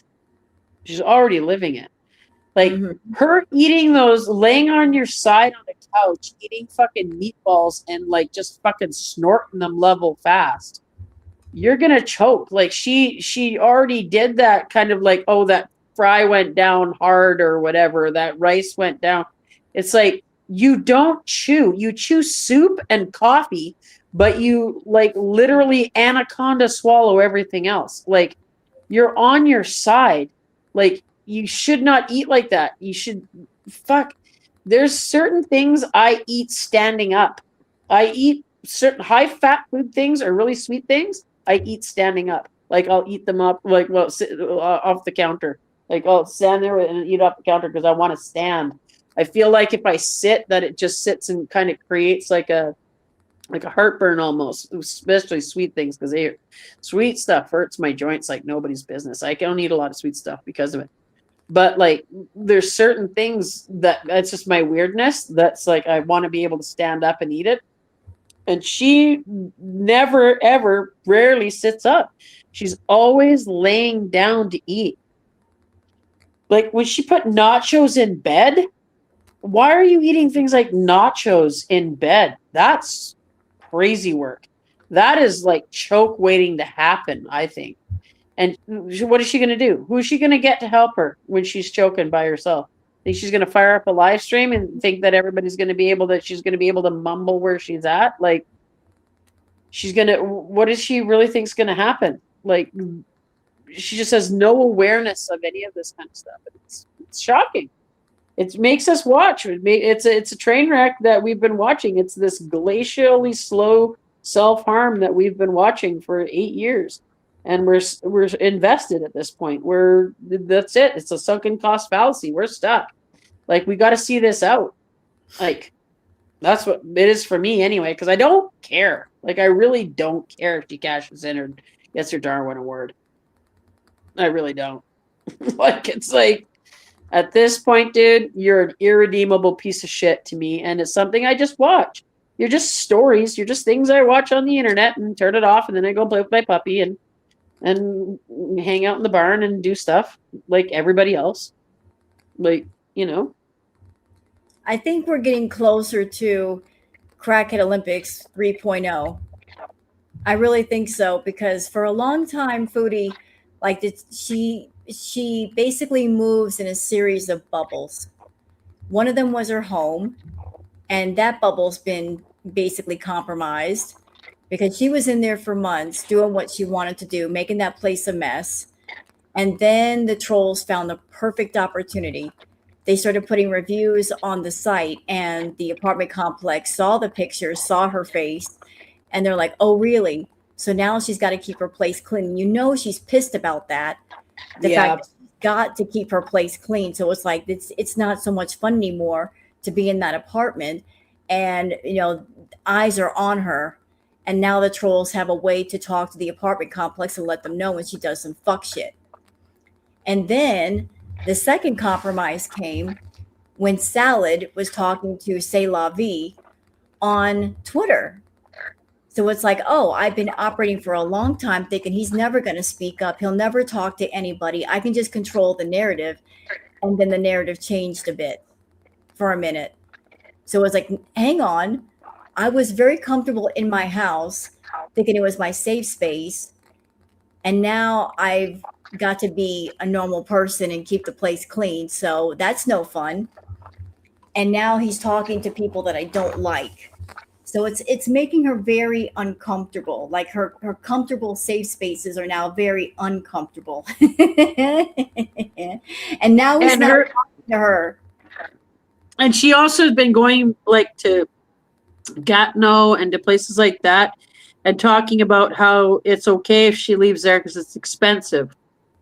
And then she's like, you know, kind of already been around those areas where, you know, it's going to be cheaper for her to live, right? Like she's waiting. I think when she exposes herself a lot, she kind of does it to try to get booted out like she did when she was with Smokey, you know, like, you know, she kind of was a good excuse to go to Syria. Right. And then now at this rate, she's kind of fucked. She's stuck there. And anywhere else she goes, she's not going to have all that convenience right across the road from her. She's not going to have all that kind of stuff that she has now. And she is stuck in that for a year, isn't she? She's still got a year-long lease she's got to go through, and they already come in and they have to fix the island, and they have to know what's going on there. Like we were talking about before, like just the smell alone, like there has to be, it has to smell fucking stale as fuck in where she's at. And then the fact that she's loud, like when she's screaming into the it's like because ALR was going to get booted, just she's really close to getting evicted for screaming like she does at the LCU, and it's going to happen here too. Like she's got to be getting some warnings. I think you're right. I think she's got to be getting some warnings. Well, you know that the apartment complex, they got a file on her already, and like too many things put on that file, and they might act. But somebody in the chat was asking, who was it? Was asking, hold on, like where else would she go? Like there are options. She's got family, or if she doesn't have family, she can always go into an extended stay. Like there are extended stay motels you can live in. Yeah, you suggested that right from the beginning, right? But here's the thing. Yeah. I think that if she goes into an extended stay, if she is seeing Natter or interested in Natter, the moment she goes into an extended stay, he ain't going to go there. He ain't going to stay over there. Yep. He's going to look at that as beneath him. Yep. True. And then she'll have her cat with him too. And he's definitely not somebody you want around any of your animals. Mm-mm. But the thing about extended stays is that she would like that because somebody else would be cleaning. Yep. Like, you know what I mean? Like that's the thing. Somebody else would be cleaning. And, but she is stuck there because she got there, the end of October. So she's still stuck there until the end of next October. Extended stays though, I was just curious. I looked into extended stays in Ottawa and also in Montreal because I was just wondering, like, how much would it cost to stay for a month at an extended stay? And all I'm going to tell Foodie is you better hold on to that apartment because they ain't fucking cheap. Really? Yeah. Like they're going to like an extended stay. One was like $4,000 a month. And another one was 5 to 7. So it's like it all depends on the area. But a lot of the extended stays that are halfway decent, they're twice the amount of her rent. Or extended stays, they can be quite expensive. They don't fuck around. Yeah, and they also, like you said, there is a staff and there is all of that kind of stuff. Like people, they're paying staff to come in and keep things clean and maintained. It's like, but she thinks everything's like Thailand, right? Like she's been living in the Middle East and being quote unquote taken care of, and living in these places that are cheaper, and she's just not thinking. She's so short-sighted. It's unbelievable. Like she never thinks she doesn't even think to tomorrow, right? Because tomorrow is like so far away. I start this tomorrow. I'll do that tomorrow. Like it's like she thinks tomorrow's next month. Like she doesn't have any goals, nothing. I even asked her as December 28th, 2023. I was like, hey, like, what's the plans, the goals? Like what's going on here? Like, and when she was like, oh, well, I'll get to it. And then now she's going to be sad. Oh, I can't because I'm sad and I'm depressed. Oh, I can't because it's too rainy. I can't because it's a little bit too warm, or I can't because I don't want to leave VG, or I can't. It's all going to be what it is, right? Like she's just a hedonistic, fucking selfish narc. That's all she is. I mean, at the end of the day, that's it. Mm-hmm. But yeah, like I think like she can go back to that motel with this sex chair. That might be kind of cheaper. Yeah. Ophelia's right. She's running out of tomorrows. She's running out of what? She's running out of tomorrows. Yeah. She doesn't realize that she's on the back 9 of her morbidly obese life. Like, we've been saying it for Girl World has been saying it for fucking better part of a decade, that morbid obesity is called morbid obesity for a fucking reason. Like, but here she is after shitting herself and leaving her nice poop juice fucking mark around her stamp. She left her maker stamp around. She's smoking with fucking shitty lungs, a bad heart. Like, I can't imagine what you guys that work in the healthcare, or it must just make you want to smash your head in the wall to see somebody like this when you see the results of it at work all the time. Like I said, my friend is a doctor, and I've shown her things on Foodie. I've shown her, and she just goes, "Whoa, that you got to come. That's got to be getting looked at." Like, you know, which because I was talking to her about the boil, the fupa boil, and the diabetes, and I showed her a picture of it, and she's like, "Ooh, oh, no, that's stuff that you got to really keep an eye on, because that can get away from you. Like, those kind of infections are not the way you want to fucking go, man. Like, that is a painful fucking way to go."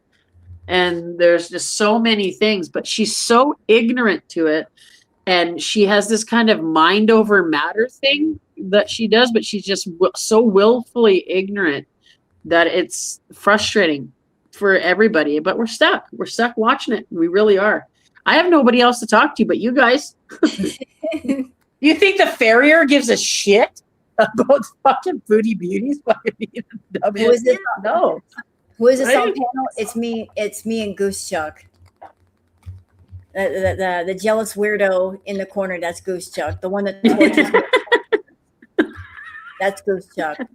That's the guilty party that's got me half blind. That bitch over there, right there. That one. I have no idea what you're talking about.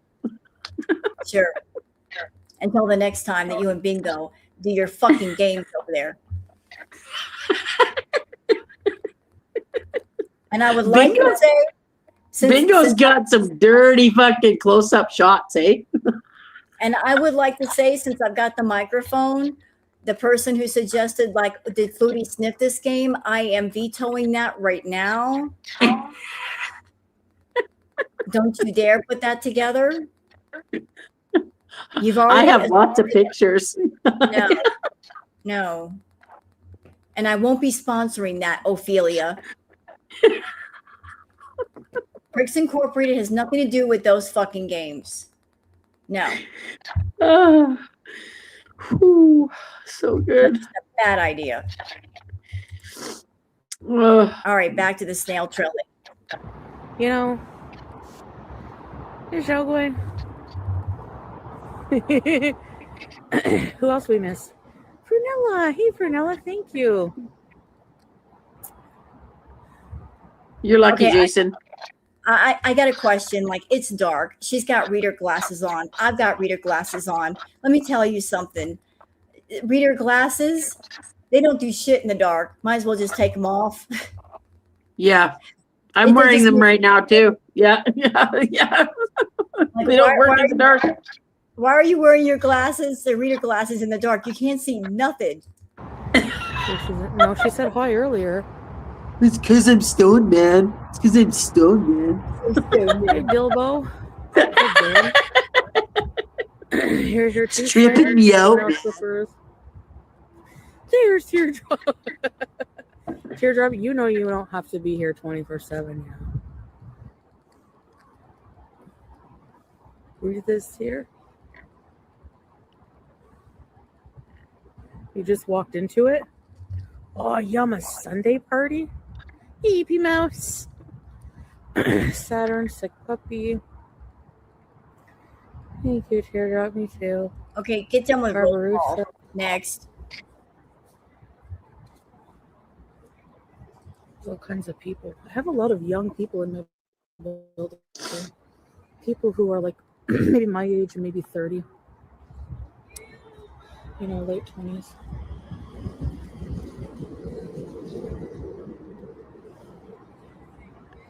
And She's trying so hard to look cool, isn't she? Yes, exactly what I was thinking. It's late 20s. Here I am with my footballs hanging out, with my little shit stain on the thing, shit myself, Smoking a joint in my jab with my glasses that are up on the top of my face. I'm pretty rad, pretty hot. I know they want me. Yeah, there's all these 30-year-olds. Yeah, They look want at me. me. Yeah, I'm I'm so pretty hot. cool. I'm so Yeah. cool. I'm so much I'm so cooler than the hot. rest of you. Yeah. I'm so cool hanging out by myself, smoking it. Yeah. Talking to a device. I'm a live streamer, bitches. in the dark. Yeah. Leaving I'm snail on Kick. I'm on Kick as Foodie Beauty Kick.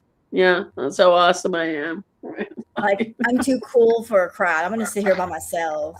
Yeah, I'm just too much, man. You don't want me there. I will take over that party. Yeah. What do you mean I don't have friends? I have me, myself, and I. Yeah.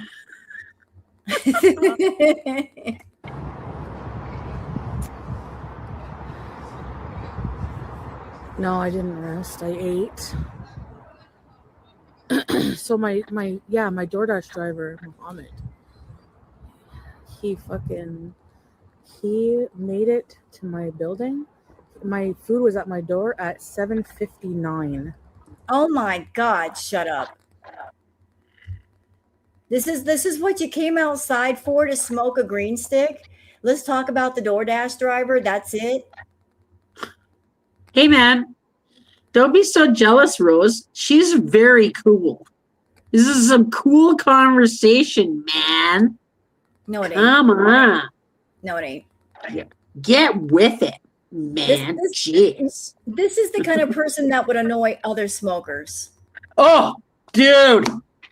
I would be like, I'm walking by going, oh, what a waste. What a waste. You're wasting it. You're wasting it.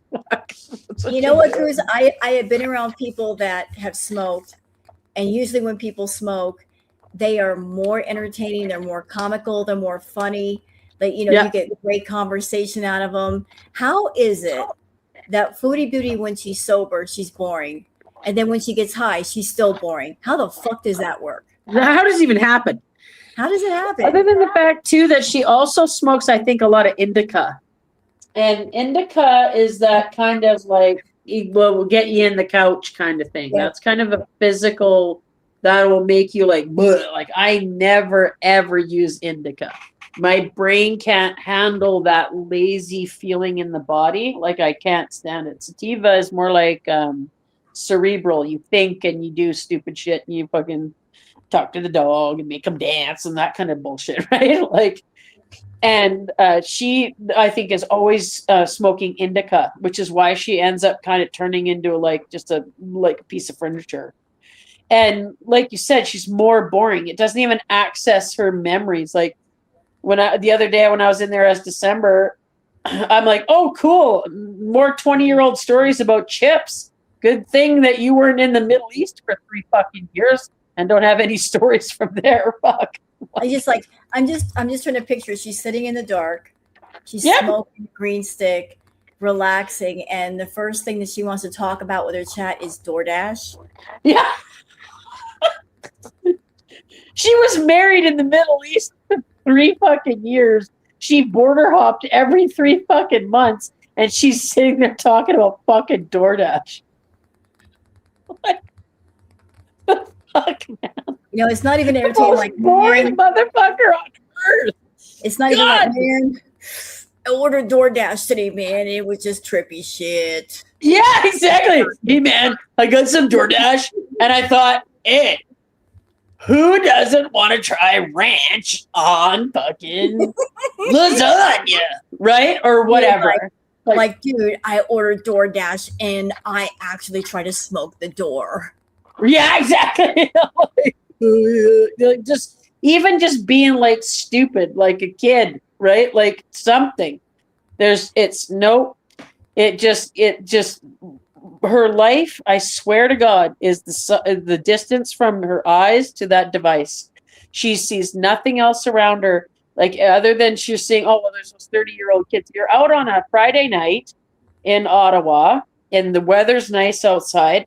You're probably going to be seeing a bunch of people getting ready to go out and do stuff because the train is pretty close there too, right? Like, so people heading out onto the train and stuff are going to be coming out of that building and coming out of those buildings.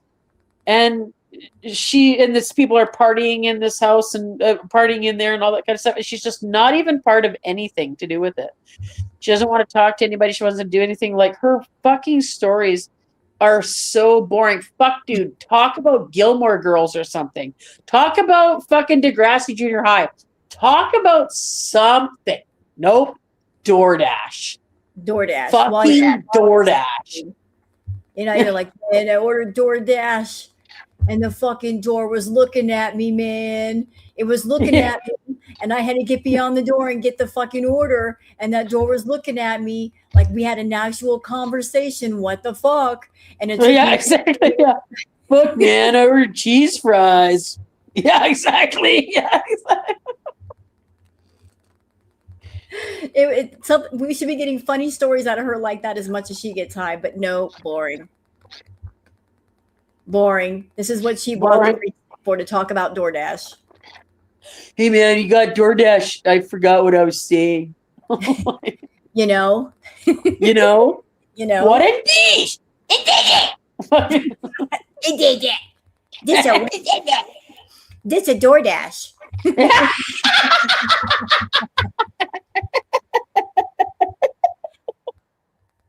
It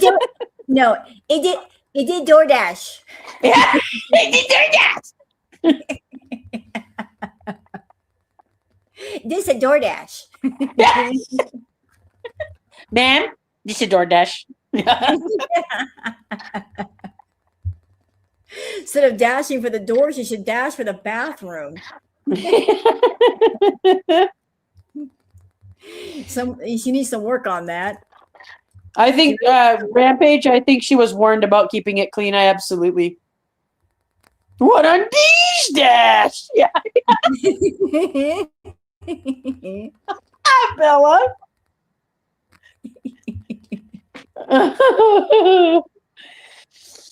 Oh. All right, back to the sorry ass smoker. Give him an extra tip, like, bro. Oh God. I have regular DoorDashers now because you know what? They know I tip well, actually. So you lie. You rip off DoorDash and you are cheap and you said you're cheap. Now we're changing the narrative like I tip well. You're a lying bitch. You have regular DoorDashers because that's where the guys live. That's where the DoorDashers live close to you. They don't live in fucking Gatineau.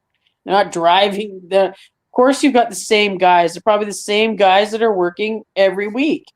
There's not going to be, and you're like, oh, I know them now. It's like, yeah, I know I tip well. We know you don't tip well.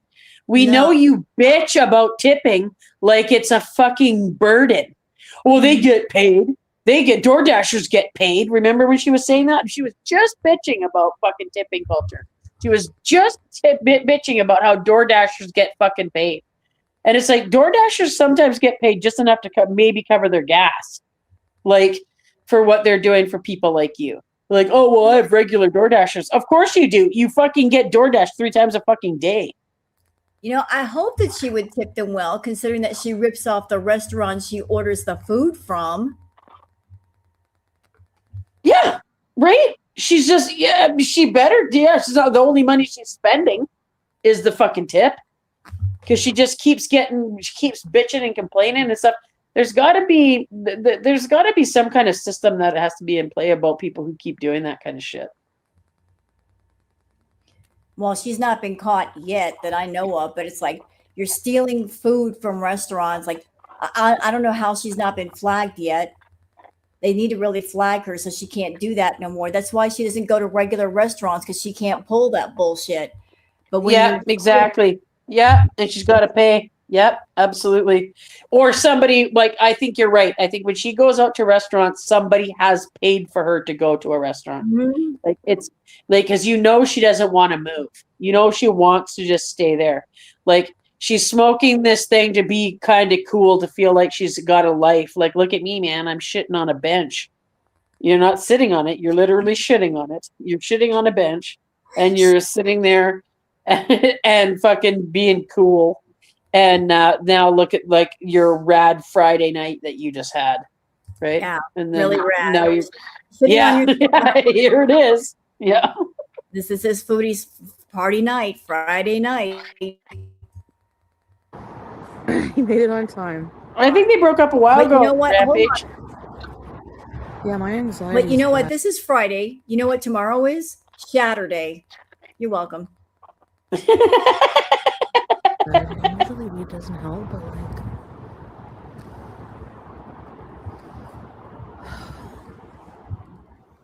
I have so much hard work to do coming up on myself.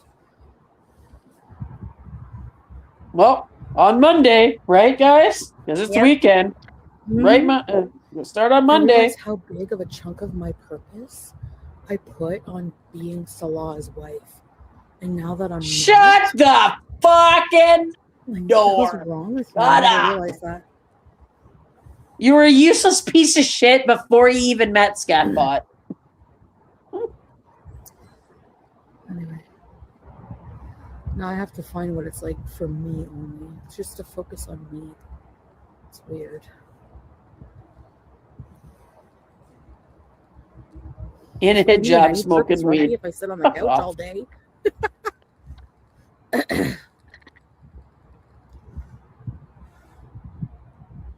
That's your purpose. Must be. You're 42.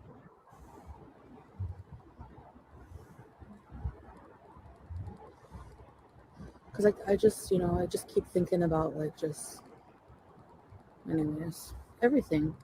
Oh, Like I just keep thinking about, anyways. Wow. really What a trying hard to find, philosopher. like, the messages from God. Oh, Making sense shut of it. up! Worry about just man.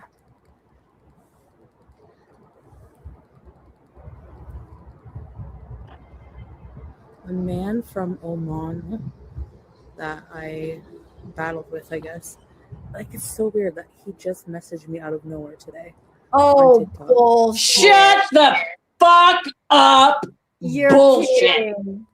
You're Fucking, kidding. oh, what a weird fucking shocker. What a coinky dink, guys.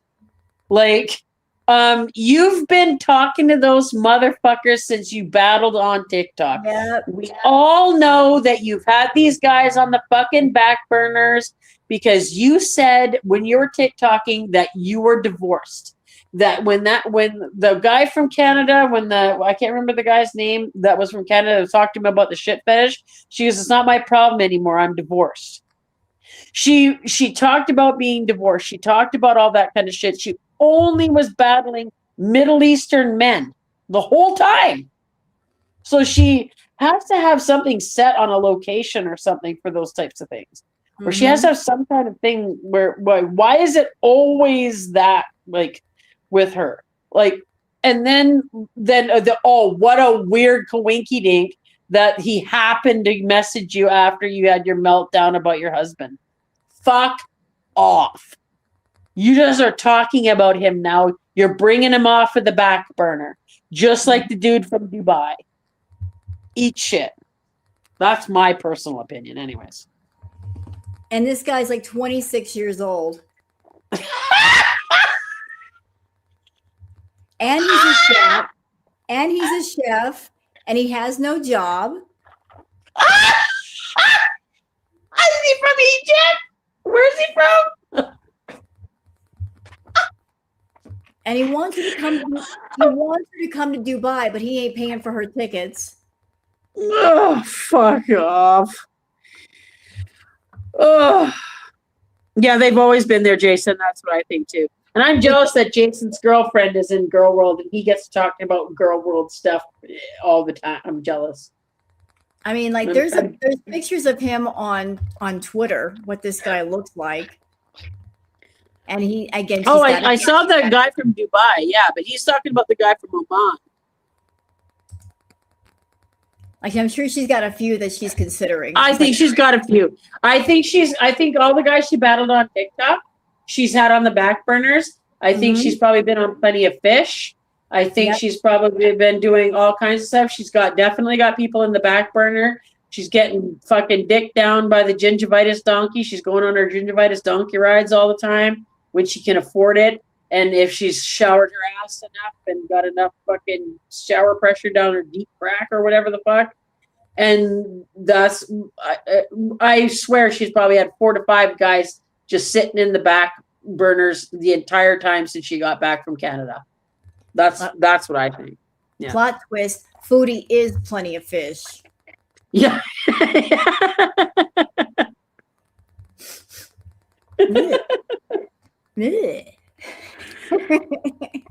Oh. She don't need to go on a site called Plenty of Fish. She is plenty of fish. Yeah, exactly. Penny Barracuda. Yeah. But it's like, she was talking to me about, like, yeah, I was talking to that guy, but I was being respectful of my husband. She keeps bringing it up. It's like you're already locking on target to find someone to talk about once you figure out that Salah has basically frozen you out. Yeah. Already gonna that's exactly what she's doing. Just to say that she's still desirable, she's still wanted, men want her. You missed out on this prize, and my shit stained, because we know that he fucking was he had the elephant pants because he probably had them wrapped around his pillow and slept in them at night before he got them fucking clean. we know that that's the fucking deal. She's gonna be absolutely doing all of this just to kind of spite him. And at the end of the day, she keeps saying, well, I have to do this all for myself. I have to do it for myself. I can't be for anybody else. No, you are so desperate that you were just talking about needing a man's touch. The way she said it. And all that kind of stuff. You know, we know she's just got all these guys on the back burner. She always has. Always has. Definitely when she got back, you know, out of spite, when she took off the fucking hijab and she was bald and she had no fucking shirt on, and she's like in days, like that she's been having these guys on the fucking back burner, you know. And then whenever Scatbot decides that he ups the ante by going to Malaysia, okay, well, you pay for Malaysia, that's good enough. Well, I'll say one thing for Foodie. She wanted to go to Malaysia, but considering the stains she left on that bench, she's already got the moist tropical climate going on between her legs. There's no need to. And she doesn't even have to jujitsu macaques. She doesn't have to jujitsu any macaques. She doesn't have to climb any stairs. It's not. No. She's just bringing the jungle down under. That's what's happening. She's just got jungle. She's got some jungle going on. We know that. Yeah, she's looking for her George in the jungle. Swampy ass, jungly. Listen, I'm from Florida, and that's not a swamp that even we would touch. Yeah. Hey, Big Korean, how you doing? Yep. But I think she kept track of all the guys on TikTok that would talk to her, because her bringing it up right now is just her feeling that she's comfortable enough to tell the sleazers that that's what's going on. She probably been wanting to talk about this since she met the fucking guy, but then he upped the ante with Malaysia, and then she decided, oh, well, I'll put him on the back burner now. But now that everybody doesn't like Scatbot and I vilified him a little bit, I'm going to talk about this. Suddenly, this guy that I battled 2.5 months ago suddenly fucking messaged me. Fuck off. You know, and if I don't know what's going to happen with this guy, if she's just going to be content with fat fishing this guy for like months until she's like, come meet me. And then she can't, because that's usually what fat fishers do. They play a game, they get attention. And then when the guy's like, I really want to meet you, then they cut it off because they know that they're lying. But if she gets into this guy, like she gets deadlocked on one of these guys, here's how it's probably going to go. She's going to be like, oh, like, I really like this guy. We're really in love. This is the one. And then she's going to make the decision to give up everything after getting 10 grand from the Beezers to pay her rent to get that place started. Like, she desperately wants to be out of Canada, and she wants out of that lease. And she's been desperately looking for a place to escape to get out of that lease. Yes. I don't think she's going to take I don't think she's going to stay the 14 months. She's been looking for a place to run to. And she's pissed off because the plan with Salah did not work. I think she wanted to go to Malaysia, go meet up with Salah in Malaysia, get him alone away from his family, force some contact. Then while she's there, kind of like blackmail him, take me back to Syria with you. And that way she could escape there. Well, that didn't fucking work. So now she's looking for another guy to run to that she can shack up with. She'll give up all her stuff. She'll give up her pets. She'll give up everything. She'll arrive with a suitcase and go, I'm here. And then he's kind of stuck with her. She's going to do the same thing to another guy that she did to fucking Salah. And then she's going to say, look at all that I've done for you. Absolutely. And I also think that Malaysia was going to be her, because she was going to go and have a wedding again there. She's going to go and renew their vows. You're divorced. You'd have to get married again. So if you were not even married, I think it was just a fucking Sharmuta marriage, right? Yep. And so Malaysia is somewhere that Canada recognizes as it's like a jumping off point for a lot of people. So Malaysia, they would go there, get married, and that would be his gateway to come here. And then she said, oh, he doesn't really want to come here. He's not 100% sure. It's like, of course he's not. Listen to you when you're at fucking home. You're nothing but a stunned bitch that gets high and is an absolute pig, and you're going to have all the power. The second he pisses you off, you're going to say, oh, by the way, he hit me. By the way, deport him. Like, she'll do that. She'll be that. Remember Muhammad and I can't believe I can't remember her name right now, on 90 Day Fiance? Mm-hmm. She reminds me a lot of that kind of, I'm going to get you deported. I'm going to fucking hold you here. That very same kind of thing. That's what it feels like. He doesn't want to come there because he knows that she's going to be in charge of all of it. Yep. She'll be there. If he pisses her off, I'm in Canada. My culture says I can tell you to fuck yourself and go get high, bitch, and you can't do anything about it.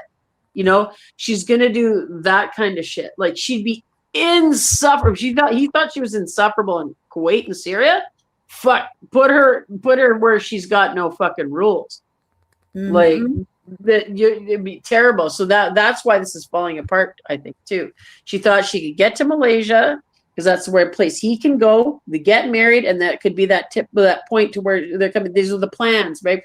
Oh, we have these long-term plans, and then now the plans are like, I'm not sure about this, and he's backing off from it.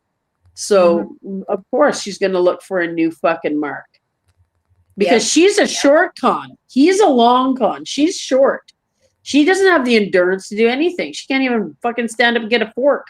Like, she's not going to be able to do a long con. He's long conning, and she's a short con. And I think the reason that she had this problem with the gingivitis donkey and a rivalry, and it's never going to get dropped, is A, she's a narc, she's not going to drop it. And B, they both are short cons. And they both tried to con each other, and neither one won. So they're still at a stalemate. I think that's what this is about. That's with Natter was already here in Canada, because she can't pull that who wants citizenship on him. Like, he's already here. You know, like, she can't, like, oh, I'll help you with citizenship. You know, like, Salah's, I don't know what she promised him. I don't know if she promised him citizenship, but she would never do it because she can't. She's got bankruptcies on her record. She could not be his guarantor. She could not be his sponsor. She never could. No, and she can't. No, she knew that. And she knew it would take a while for him to figure it out. Once he figured it out, it's like the game is over. He's figured it out. Like, you can't promise him that no more. Yeah. And Inferno's got it. She also fell in love with that fucking mathematics sex, man. Mm-hmm. Remember how she said, I see colors, he's amazing, and oh my God. In fact, she did all that shit all the time, called him an Adonis and shit. Like, and that's the thing, is like, she's really very, and remember how pissed she got when the gingivitis donkey called her easy? And it's like, well, because you are, dude.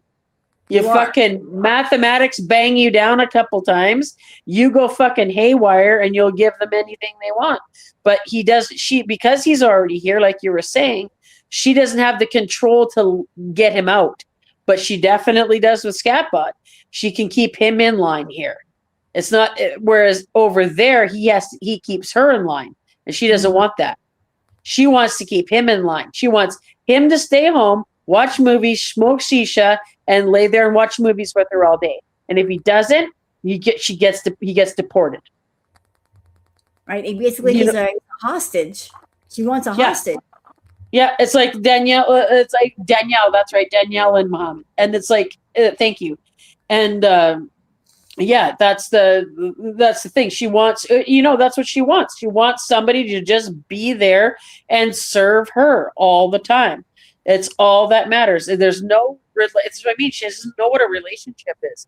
She doesn't understand the reciprocal nature and the compromising nature of relationships, whether they're friendships, anything, right? Like anything, even having a pet, you have to do the same thing. There's like, you got to compromise your time, your space, all that kind of stuff. Same thing. She just doesn't know. The cat's just a prop. The cat's a toy that I want to hug. I want you to love me now. I pay for your food. You have to love me now. I need love. You have to love me now because I feed you. She's terrible person. Interesting tidbit. She said that they don't really do video chats; they just do texting.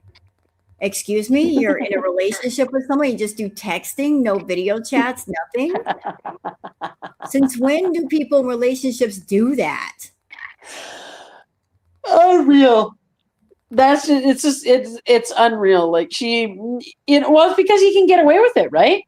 Mm-hmm. Like all he has to do is send her a heart emoji and say she's cute, call her a potato face, and then she'll fucking send him $100 a week. But that's all. That $100 is one less DoorDash to her. That's all that is. Well, ChatGPT could do that to her for free. Yeah, right. And that's what she said she wants. She's like, oh, you guys think I'm serious? I want a sex doll. It's like, dude, you should have fucking bought Oliver Thoreau before you even met. That was before Scatbot even existed. Yeah. You should have got that fucking doll. Yep. You would have been a fucking billionaire right now by the amount of fucking shit that you would have went. Yeah. That would have been content. Oh, mega content. Because remember she said, how are you going to get it how are you going to move it around? Oh, I don't know. I'll pretend he's handicapped. She'll get a fucking a doll. She'll go to the thrift store, get a fucking 1970s folding wheelchair. It'll be in the corner. He'll be all slumped over, covered in cat piss and got no glitter and fucking rogue eyelashes, laundry over top of him like an old fucking treadmill. It would have been great. That would have been the perfect man for Foodie. He would have been there all the time. She's not going to worry about him cheating. He doesn't talk when she doesn't want him to talk. He sits there with her and watches movies. I mean, it would have been perfect. Yeah. Pete's would have picked her up and, Pete, can you bring a bucket of water to clean fucking Homo Oliver Thoreau? Pete, can you put him in the car, Pete? I have to take off his dick. And she wanted a box of interchangeable heads and a box of interchangeable dicks. That's why I say eat a box of interchangeable dicks. That's why I say that. Because can you imagine that it would just be like there'd be heads because she watches all that gore and stuff. There'd just be heads around her house, one with a fucking old pissy wig on it and fucking one hold her keys in its mouth and fucking the fucking dick's just laying around on the floor. She's like, she trips over a fucking dick. Ooh, that's what it would be. It would have been content, man. Yeah. Can you imagine the wedding between Reginald and Foodie? I mean, that in itself would have been gold. She would have. Dude, she would have been on she would have went viral for marrying Homo Oliver Thoreau. And for those that don't know and weren't around during that, she was okay. She went to go and buy Reginald, but then Oliver was on sale. Foodie Beauty buys an S doll. By Just Saying. You can look it up on YouTube. Just Saying, Foodie Beauty buys an S doll. That's what the name of the video is. One of my favorite fucking streams, man. Her high as balls. She's got milk sitting and pickles and shit sitting on just out in the open in her bedroom, fucking with her desk mustard, high as fuck, thinking she's some hot shit. You think I'm not going to buy the sex doll? Just fucking watch me. And then she's sitting there and she's ordering it. Well, Oliver was on sale, and I know it because it was Spartan Lover, because the way she described everything, because she was like, well, you guys think veins are important? You think, what do you guys think? Do you guys think that like heating, do you think that's like self-cleaning and all this stuff? And so, and you know, she's so lazy that she searched up. So it's Spartan Lover Oliver. That's the one, and those are the pictures I used for Homo Oliver Soro. Then she said, oh, I'm going to name him. I'm not going to, what should I name him? I don't want Oliver, not Oliver. And somebody goes, Reggie. It's like, oh yeah, Reggie. That's super creative considering the first one you looked at, his name was Reginald. Fucking idiot. And then somebody said, call it Homo. She goes, oh, Homo. Oh my God, Homo, yes. Homo is the name of the gingivitis donkey's brother that lives in Egypt. Mm-hmm. So she wanted to name her sex doll after the gingivitis donkey's brother. She's such a boss around Patty. Fucking crazy work. That's fucking crazy work. But just imagine the wedding between this S doll and Foodie. Like, Reginald could put a ring made out of silly putty around her finger. And then there's drama at the wedding because Barbie shows up. You know, like, we're in our wedding. And then Foodie kicks her ass. It would be great. Totally. Yeah, somebody door dashes her a fucking Barbie.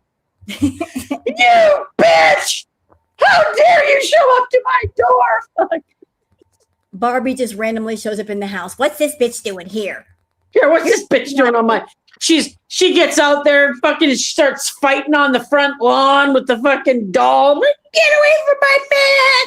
And then people call the cops and they'll be like, was there a domestic? Oh, people said there's a fight out here. Oh shit, you're just beating up a doll. They fucking want to try to take my fucking man. And like, come on, that's content. Nope, but we're smoking a joint talking about DoorDash. Like, can you imagine Foodie, like the comedy gold it would have been, like Foodie comes on stream crying, mascara going down her face. Guys, I hate to tell you this. I caught him cheating. I caught him walking the aisles at Toys R Us. Yeah. He was staring at Barbie. Motherfucker. Yeah, motherfucker. He's even having a fling with G.I. Joe. I can't fucking believe it. I'm absolutely. I saw Teddy Ruxpin was in there fucking talking about how we're going to be best friends. Fuck off! There's melted plastic all over the sheets. I don't understand what's going on here. I feel so rejected. She walks up, just slaps Hamo across the face.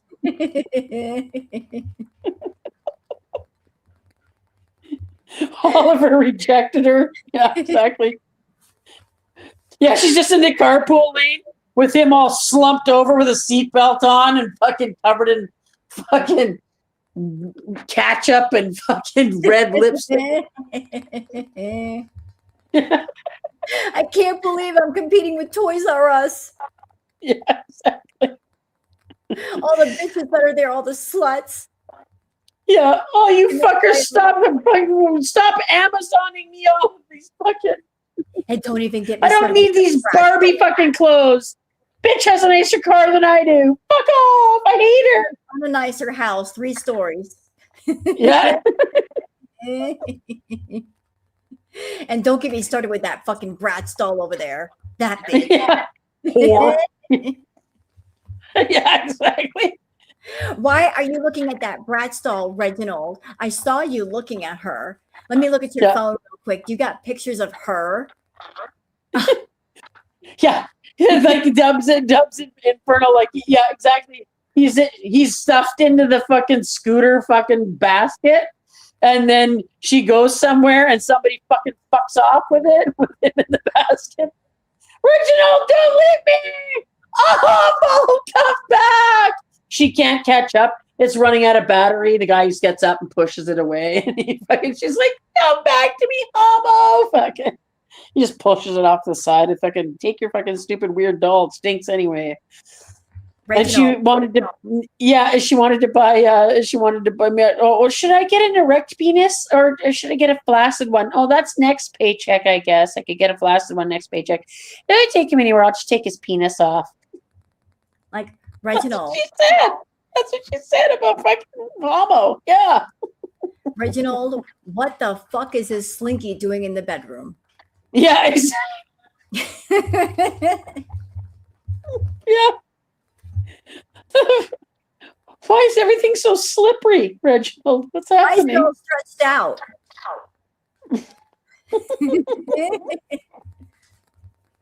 Sluts or us. Yeah, exactly.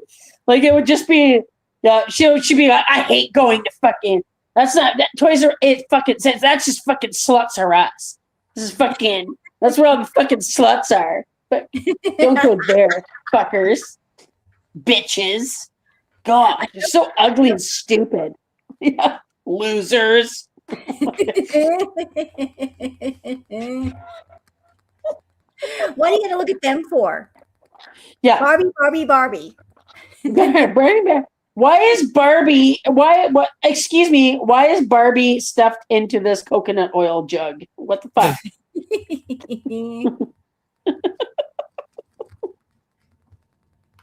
Why is she calling my phone? Yeah.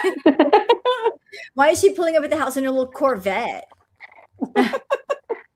Bitch. Fucking who needs a Corvette? They only got 2 seats, fucker. What a bitch. She's a loser. There's oil everywhere.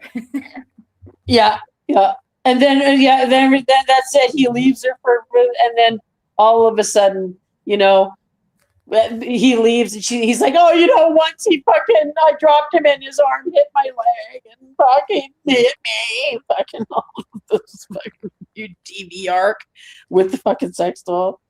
Oh my God. I'm telling you, she missed a bunch of comedy gold by not getting Reginald. It would have been fantastic. Oh, amazing. She would have still had the Kia. She would have still been living with Pete. She would have moved to the mansion, right? That's what the plan was, to move to the mansion. Yeah. She would have had the content house and all that kind of shit. She would have had homo fuck, dude. She was making $20K a month when she first met fucking Scatbot. Where's that now? She lost everything fucking with this idiot. And hey, Rampage, my puppy's doing really well. My puppy is doing super well. Yeah, she's hanging out with her sisters right now. She's got 2 sisters left here, and so she's not with me in the cabin right now. She's and hanging out with her sisters until they go, and then she'll hang out with us. But she's doing fantastic. Yeah, she's doing really great. She's a really good puppy. Real quiet, doesn't whine, nothing. Yeah, she's learned how to sit real fast, everything. She's super cool little dog. That's another opportunity. She could have done OF with Hamo all day long. Well, that's what she wanted to do. Remember, she said that during that stream. She said, it's an investment for me for OF content. Mm-hmm. That's what she wanted to do. She wanted to use Hamo for OF content. And you wouldn't need poppers for him. Yep. And you wouldn't need to pay him. You wouldn't need to pay him nothing. You just have to buy him. He's just pure fucking profit after that. Yeah. He's on call. She still had OF when she was going to originally buy him. Yeah. Been a willing partner, always with a smile on his face. Oh, yeah. Mr. Potato Head. I mean, he can't do anything about the bread between your legs, but that's another story. Yeah. He won't complain about it. No. He doesn't care what you eat. He doesn't care what you smell like. He doesn't care about none of that shit. You can call him a fucking inbred dog to his face all you want. He doesn't give a fuck. No, you don't have to kiss his feet. Yeah, she'll probably still kiss his feet. Yeah, exactly. In a bad nostalgia. Yeah, exactly.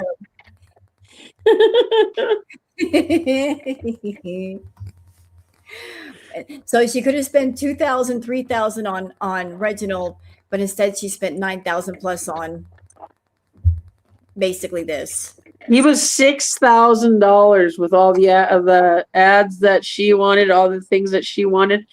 Him himself is $2,000, but she wanted all of these added because I did it. I did it on live stream on my. I didn't show it obviously, but I went through it and talked it through and went, okay, well, she wanted this, wanted that, wanted this, wanted that, and now with the price differences and stuff.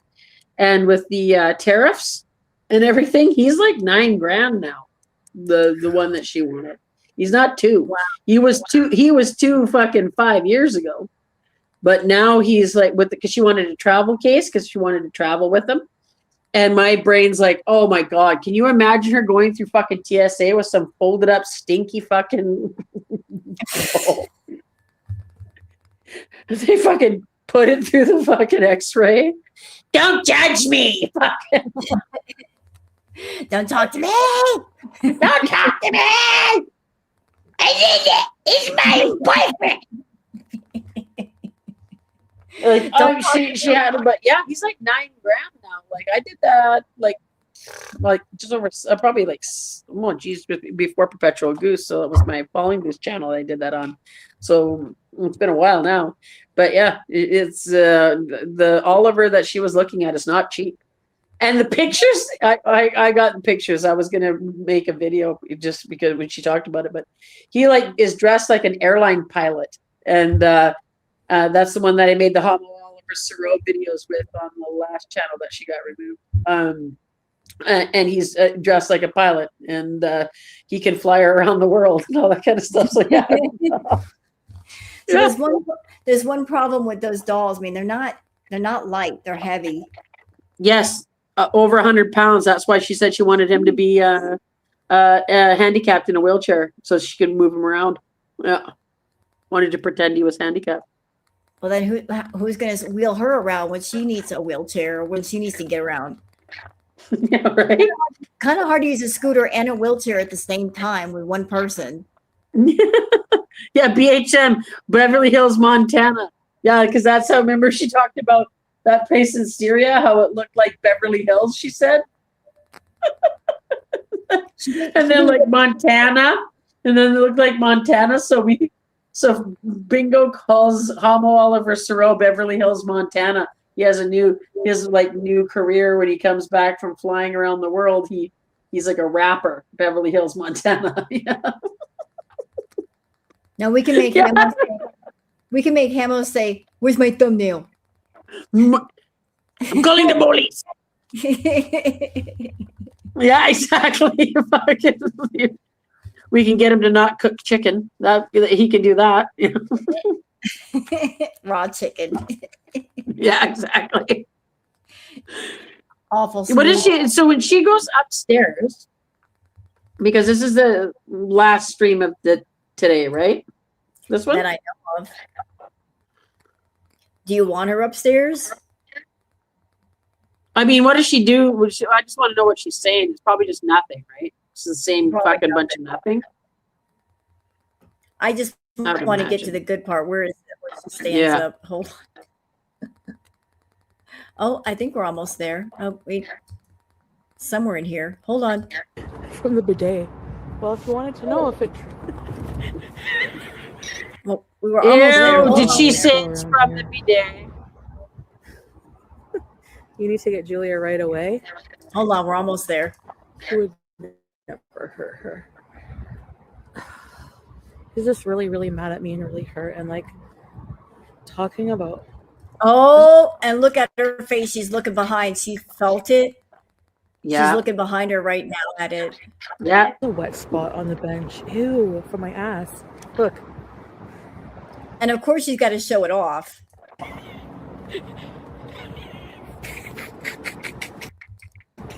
From the bidet. But keep showing it, man. No, You think that's not going to end up on your fucking building reviews by the fucking trolls? What the hell? Remember I told you I went to the grocery store once like that on shrooms? And this homeless man came up to me and was like, saw my ass stain and he was like, What? yeah, snail trail. So fucking gross, dude. Laughing about it doesn't make it not gross. It's not quirky and funny. It's fucking disgusting. You're 42 years old. Yoga ball bees. Come on, Scooty. I love you. Yalla. Wait, I what? hate the fucking She yellow stuff. actually took the scooter out to. She took. Of course she did. Of course she did. Of course she's going to be rolling those dirty fucking wheels through the lobby, up the thing, so somebody has to be responsible for cleaning up behind her. Like, every time she runs down to get her DoorDash, you know she's driving that fucking thing. It's like beep, beep, beep. Remember she said somebody in the hallway was like, what the fuck is that? Like, and it's like, that's the thing. She does that at like 2 a.m. to go get her fucking DoorDash. Like, her grossness is going to catch up with her. It has to. She should just change her name to Poopy Beauty. Seriously. Totally. Yeah. Absolutely. It's not cute. It's not funny. It's not quirky. It's disgusting. No, it isn't funny. Like, you're just leaving that for the. You know what? I wonder if the pictures of that are going to show up on the website tomorrow. That's exactly what I'm thinking. The trolls are going to be showing that probably. I mean, that's fucking gross, man. Like, how do you not know that tomorrow morning there's not going to be a little kid that's like mom and dad are out there walking around and their kid like is bombing around on the bench, or you know what I mean, or whatever? Like, it's fucking gross, man. That's your fucking ass. But she did that in Thailand. I have a picture of her. Remember in Thailand when she was there for that month? There was that little koi pond outside the front there. Yeah. And there was a chair there. She used to sit on that chair and rest before she walked across the road to the fucking that 10 feet across the road to that 7-Eleven. And she stood up from that chair and just happened to kind of look back. And there was a big fucking ass crack mark on that too. Those kinds of things she leaves everywhere. That is not fucking good, dude. Like, if it's gross, number one, it's just gross. But if your body is leaving that everywhere you sit, how are you leaving? How do you leave? Gross. I don't know. And my brain's shorting out trying to think about how those are created. I don't want to think about I'm getting worried about something, Goose. She just went live on Kick again. Get out. She's alive right now? Right. She's high. 100%, dude. Like, dude, like she's been live all day. It's like it's 3:30 in the morning where she is. She's unraveling, bro. Like, I honestly think that it's completely over between her and Salah. He basically is ghosting her, told her to fuck off, and she's unraveling like nobody's business. Yeah, I think she's not been sleeping for 2 days. She didn't sleep last night. I think she was up trying to get a hold of him in Syria during the time. And then she's probably up now trying to get a hold of him because of the time in Syria. Hold on, let me check something real quick. Damn it. So she's not live on Kick. She's not live on Kick. Is she live on YouTube? On YouTube? No. But somebody said like she's live, and I'm like, huh? She's not live. At least not on Kick. But I'm like, why is she live again? She's been live for how many times today? How many times was she live today, Kitten? Like 3, 4? Holy fuck. Like, she was literally live all fucking day. These are crackhead Olympic hours, man. Mm-hmm. Like, this she's is just crazy. like, she's like waiting and waiting for him to contact her 3 times. 3 times. You will soon need some time. Listen, all of us OGs, this is what we're used to. Yeah. This is what we're used to. This is what Girl World really is the tag team bunch of people that had to keep up with this shit for fucking, like, you couldn't fall asleep without her going live again at the villa. Like, you fell asleep, you had to wake up and you'd be like trying to keep up with what somebody else had to catch while you were sleeping. Like, it was nonstop. Like it never stopped at the villa. Let me tell you what my schedule was like during Crack at Olympics. I would wake up at 8 o'clock in the morning, and Foodie's already been live twice. So she's got 2 lives under her belt while I've been sleeping. So I wake up, get a little bit of breakfast, go straight to my computer, look at her lives, react to them because I never went live. I just did videos. So I would do like video reacts to Foodie, post those with the thumbnails. By the time I'm done, there's 2 more. Yeah. And then you cover those 2, and then there's 2 more.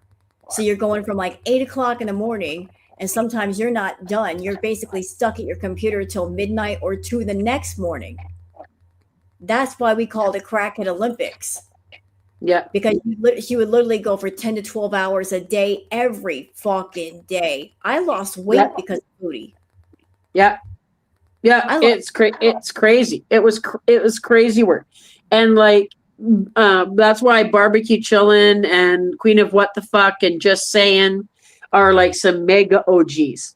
Like those 3 channels used to keep us up on a lot of stuff because because one was in Spain, one was like, you know, like you kind of have to be in different parts of the world at different time zones to be able to catch. Like Girl World is a team effort. Like I'm so happy now with people that are in different time zones again, like in the UK and like Fat Cow and Aggie and Mavis and Mutthead and you know all those kind of guys that are there. They are on a different sleep schedule, so they catch stuff too now. But it's like when we're not, but that's crazy. Like it's crazy. She says that we don't have a life, right? Somebody who's live and sleeping half the day and then live half the day, staring at her phone, talking about DoorDash, shitting herself. You know, it's sometimes Foodie would go live at like 1, 2, 3 in the morning because she was trying to be shifty and sneaky. If she had a rage or something she had on her mind, she would wait till she like 2, 3 in the morning when she thinks most of us would sleep, trying to sneak the live past us, and then she would dirty delete. Somebody would always dirty delete. It would take the whole community catching everything to keep up with her, because if you were exhausted, which you were often exhausted, I mean, we weren't sleeping, trying to keep up with her crazy, you know, Coca-Cola ass. Yep. You know, like, you know, it was 12 hours of just straight reacting to Foodie. And then you're like, are we done? I hope we're done. Yep. 1, 2 a.m. she comes live. Oh, shit. Yeah, and like Pulpy, dude. Pulpy I was so thankful for because of his time in Australia to be able, like when I would get up, it would be like there'd be Pulpy because you're like, holy shit, she was live again. And like you said, she would dirty delete. A good majority of what Just Saying, Queen of What the Fuck, and Barbecue Chicken. Well, she was Barbecue Chicken then, and now it's Barbecue Chillin'. But those 3 channels really did kind of minimal. They just were doing the clips because she was still the same. It was like hours of her singing that are cut out, hours of her eating and chewing cut out.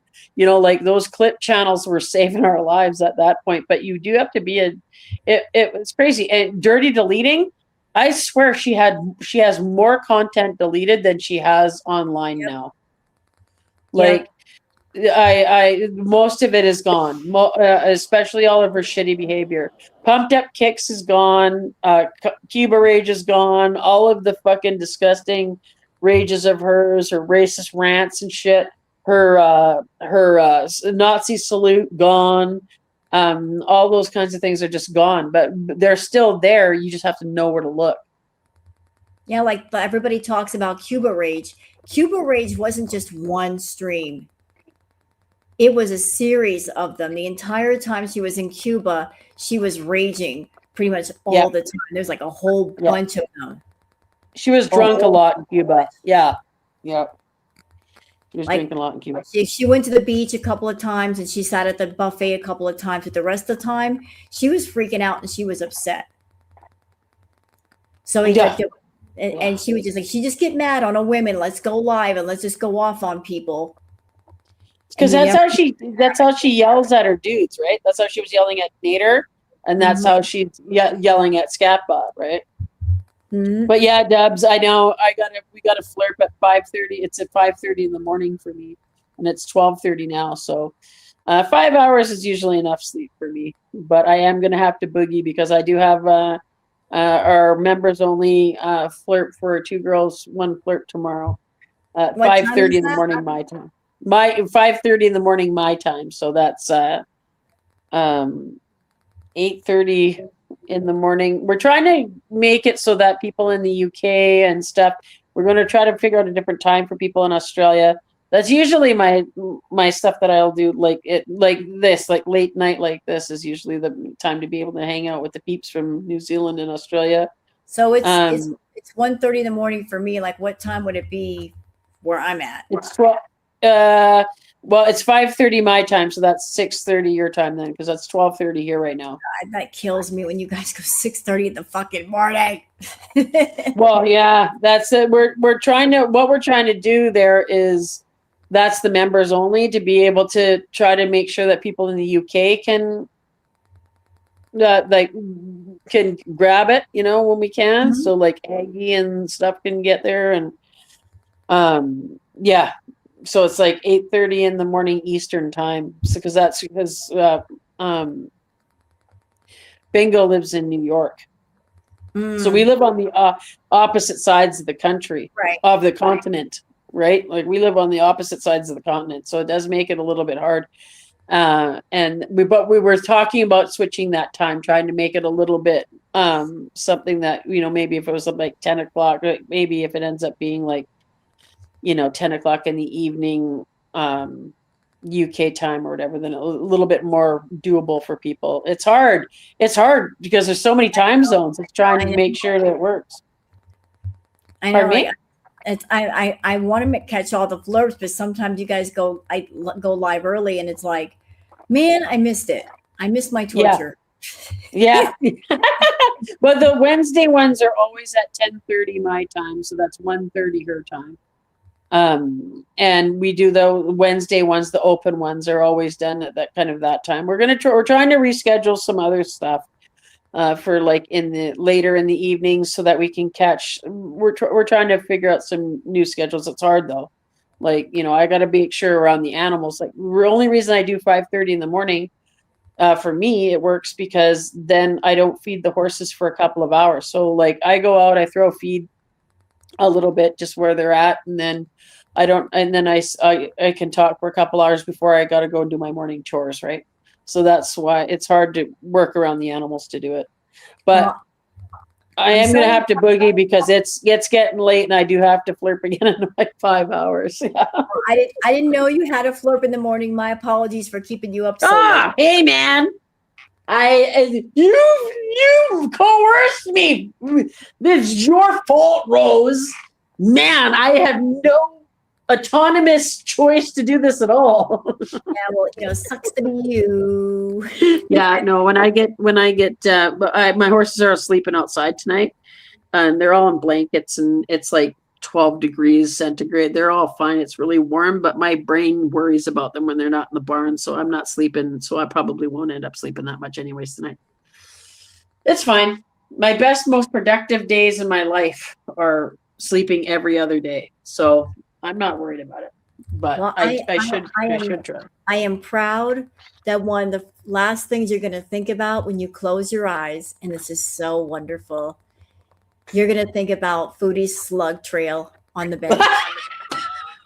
Yay! Thank you. And it's me that's the problem, Rose, right? It's me that's the problem? Okay. Just clarifying. Okay. This is karma for all the nightmares you caused me. But yeah, see, Ophelia knows what time it is. Rose is a bad influence. See, we know.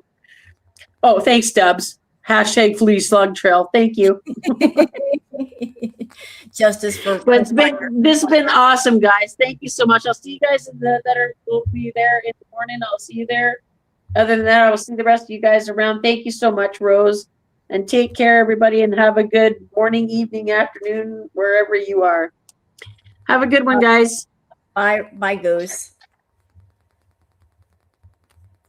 Well, thank you guys. It's 1:30 in the morning. So I'm going to go and get in bed with the Queen Booger. She's been wanting me to get in bed for a minute. You guys have been amazing tonight. It's been really, really fun.